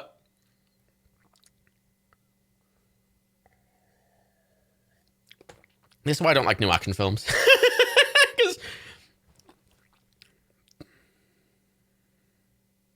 they've got no reason not to trust that guy. That's the thing. Of course they give him a gun. That's the half the point.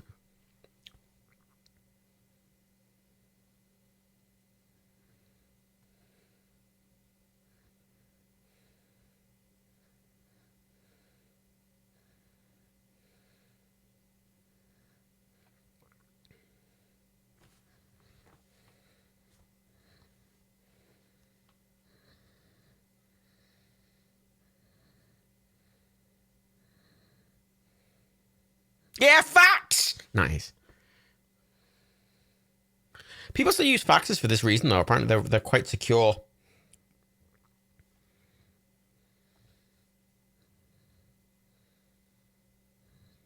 Remember, he's got a gun now, not just the terrorist guy.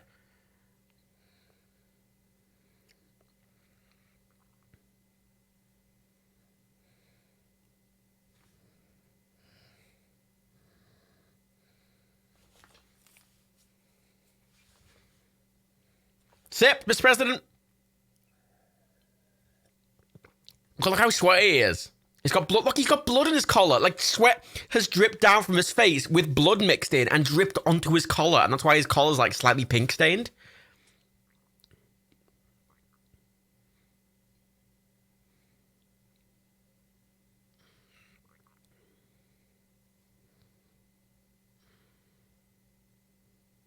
I've used vacuum, but only a couple of times. Yeah! You can't quite do man in the middle attacks with faxes. You can intercept faxes, but you can't really change a fax in the middle. Yeah, you could intercept, but you can't really edit. Sort of, if that makes sense. Yeah, they made a fax machine tense. Fucking excellent. But now look! No one's noticed the fax! Okay. What? They've not noticed the fax! Pick up the fax, you fools! It's him! Look, they're getting a constitutional advisor.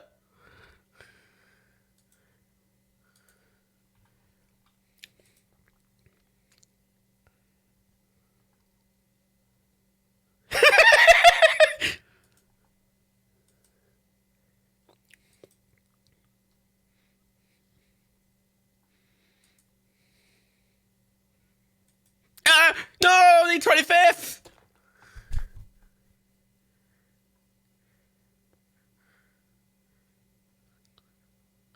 He's right!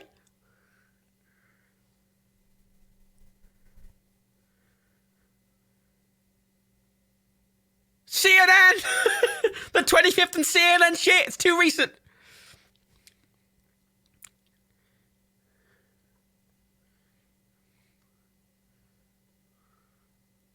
Fucking CNN. Fake news!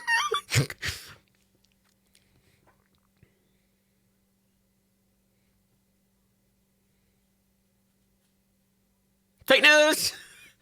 Admittedly, it's the 90s. God, pick up the facts! God, they're making a piece of paper on a fucking printer. Be tense. Admittedly, in the 90s, the American news networks are a bit more trustworthy.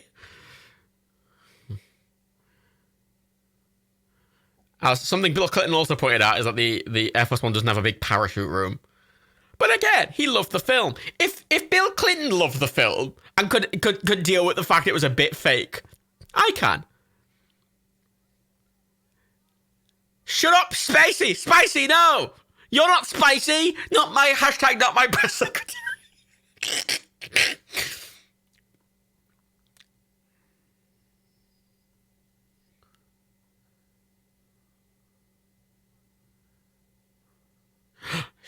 Yeah, that's exactly how the fucking press room would react to that statement. They wouldn't just clap. And then everyone clapped.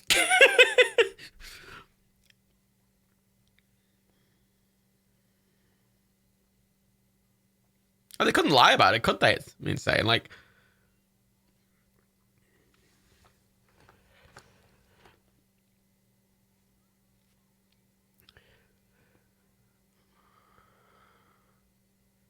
exactly a question the president. That's exactly a question a reporter would ask.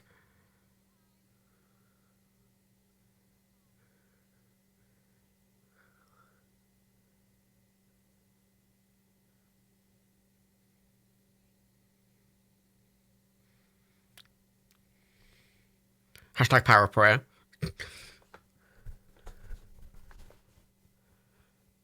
Oh. Oh. Oh, I know. Oh, no. Thoughts of press.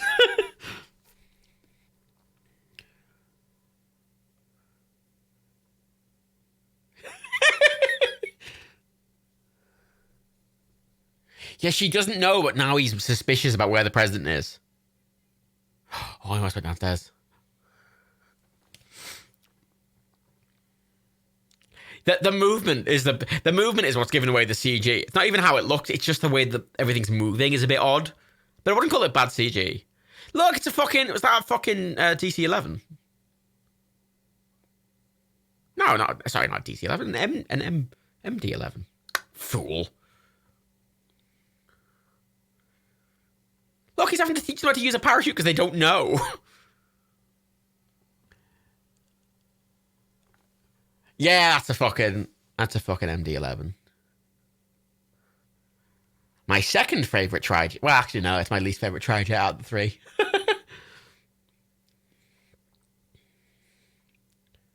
Yeah, the CGI is a bit smooth. Like, the thing, it's not bad. Even now, I'm not looking at it going, oh, that looks crap. It doesn't look amazing, but it doesn't look bad. That's a KC-10. Okay, yeah, well, I gotta be specific about the fact it's the tanker variant. You have a favorite trijet? Yeah, of course I have a favorite trijet. Jesus Christ. It's a Lockheed TriStar. The best trijet.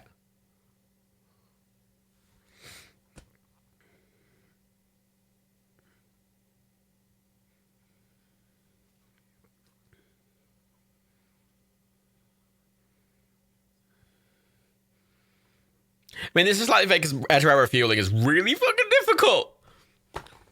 But, you know, I appreciate them skimming over it a bit. Every time you see William Macy, I look at him and think of him, Shoveler from I'm Mystery. What's I'm Mystery Man? The facts did come through.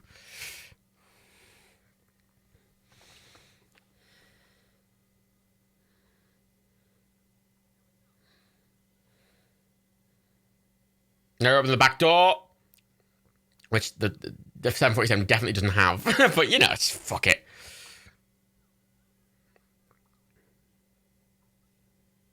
Now they're trying to run down to get it. Oh, I've definitely read the stuff about the Falklands air-to-air refueling. Yeah, the ridiculous thing with the Falcons. Oh, yeah! Shit, they're panicking! Oh, no! Off they go!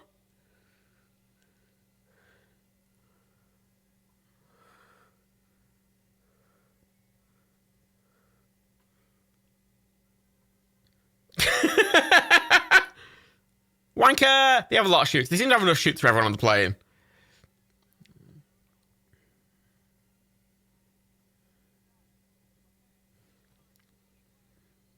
The fax lady, go. That's bad CGI. Sip. Those parachute opening animations are fucking terrible. Sip. Oh shit. The main cabin's depressurized. It's sucking out air. Shit. Oh, that's fucking. That's bad CG. Sip again. The real Air Force One does not have a ramp. No.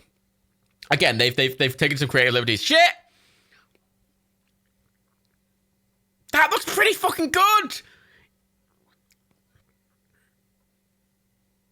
Uh-oh. Uh-oh. Whoa, Scooby-Doo. That's not... This isn't bad CG, I think. The parachutes, well, that looks pretty good. No! Oh, fucking hell. Oh, that looks really good. I think it looks really good. Because they've used practical explosions. That's a practical explosion that they've just comped in. Look how good that looks. Tank gas saves. Yeah, you know, fuck it. It's not quite how it'd work, but fuck it. That's the thing. Like, I can suspend my disbelief for some of these things.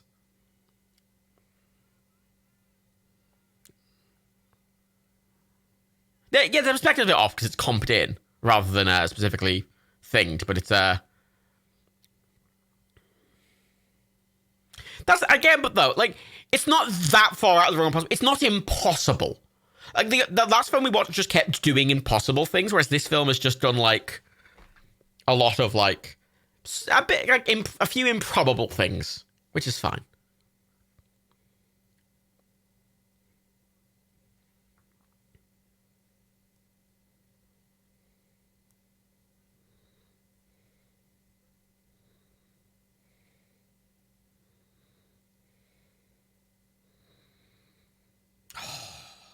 Glenn Close.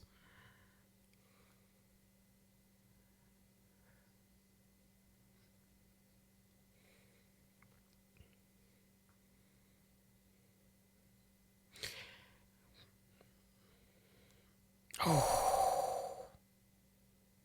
Definitely possible if you would burn, but it wouldn't go up and make the pain better. Yeah, that's true. But like, I mean, like in the sense of, it's not out of the realm of possibility. And like, fuel burns. It's a fuel tanker.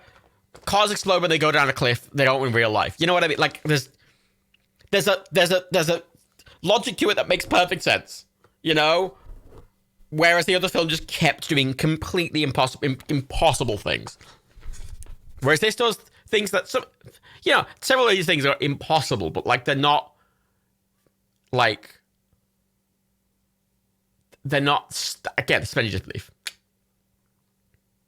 Oh, grab the hair. Pull his hair. Yeah. Oh yeah, I mean, this is the best thing ever, regardless of the last film. But just like, yeah, that's the thing. I think some of the CG in this film is really good. Because they do it in darkness and they kind of... Oops, oh, fucking hell.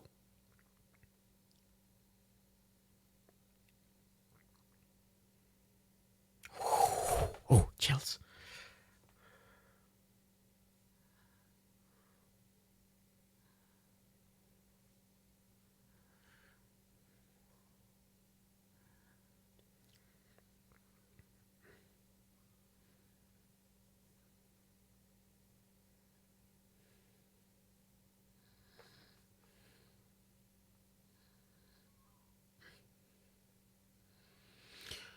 Oof.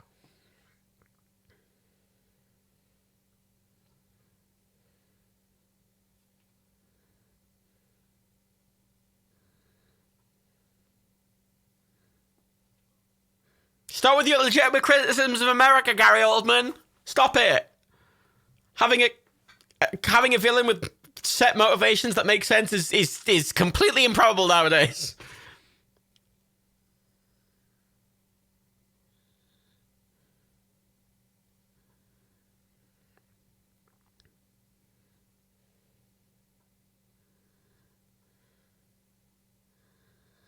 Oh yeah, the service people on the fucking tanker died.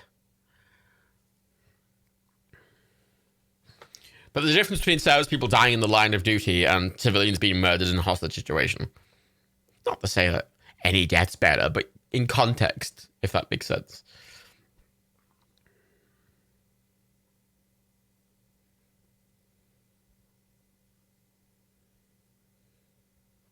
Ooh.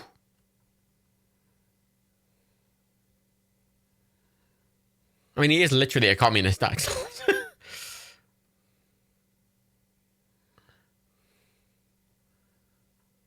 His motivations aren't specifically that he's just a communist.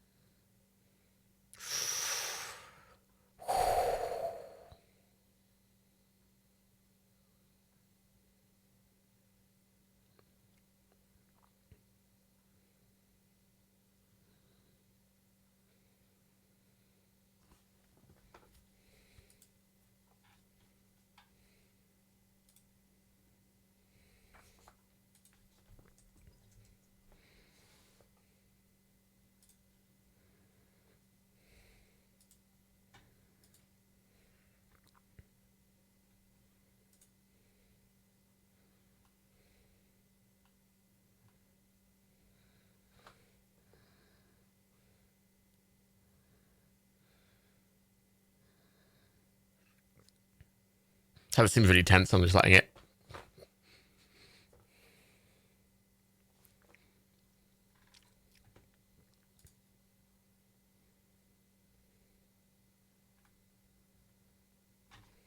Get wrecked! He tried to tweet on POTUS and immediately the tweet got deleted, so I don't know what he tweeted. What did he tweet? Oh, shit. Look at the daughter acting.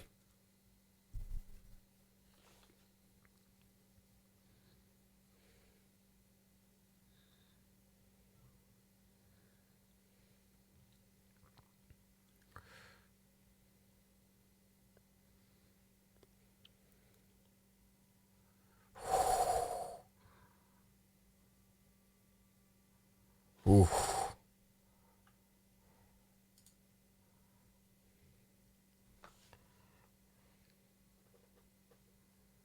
Oh, he tweeted about Twitter silence again, and then they immediately removed the tweet. I've seen it. I've retweeted the screenshot of it if anyone's interested. He tweeted, and I quote, "As I've been saying for a long time, Twitter has gone further and further in banning free speech. And tonight, Twitter employees have coordinated with the Democrats and the radical left in removing my account from their platform to silence me and you, the 75,000 great." And then he just got back, and then it got immediately fucking removed. And I imagine the account's suspended.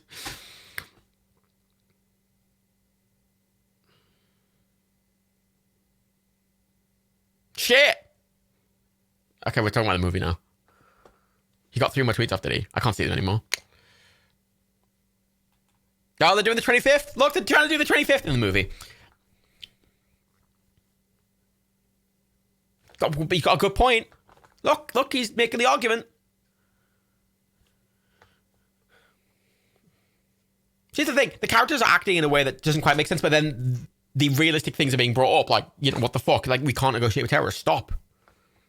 That's so good.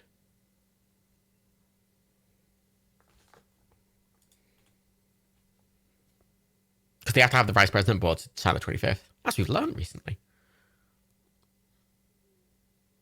Oh.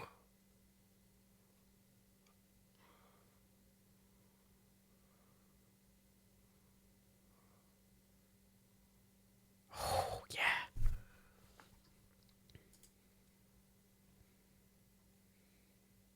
Oh, yeah, there's... I've just tweeted someone with the full tweet. He got. Oh shit! It's the guy. He got 4 tweets off. Silence you and me and the 75 million great people. Patriots who voted for me. Twitter may be a private company, but without the government's gift of Section 230, they would not exist for long. I predicted this would happen. We negotiate with various sides. We have a big announcement soon while we look for the possibilities of building our own platform in the near future. We will not be silent. Twitter is not about free speech. They are all about promoting a radical left platform where some of the most vicious people in the world are allowed to speak freely. Stay tuned. And they removed it all immediately. Lol. Ah, fuck him. I don't have to listen to him anymore. He can go fuck himself. Wanker! Banned wanker! You know who matters? President Harrison Ford. That's the only person who matters right now. Oh yeah, Trump's definitely going to kickstart a new platform. But fucking app stores are going to ban it. And fucking, yeah, it's going to be fucking niche for fucking alt-right. It's not going to be mainstream like Twitter. That's the main thing. See, look, now he's negotiated. They've fucking, you know, give him a cookie, now they want a glass of milk. See, look, they lied. They didn't want one thing. They wanted more, because that's why you don't negotiate with terrorists, Harrison. They want the milk, damn it, they want the milk.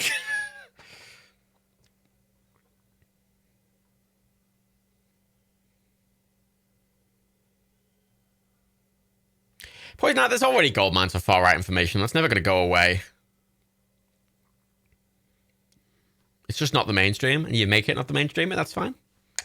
Can't completely get rid of it. Oh, God, look at the Russian president. He's so angry. He knocked the Russian Federation flag over.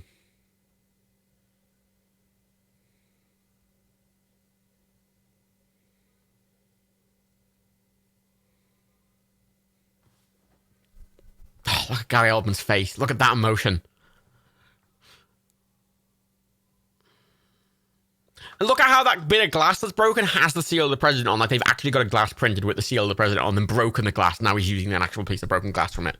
Like, that's such a fucking... Look at... That's such a tiny detail.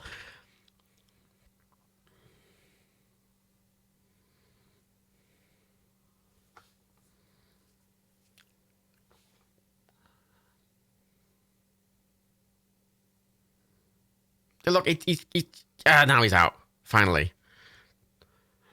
And his hands are bleeding.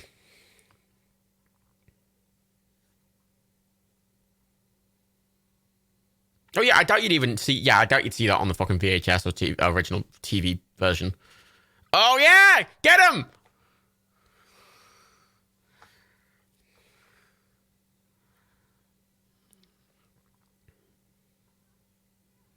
They chose to do... Oh, no!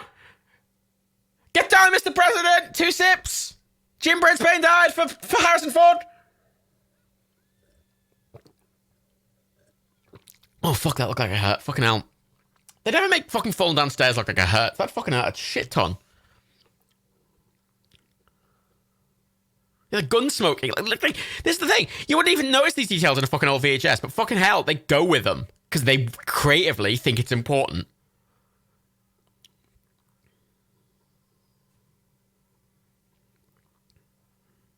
God, look at that panic in his eyes. As he thought his wife was dead. And they've done such a good job of keeping this, like, relatively small set, making it keep feeling different. They keep making the atmosphere feel different. It feels like it's fucking, they've been... Oh, so good. Why did the traitor guy save him? Because he saw what was happening. He'd never had to directly face it before, in that sense. Slightly bullshit reason. Oh, God, I love that. Oh, I love that helicopter. God, such a cool chopper. God, so Russian looking. God.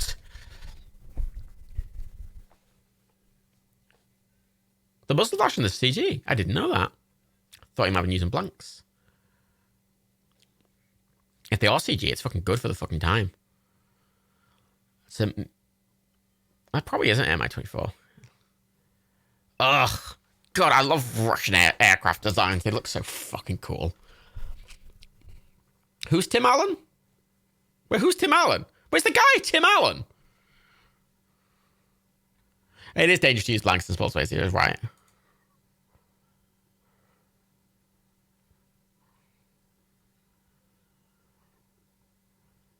The guy on the phone?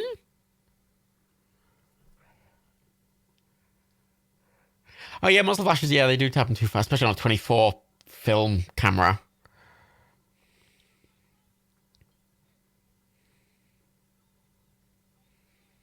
Got a good point.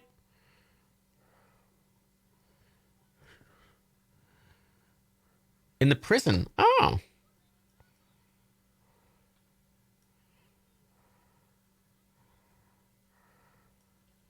Oh, shit!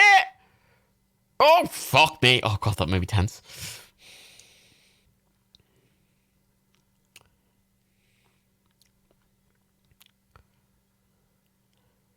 Tim Allen's not listed on the cast list.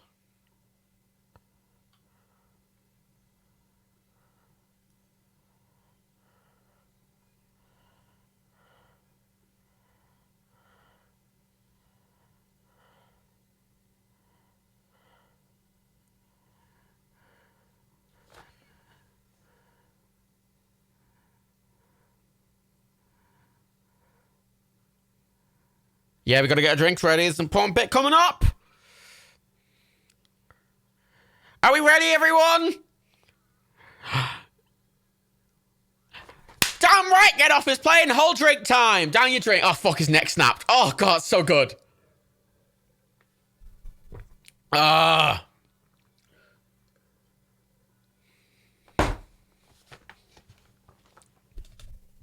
the fucking shot of his corpse. Oh.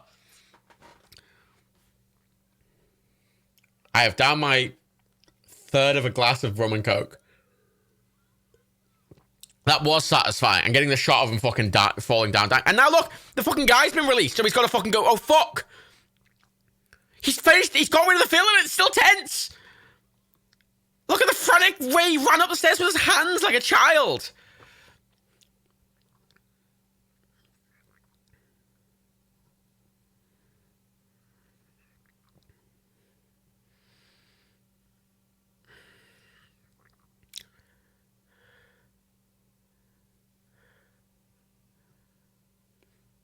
Oh, yeah, the first lady's cool as shit.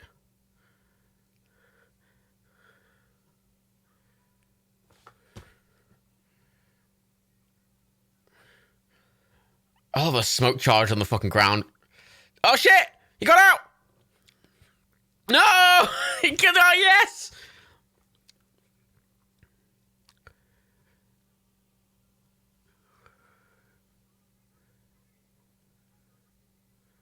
That does look a lot like Tim Allen, doesn't it? That is not Tim Allen, but it looks a lot like Tim Allen. Look, the Russians love it! The Russians love it! They got rid of the fucking political enemy without, they didn't have to fucking... They were justified as well!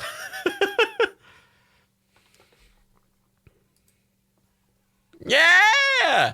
Oh, wow, you did find someone like being like, oh, that looks like Tim Allen.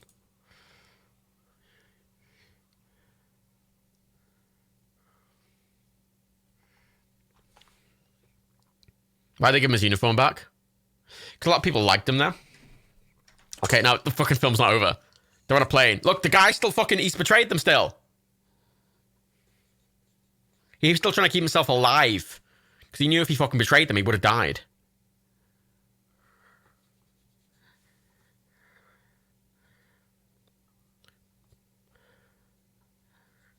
They still have a Kazakhstan, remember?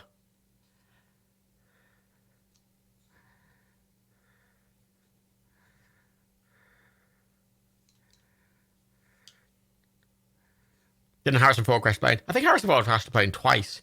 He crashed the plane in the golf course, and he also landed a plane on not the runway. I swear he landed a plane on the fucking taxiway.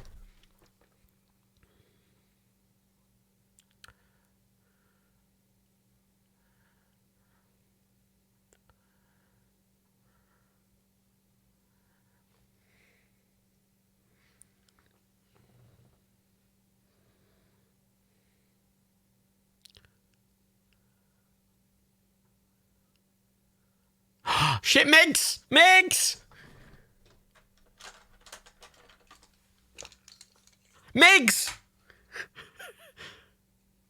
They keep adding tension. The main villain's been dead, and they've added 2 layers of tension already.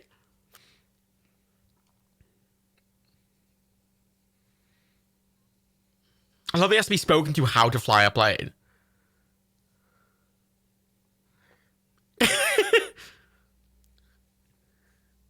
He also crashed a helicopter and taxied over an active runway with the plane taking off. He did do that.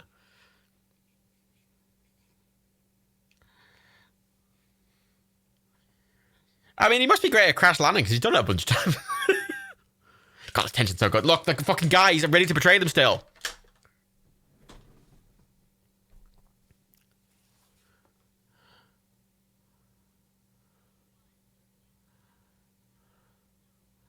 And afterburners on, ready up. Yeah, afterburners! That's pretty awkward CG, I will say. What does the traitor think is going to happen? Radek's dead. Oh, he doesn't want to die on the plane to Migs.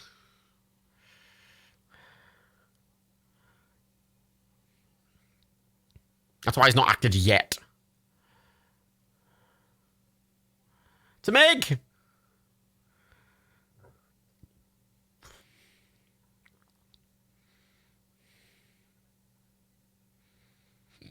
Oh yeah, the public generally know what MiGs are. At least they did in the 90s. Rid of the fucking Cold War. Well, they've already used the countermeasures. There's only limited countermeasures. I need more drink. There's some really bad CG coming up. I mean, it's a great shot, but it's pretty bad CG. Oh, that good engine fire effect. That looks great. Wouldn't be surprised if they just set a mini engine on fire.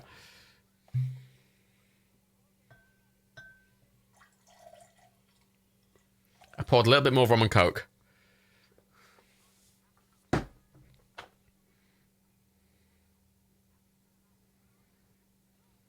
Like, they have to, they're telling him what to do.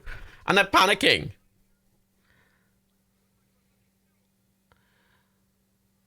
That's the Americans! The F-15's coming in!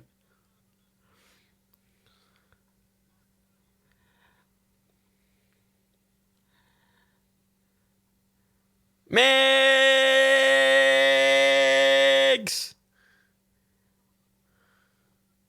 But the key point here is they show Russia as being good, and it's like these instincts. Oh, fucking yeah! That looked really good. Like, it's just a comp of a real explosion, and I think they always look good. America! They just start World War III. No, they're not fighting the Russians. These are rebels. They took off from a base that was loyal to the guy that was murdered. They're not working for Russia. They're just rebels.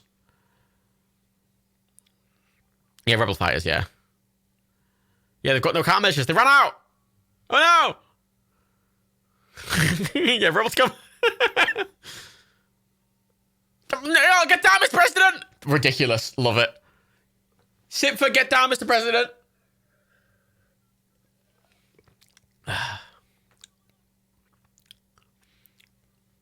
Completely impossible, but yeah, whatever. Fuck it. This film's allowed to do this shit.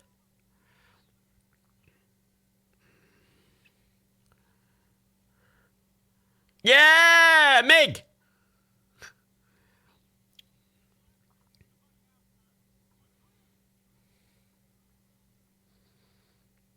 Notice they're not cheering and everyone's clapping. They just sort of did a little celebration, but it's still tense because it's still a dangerous situation. People have died. The run is sluggish. It's because the fucking run is gone, mate. That looks amazing.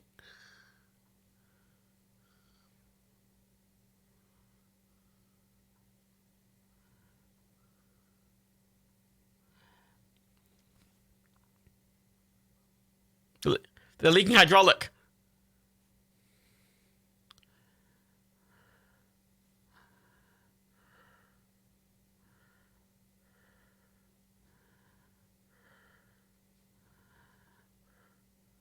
Fuck.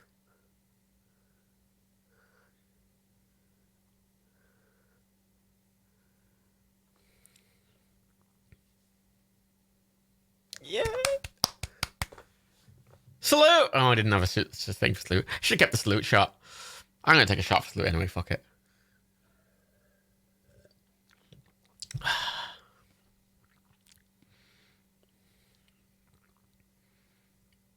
Wait, what's... Oh, that's a salute emote. I was confused for a moment because I'm old.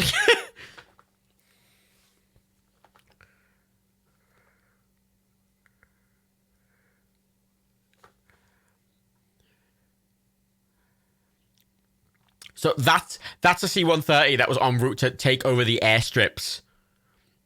Riddick's airstrips. You know that mission they were trying to do a while ago? That was set in motion. And they were still doing.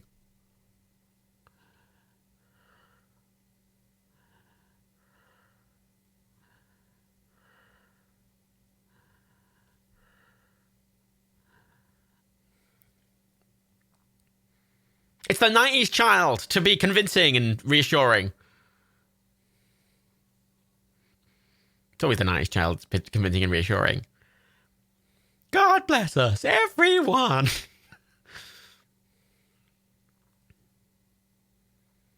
It's hopeful but tense. Oh, CNN. Yeah, fake news, please.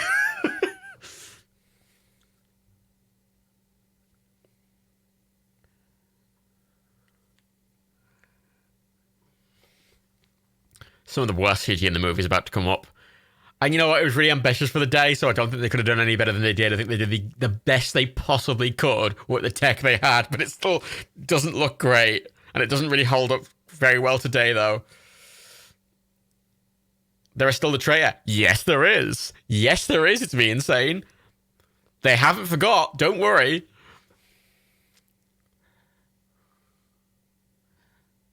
He's like... He's a traitor, but he's also self...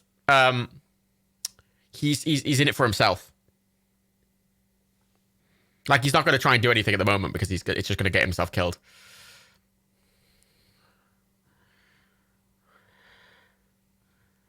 Now that is clearly a comped real shot.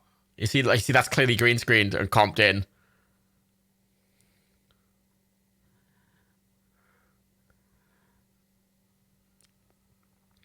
Gah! That looks really good! And that's clearly comped, but it still looks pretty good. Because it's comped onto a fucking real shot.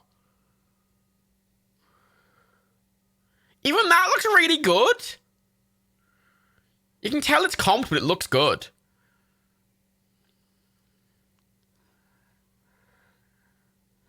God, imagine fucking screaming.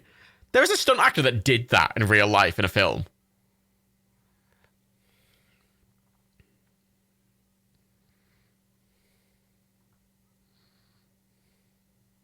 I think the CGI looks old, but not necessarily bad. There is some, like, the parachutes look bad. When it was taking off, it did look bad. There was a moment that's going to come up where it's going to look really, really bad. But they tried.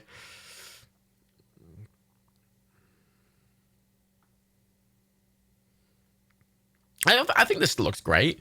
Like I say, it's a little wonky, but it looks good. I don't think it looks bad at all. Like I say it's wonky, but wonky doesn't necessarily mean bad. Like that. Looks perfectly good. Again, it's not seamless, but it looks perfectly good. Oh, Steven Prince Bailey's alive! Captain goes down with the ship, sir! They don't have chutes. They don't need chutes.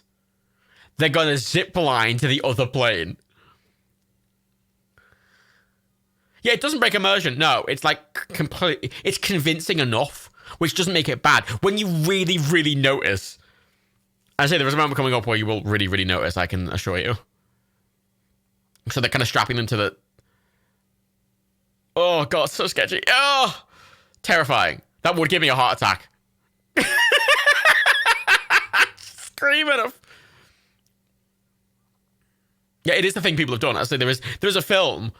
where a stunt guy actually did this, and the shot they do like that is completely real. And it's terrifying. Because he fucking, like, goes over the top of the plane as well. He, like, mishits it, and he goes over the fucking top of the plane. He always gets stuck into one of the fucking engines. God, that looks really good. That looks really good.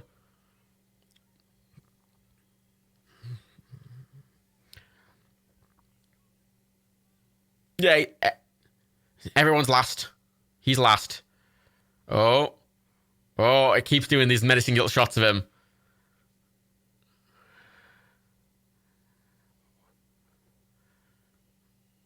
Oh, that shot looks fully real, I think. Oh, shit! It's falling too fast. They can't go much lower.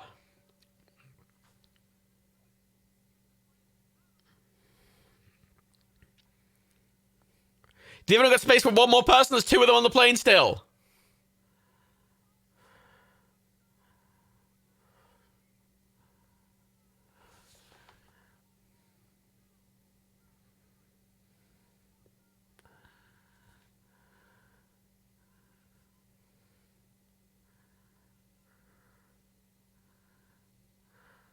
And Mr. President, yes, sip.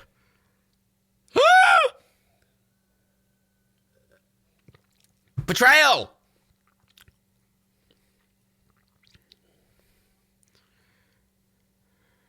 No! Jurassic Park 3, man! He solved the problem for them, though. Why didn't they take over shooters back up? It's a good question. Well, admittedly, they're so low that I don't think a shoot would help. See, he only killed them. He only took action to save his life. That's why he did it. Oh my God, look how low they are. William H. Macy. I do know his name. I always just forget it when I look at him weirdly. Shit!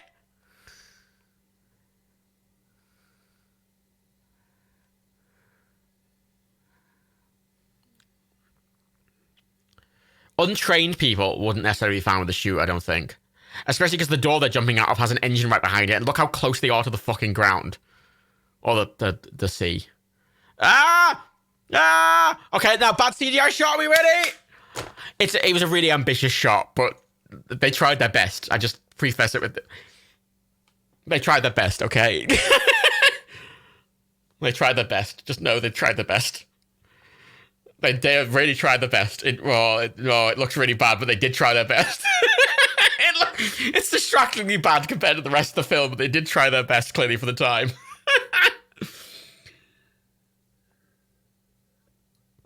Sit for bad CGI.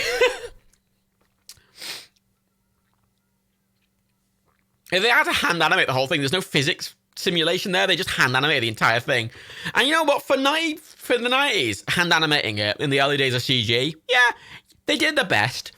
It doesn't look great or good, but they did the best. So I respect them, but Shame they didn't buy a plane and crash it. I imagine if they had the budget, they probably would have. Imagine if they had the budget, they probably would have crashed that 747 they painted. I mean, they did it fucking... They crashed the Spitfire, didn't they? Fucking... Hey, see, look, they made the comment now. The plane they're on now is called Air Force One because it's whatever plane the president's on. Is the call sign of whatever plane the president's on. So the plane they're now on is Air Force One. Sip.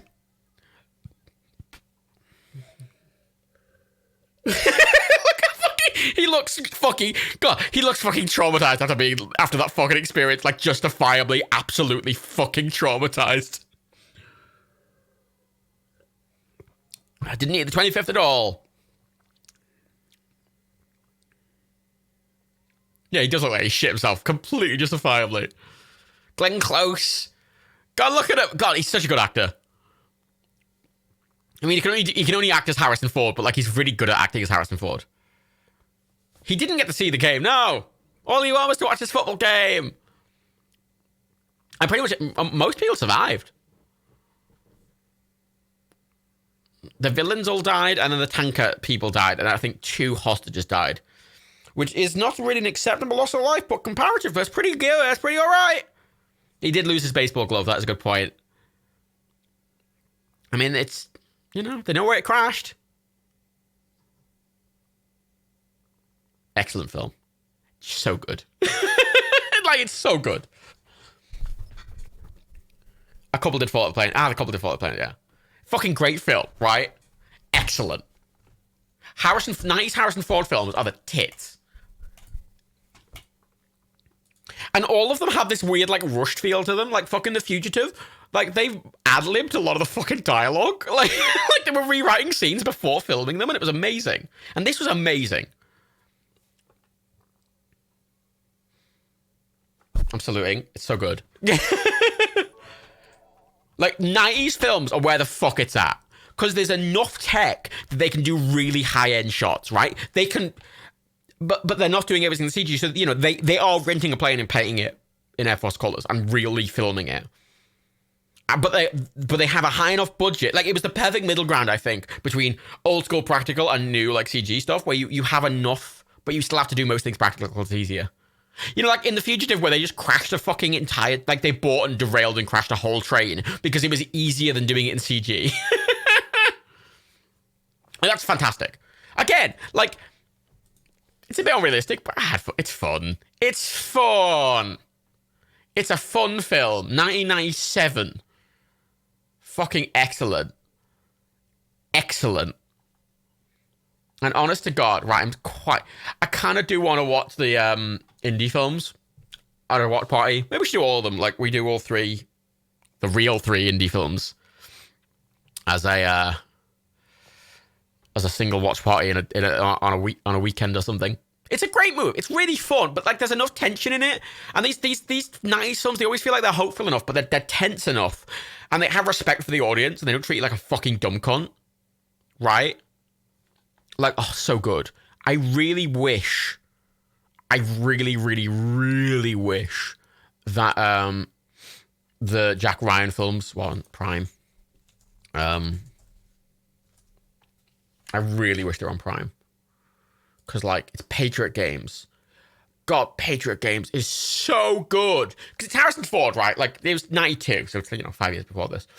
It's his first Jack Ryan film, and it's him it starts in England, and like he stumbles as Jack Ryan, like who's just like a CIA analyst, stumbles across a fucking IRA terrorist attack, and Sean Bean's the IRA terrorist, and then the entire film is him versus like Sean Bean as the IRA terrorist. God, it's amazing. Like, it's so good. And then fucking James L. Jones is fucking in it as like his fucking superior. It's so good. If they're not on Prime, though. Which, and I kind of, unless it's on Prime, I don't want to do it simply because just format-wise, it kind of doesn't really work that well if it's not on Prime. But I imagine it will be on Prime at some point, I hope. I was young when that came out. How old would I have been? How old am I? What year did it get? 97. So I would have been 3. I would have been 3 when that film came out. 3 years old. And still living in the good old ROI. The Republic of Ireland. The real Ireland. There's an annoying thing. There's a lot of Netflix original films I actually love to watch on here, but they're just obviously never going to come to Prime. Like, there's one I really like, The Foreigner. A recent film, recent Jackie Chan film, which is Jackie Chan in Northern Ireland fighting Pierce Brosnan, who is clearly playing fucking Jerry Adams. Like Jerry Adams. And it's like, he looks like Jerry Adams, he has the same accent as Jerry Adams, he has the same backstory as Jerry Adams, but he's definitely not Jerry Adams. Like, he's not called Jerry Adams. He's like, I'm not Jerry Adams. Oh, I'm definitely not Jerry Adams. I don't sound like Jerry Adams. I don't look like Jerry Adams. And I don't have the same history as Jerry Adams. But you know, I can't do a Jerry Adams accent. The Core. Yeah, I watched The Core a little while back. I think that's a fun film. See, some films, the problem is, I find with sort of suspending your belief, some films are so ridiculous from the outset that it doesn't matter. The Core immediately goes, fuck it. I know what we are. We know what we are. And they just roll with it. And this film takes itself seriously. Whereas Olympus Has Fallen is like, it's like trying to be serious and then it isn't. And it doesn't work. Look at all the military people that were involved in that film. Ugh.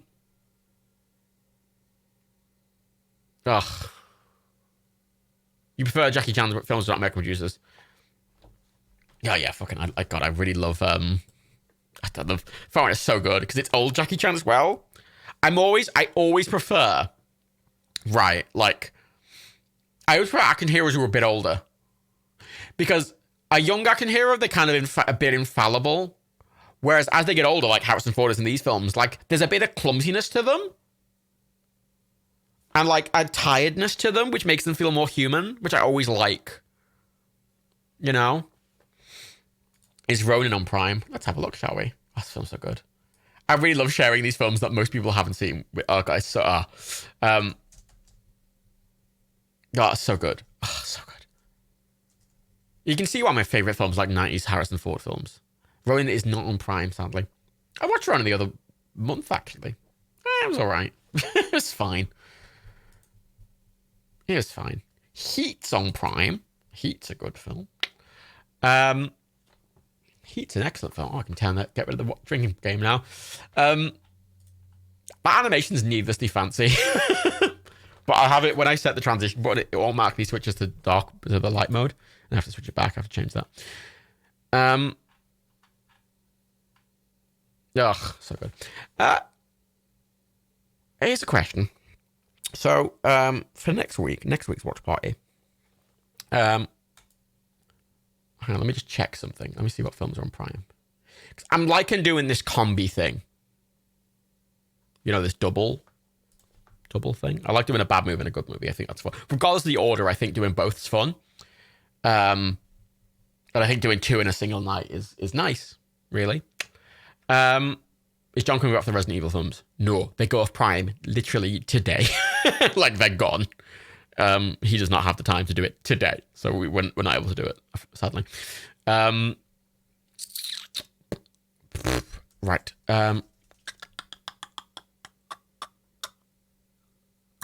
want to see what films I really like that are on Prime. Well, I'm actually going to check my Letterboxd. Because Letterboxd, if you've got Letterboxd Pro, you can filter a list by what platforms the film is available on. So I can actually go into my films list, sort them by rating, and then filter by service. You can actually do it on any. I think you have to have Letterboxd Pro to have that. But if I go Amazon Prime Video, let's see what favorite films are on Prime. So, well, The Fugitive's on Prime, which we've already watched. 1917 is on Prime Video. The indie films are. The Matrix is. Whiplash, we've already done that. Terminator 2. I feel like most people see Terminator 2. Heat. Prestige. That's not really a good watch party film. Manchester by the Sea. Not a good watch party film. Birdman. Not a good watch party film. Inception. Not a good watch party film. Ooh, The Bourne Identity. Ooh, that's on Prime. Contact. Ooh, Contact. We're not watching the Resident Evil films right now. Like, I have no interest. They were fun with John, but I don't think they'd be good with me and my own. Die Hard 2 is on Prime. The Mask's on Prime. It's not good for a watch party. Ooh, Die Hard 2, though. Oh, I do like myself some Die Hard 2. Where it's like a fucking airport. Like, the movie ends by him, like, getting a fuel leak and then just fucking, like, lighting his lighter and, like, putting it on the fucking fuel leak and it just trailing up, just playing and blowing up the 747. Excellent. Manchester by the Sea. It's about a town in America called Manchester, because obviously America took all the names. Good night, Grey all the way. Have we had fun? Hang on, what movie? Hang on, let me just sort by. I need to sort by. Liked, because there's rated films and then there's liked films, and I can rate a film low but still like it, and I can rate a film high and not like it, if that makes sense. You know, if something is objectively good but it doesn't like grab me. So for my liked films that are on Prime, there are 23 that are on Prime. 1917, The Fugitive.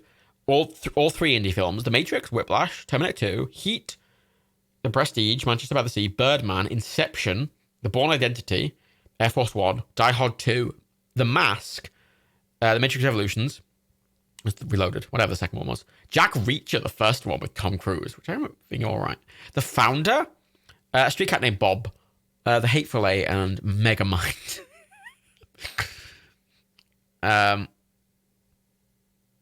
Can we watch Demolition Man? We could watch Demolition Man.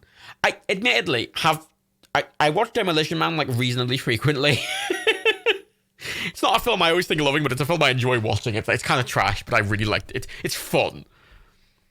Like it's a film I watch at least like twice a year because it's fun. I have seen it. Any other time with fucking Aunt Decker. I'm trying to think. So I'm thinking. Okay, how many of you have how many of you have seen 1917? Like the film that came out last year. Actually, I'm just gonna do a poll because I want to list. I'm gonna do a poll. Hang on.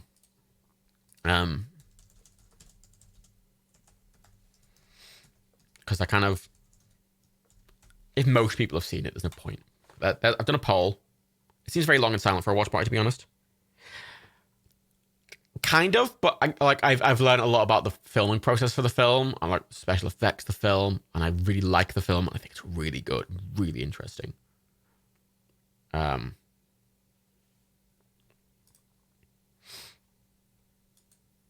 Admittedly, it's better to watch on your own, frankly, but I might do it. It's something I'm willing to do. Like Manchester by the Sea isn't something I could do a watch party on. Because it is a very quiet film about sad things. I can't add to it. And I would take away from the film. 1917 is tense. It's not necessarily sad. So I do recommend, by the way, Manchester by the Sea. It's kind of a sad film. I think Casey Affleck should have won the best actor in a leading role Oscar the year he was nominated. He didn't win it, and I was really annoyed about it because it's so good. 68% of you haven't seen 1917. Yeah, maybe. Jack Reacher 2 is a terrible fucking film, Jampo. Jack Reacher 1's pretty fun. Jack Reacher 2, terrible. And then... Okay, I'm down to watch the indie films, even if most of you have seen them already. But I am curious. I'm going to say, have you seen the... I'm going to say the three. I'm going to specify the original three Indiana Jones films. Have you seen all three is the question. Okay, yes or no, for if you've seen all three of them, or you've not seen all three of them, even if you've seen two of them. I've put a poll. There's a poll at the top of the thing. I'm curious. I'm curious. I mean, even if most of you have seen it, I kind of want to do an indie day anyway. I want to do an indie day, right? I want to, watch the indie films while also playing, Indiana Jones games. Um,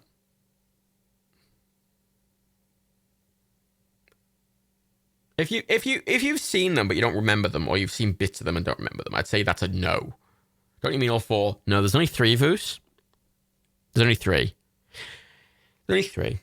And as much, yeah, as much as I'd be down for watching the non-canonical sequel, the fact I want to watch them in chronological order, and I don't like the idea of watching three amazing films and then a shit film.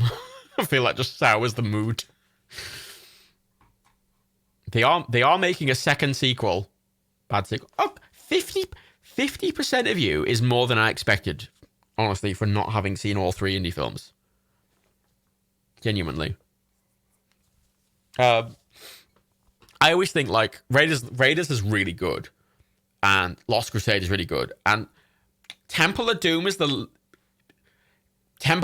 worst out of the three of them, easily. But it's still kind of fun. But, like, I don't remember that much from Temple of Doom, aside from the weird, like, cult shit and the famous bridge scene. And, like, the heart thing. Temple of Doom's a weird film. But Last Crusade, excellent. Excellent. I remember everything about Last Crusade. It's such a good film. Well, I remember most things about Last Crusade. I don't fucking remember it off by heart, as evidenced when we played Last Crusade game. And then Raiders Lost Ark is just a classic, and it's just pure, pure. Yeah, I remember this. Yeah, fuck it. It's because it's got Connery in, right? Like it just Sean Connery just makes that movie so much more than it is, and having so many Nazis in it and it being really silly about them and it like kind of mocking them. I love. God, there's a scene where fucking Indy accidentally fucking bumps into Hitler. He accidentally bumps into Hitler, and he's like, And it's a film about like mocking the Nazis for everything they are. In this, it's almost quite a British way, actually. To sort of, it's a very British way. Yeah, and Hitler. Oh God, I love Last Crusade. It's the film I've watched the most out of all three. I watched Last Crusade a lot. Because Sean Connery, and there's amazing tank scenes, and there's the fucking Zeppelin. Oh, the Zeppelin and the plane, and them on the ground, the plane shooting at them in the castle, and they're in the castle trying to get out, and the fucking like fireplace. It's such a good film. It's such a good film. Oh, it's like fucking Raiders came out, and it was like, oh, that's really good. And then Temple of Doom came out, and I was like, yeah, it's fine. And then fucking Last Crusade. It was, oh fuck yeah, Last Crusade. Fucking, oh my God. You know how most movies, their sequels are worse, right? Like, most sequels are worse than the original. And Indy, that was true for Temple of Doom, and then they just fucking did Last Crusade, and it just broke every single rule. Like, not only are most sequels worse, but like the third films are almost all pretty much. I can't think of a third film that's better than the first film ever. I can't think of any third film that's better than the first film. And aside from Last Crusade, which is so fucking good. So good. Good night, Sunburn Rock. The Ninja Monkey, you're wrong. Crusade is not worse than Raiders. You're objectively wrong. Sorry. Stick through motorcycle spokes. Oh God, yeah, the stick through motorcycle spokes. Got such a good film. Oh, so fun. I just Sean Connery in it. Just adds so much to it. And it just having Harrison Ford having someone to work off, I think, is so fun. Prisoner of Azkaban. Yeah, I think Prisoner of Azkaban is the best Harry Potter film, but it's hard with films like that because they're based on books. I think if we're talking films based on books, it's a bit different. But if we're talking films like just as solo films, standalone things, you honestly think a lot of people think Iron Man 3 is the best of all three.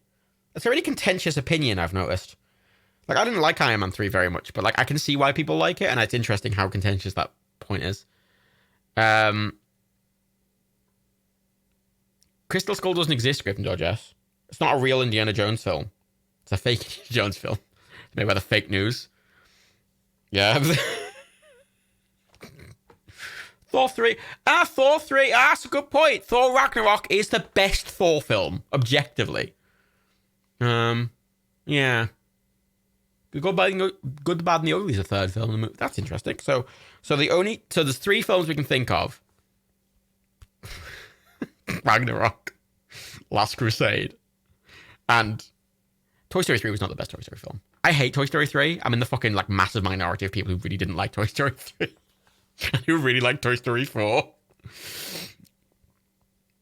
Because I don't know, fuck me. Star Wars episode... Episode 5 is the second one, though. It's not 3, though. Revenge of the Sith wasn't... Revenge of the Sith is okay, but whatever. I know I'm trash. That is my like very controversial movie opinion that I really don't like Toy Story 4. I really don't like Toy Story 3, sorry. I don't know, I thought it was too messy. It was too messy, and too much was going on. I don't know, I didn't... I liked Toy Story 4 a lot because it was really focused. Toy Story 4 was like super focused. Whereas Toy Story 3 just felt like this massive ensemble thing, and I thought it was just a bit too messy. For my personal taste, not because I thought it was like objectively bad or anything.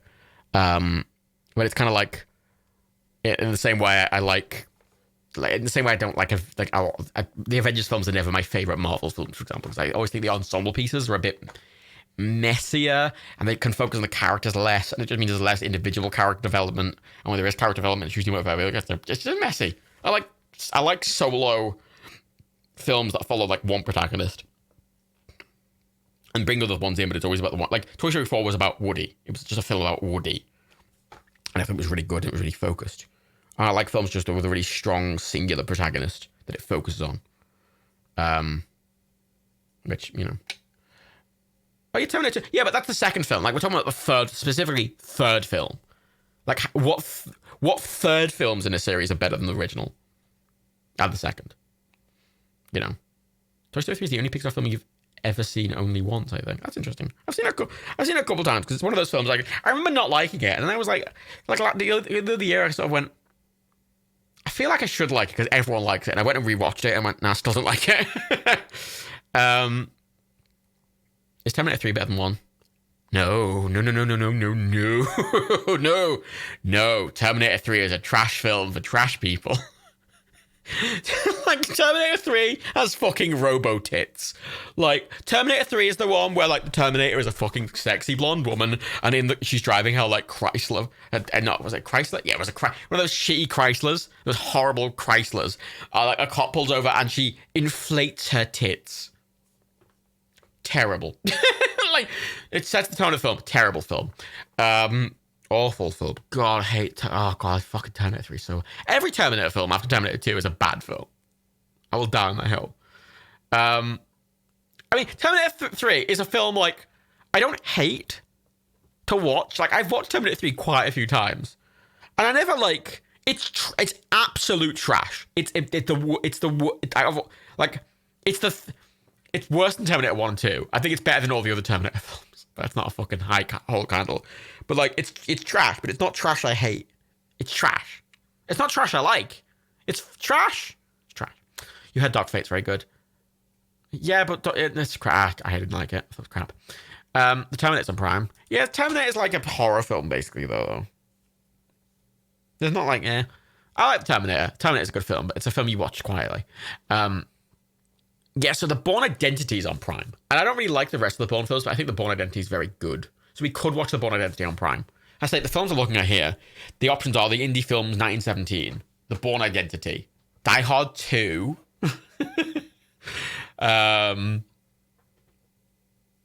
Heat, and like Megamind. I mean, the other films on there we've either watched or The Matrix, which... feel like almost everyone on Earth has seen The Matrix. Wild Wild West. So Wild Wild West, hang on. So I wanted to watch this a while back, and it went off Prime. It went off Prime. It's on Prime again. Wild Wild West. Fuck me. It's back on Prime. Fuck watching Wild Wild West. Literally, like a couple of months ago, I put it on my list, right? And it was on Prime. Then I had planned to watch it the week afterwards, and literally I went on Prime and it was just not on Prime anymore. I'm like, oh, I went to cancel it. Now it's back. Yeah, all right. Fuck, I'm definitely watching Wild Wild West. Fuck yeah. Heat is a great film. Heat's a fantastic film. We're definitely watching Wild Wild West. That is, what's the sentence? Like, we're watching Wild Wild West. That is not up for debate. Um, ooh, what film would pair well with Wild Wild West? That's the question. We have to find a film that pairs with Wild Wild West so we can watch two. We need a bad Will Smith film. I feel like Wild Wild West is a bad film. Even if it's a good film. Like, Wild Wild West is a film that we're not going to come out going, that was amazing. And we're not going to come out going, that was terrible. We're going to have a fun time and it's going to be fine. We need like a really good film or a really bad film to pair with it. You know? Superman Returns is bad. It's kind of shit. Men in Black's not on Prime. Or it's not included with Prime, to be more specific. Balls of Fury is on fucking Prime Video. Oh, fuck me. Pixels is on Prime Video. Ooh, Pixels is on Prime Video. That's a concern.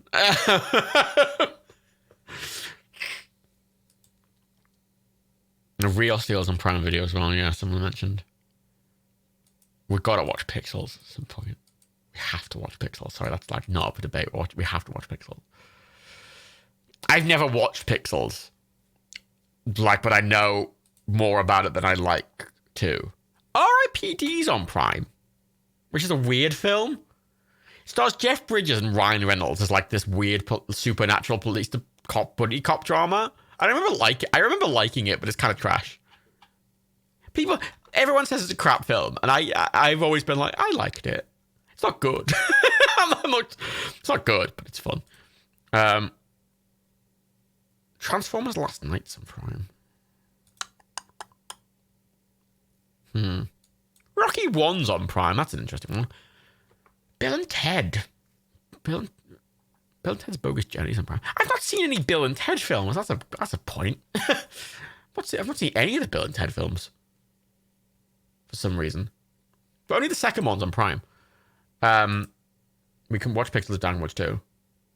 Right, so I am planning to get many people to put it into watch parties, right? And I would like to get Rebecca on their own and Daniel on his own, and then Daniel and Rebecca together for like 3 separate ones. And potentially other people. I can get other people I know into watch parties. Hitman's Bodyguard isn't... It's fine. I remember that film. I remember liking I enjoyed watching it, and then I never thought about it again, kind of thing, which I don't think makes for a good watch party. I feel like you need to be objectively really bad, or funny and bad, or really fun and good, or just fun. Whereas films that are just fine aren't good for watch parties. Like, they're just kind of nothing. I feel like I've done enough of these now to kind of know what works and what doesn't. Which is nice, actually. But it means that you have to pick shit kind of awkwardly. Should we done? Hitman's not on Prime. The Hitman films aren't on Prime. Which is annoying.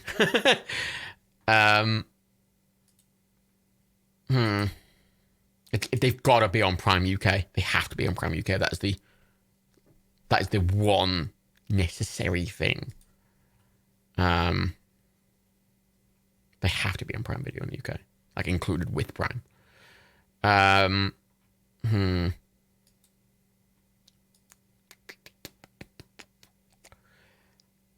Oh my god, fucking Ryan Reynolds' film Unlikely Hero, starring Jeff Daniels, Ryan Reynolds, and Emma Stone. I've never seen that, but I've seen pictures of it, and it always looks terrible. The top review says misleading title, not a comedy, definitely not hilarious.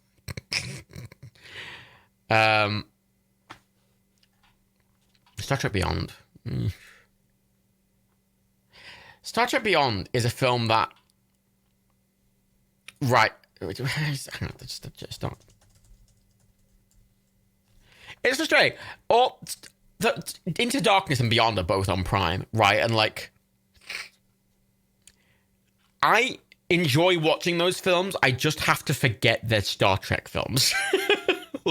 Like, are they bad Star Trek films, but they're fun films? Like, Star Trek Into Darkness really is the only... actually, out of any Star Trek film, it's the only Star Trek film to actually really, really, really show off the scale of those ships. It's got that excellent shot at the start where it comes out of the water, which is stupid and doesn't make any sense, but it looks cool. There's those ones with them fucking, like, sliding down the fucking holes. Oh, God, it's got the fucking... Oh, God, it's got that really amazing ship that me and Daniel love. Vengeance? The Vengeance. Which is massive, and it just... Oh, so Star Trek, like, crap, I like it. And then Star Trek Beyond is kind of boring, because it does what the bad Star Trek films do, where they are just on a planet for the whole thing, and I don't care. Like, if I want to watch a drama about some people in huts, I'd fucking watch a different film. I watch Star Trek because I want spaceships. Fuck's sake. Like, the JJ ones made the ships too big compared to the old ones, but so it still shows the scale of them, even if they're massive, and I think that looks really cool. It's fun. It's not a good Star Trek film. It's fun. And then Into Darkness, well, not Into Darkness, Beyond is crap. It's the worst Star Trek film out of the three of them. And I simultaneously absolutely fucking hate that scene at the end where they're, like, riding the wave of these fucking ships, playing fucking Sabotage by the Beastie Boys. I absolutely hate that scene, but I also really like it at the same time. Like, it's a bit of a mixed one. It's objectively terrible, but every time I watch it, I do smirk a little bit. So, actually, Into Darkness, I wouldn't mind watching Into Darkness and a watch party at some point. Maybe I could do that one with Daniel. And Rebecca, that'd be a good one to do with both of them, I think. Actually, I think that would be a good one to do with both of them, is Into Darkness. And a bad one. We could do both, two of them. Okay, I've got a few on my list that I didn't know. Thank you to whoever pointed out that Wild Wild West was back on Prime. Do all the JD. I'm not going to do all of them. The first one isn't actually on Prime. Only the second two are on Prime Video. And I wouldn't want to do all three of them anyway, because the first one's kind of just dull. Nothing really happens. And the third one, I feel like it's got two good bits. Actually, no, it's got one good bit and it's got one trash bit that I enjoy. Like, the only good bit of the last one, I've forgotten his name already, is the start where they destroy the Enterprise, and it's the best looking Enterprise destruction I've ever seen in one of those films. And the fact they come back to its corpse in the film is super cool. And I enjoy all of that bit, but then the rest of the film I don't enjoy. And it annoys me.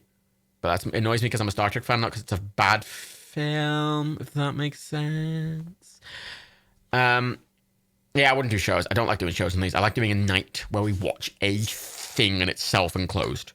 And the thing is as well, we've done two films tonight, but some of you may have only come for the second film and some of you may have only come for the first film. And you can dip in and out. With a TV show, you can't really do that, and it's too long. I don't really like watching TV. It's too long. It's just too long. I'm not going to answer it. I like films. I'm a film boy. I like my films. Oh, God, the Mortal Kombat films are on Prime. Thank you to whoever said that. Or the Mortal Kombat 1 is on Prime, at least. Ooh, I like that. So I had things in my watch list on Prime as, like, notes for ones to watch on, for watch parties. Okay, I'll try and... I've got a few in here. I'll try and think of one. I'll see if I'll have to get Daniel and Rebecca for some. Not what should you watch FTNG? Deep Space Nine, obviously. You watch TNG. Then you watch Deep Space Nine. Then you've watched the two best ones. No, it's not. No. Pass that, Shark. It's not all Voyager. No. No. You watch DS9. Or you watch DS9 and Voyager in, like, chronological order, because they technically occur at the same time, but they're completely unconnected, so it's basically pointless. But you watch TNG, then you watch Deep Space Nine. And then if you want more Star Trek, then you watch Voyager. I like Voyager, but it's trash. But you watch it after you've gotten through the good ones. And then you can watch Enterprise after that. And I liked Enterprise when it finally got to season 4, 3, and then it started getting good, and then they cancelled it, and I'm like, oh, okay. And I hate the original series so much. You said we were watching Black Mirror, though. Did I? I didn't. I never said we were watching Black Mirror. I don't even think I've ever mentioned Black Mirror as a thing we would watch. So anyway, thank you. I'm gonna finish now because it's 20 to 3. Voyager fave. Voyager's trash as a series, but it's my favorite ship.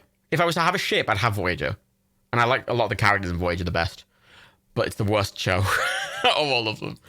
It doesn't play by its own rules constantly, and it's the stupidest. Oh, we went to Warp 10, we were everywhere at once, then we turned into lizards, and I'm like, okay. I was like, oh, we can't use this technology because it turns us into lizards. And it's like, you've proven that it's completely reversible with no harm whatsoever. Like, the Doctor just reverses them back into humans like that. And I'm like, oh, but we'll all turn into lizards though. It's like, the Doctor's a hologram. He's not going to turn into a lizard. You could have got home immediately, but they were like, no. And then there's this whole thing, right, in Voyager.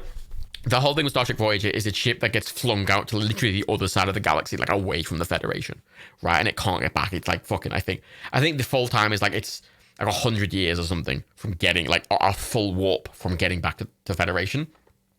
So it's them like meeting new people and they're kind of alone.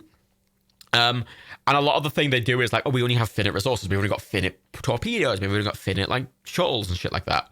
And they're like, oh my God, we've only got like 37 torpedoes left. I'm like, oh no. And then they use something like 150 torpedoes throughout the entire show. Like, after like 2 episodes, they just stop. They just forget they don't have anything. And they just don't even bother to write it in again. It's crap. It's crap, but I did like watching it, but it's crap. And I enjoyed going into it after watching the good shows because I already loved Star Trek. And I can kind of put up with crap Star Trek because I can enjoy it just because it's Star Trek. Whatever, that's its whole thing. Yeah, the setup for Voyager is amazing. And it's got some pretty good episodes, Voyager, but it also has some fucking god-awful episodes. God. Like, some of the worst episodes of Star Trek are from Voyager. Like, by easily. Like, some of the very worst Star Trek episodes are Voyager episodes. Some pretty terrible fucking TNG episodes as well, to be fair. With the fucking... Oh, God, Beverly Crusher, like, fucking having sex with a fucking Scottish ghost. What the fuck was that about? Ghost Lantern Man. Fuck off. Anyway, sorry, I'm just ranting about Star Trek.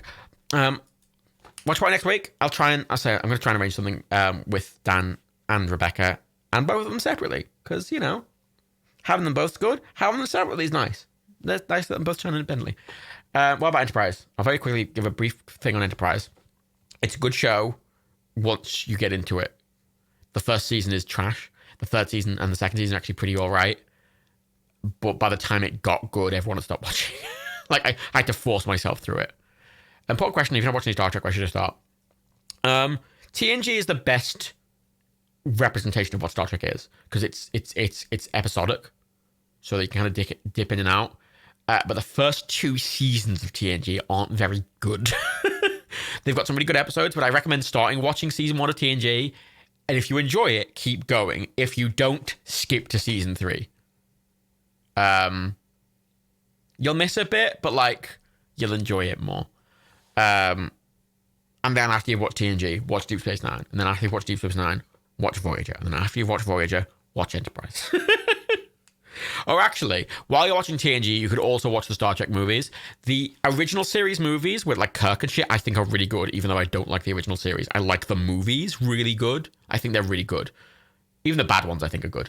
And then the TNG movies I think are really bad, even though I love TNG. So there are some essential episodes in season 1 or 2 of TNG, but if it's between not watching anymore or skipping to season 3, you should skip to season 3. But you should rough through season 1 and 2 if you can. But if you sat there going, I don't want to watch this anymore, I really don't like it, skip to season 3 and then see if you like it. If you still don't like it, then you just don't like it. But anyway,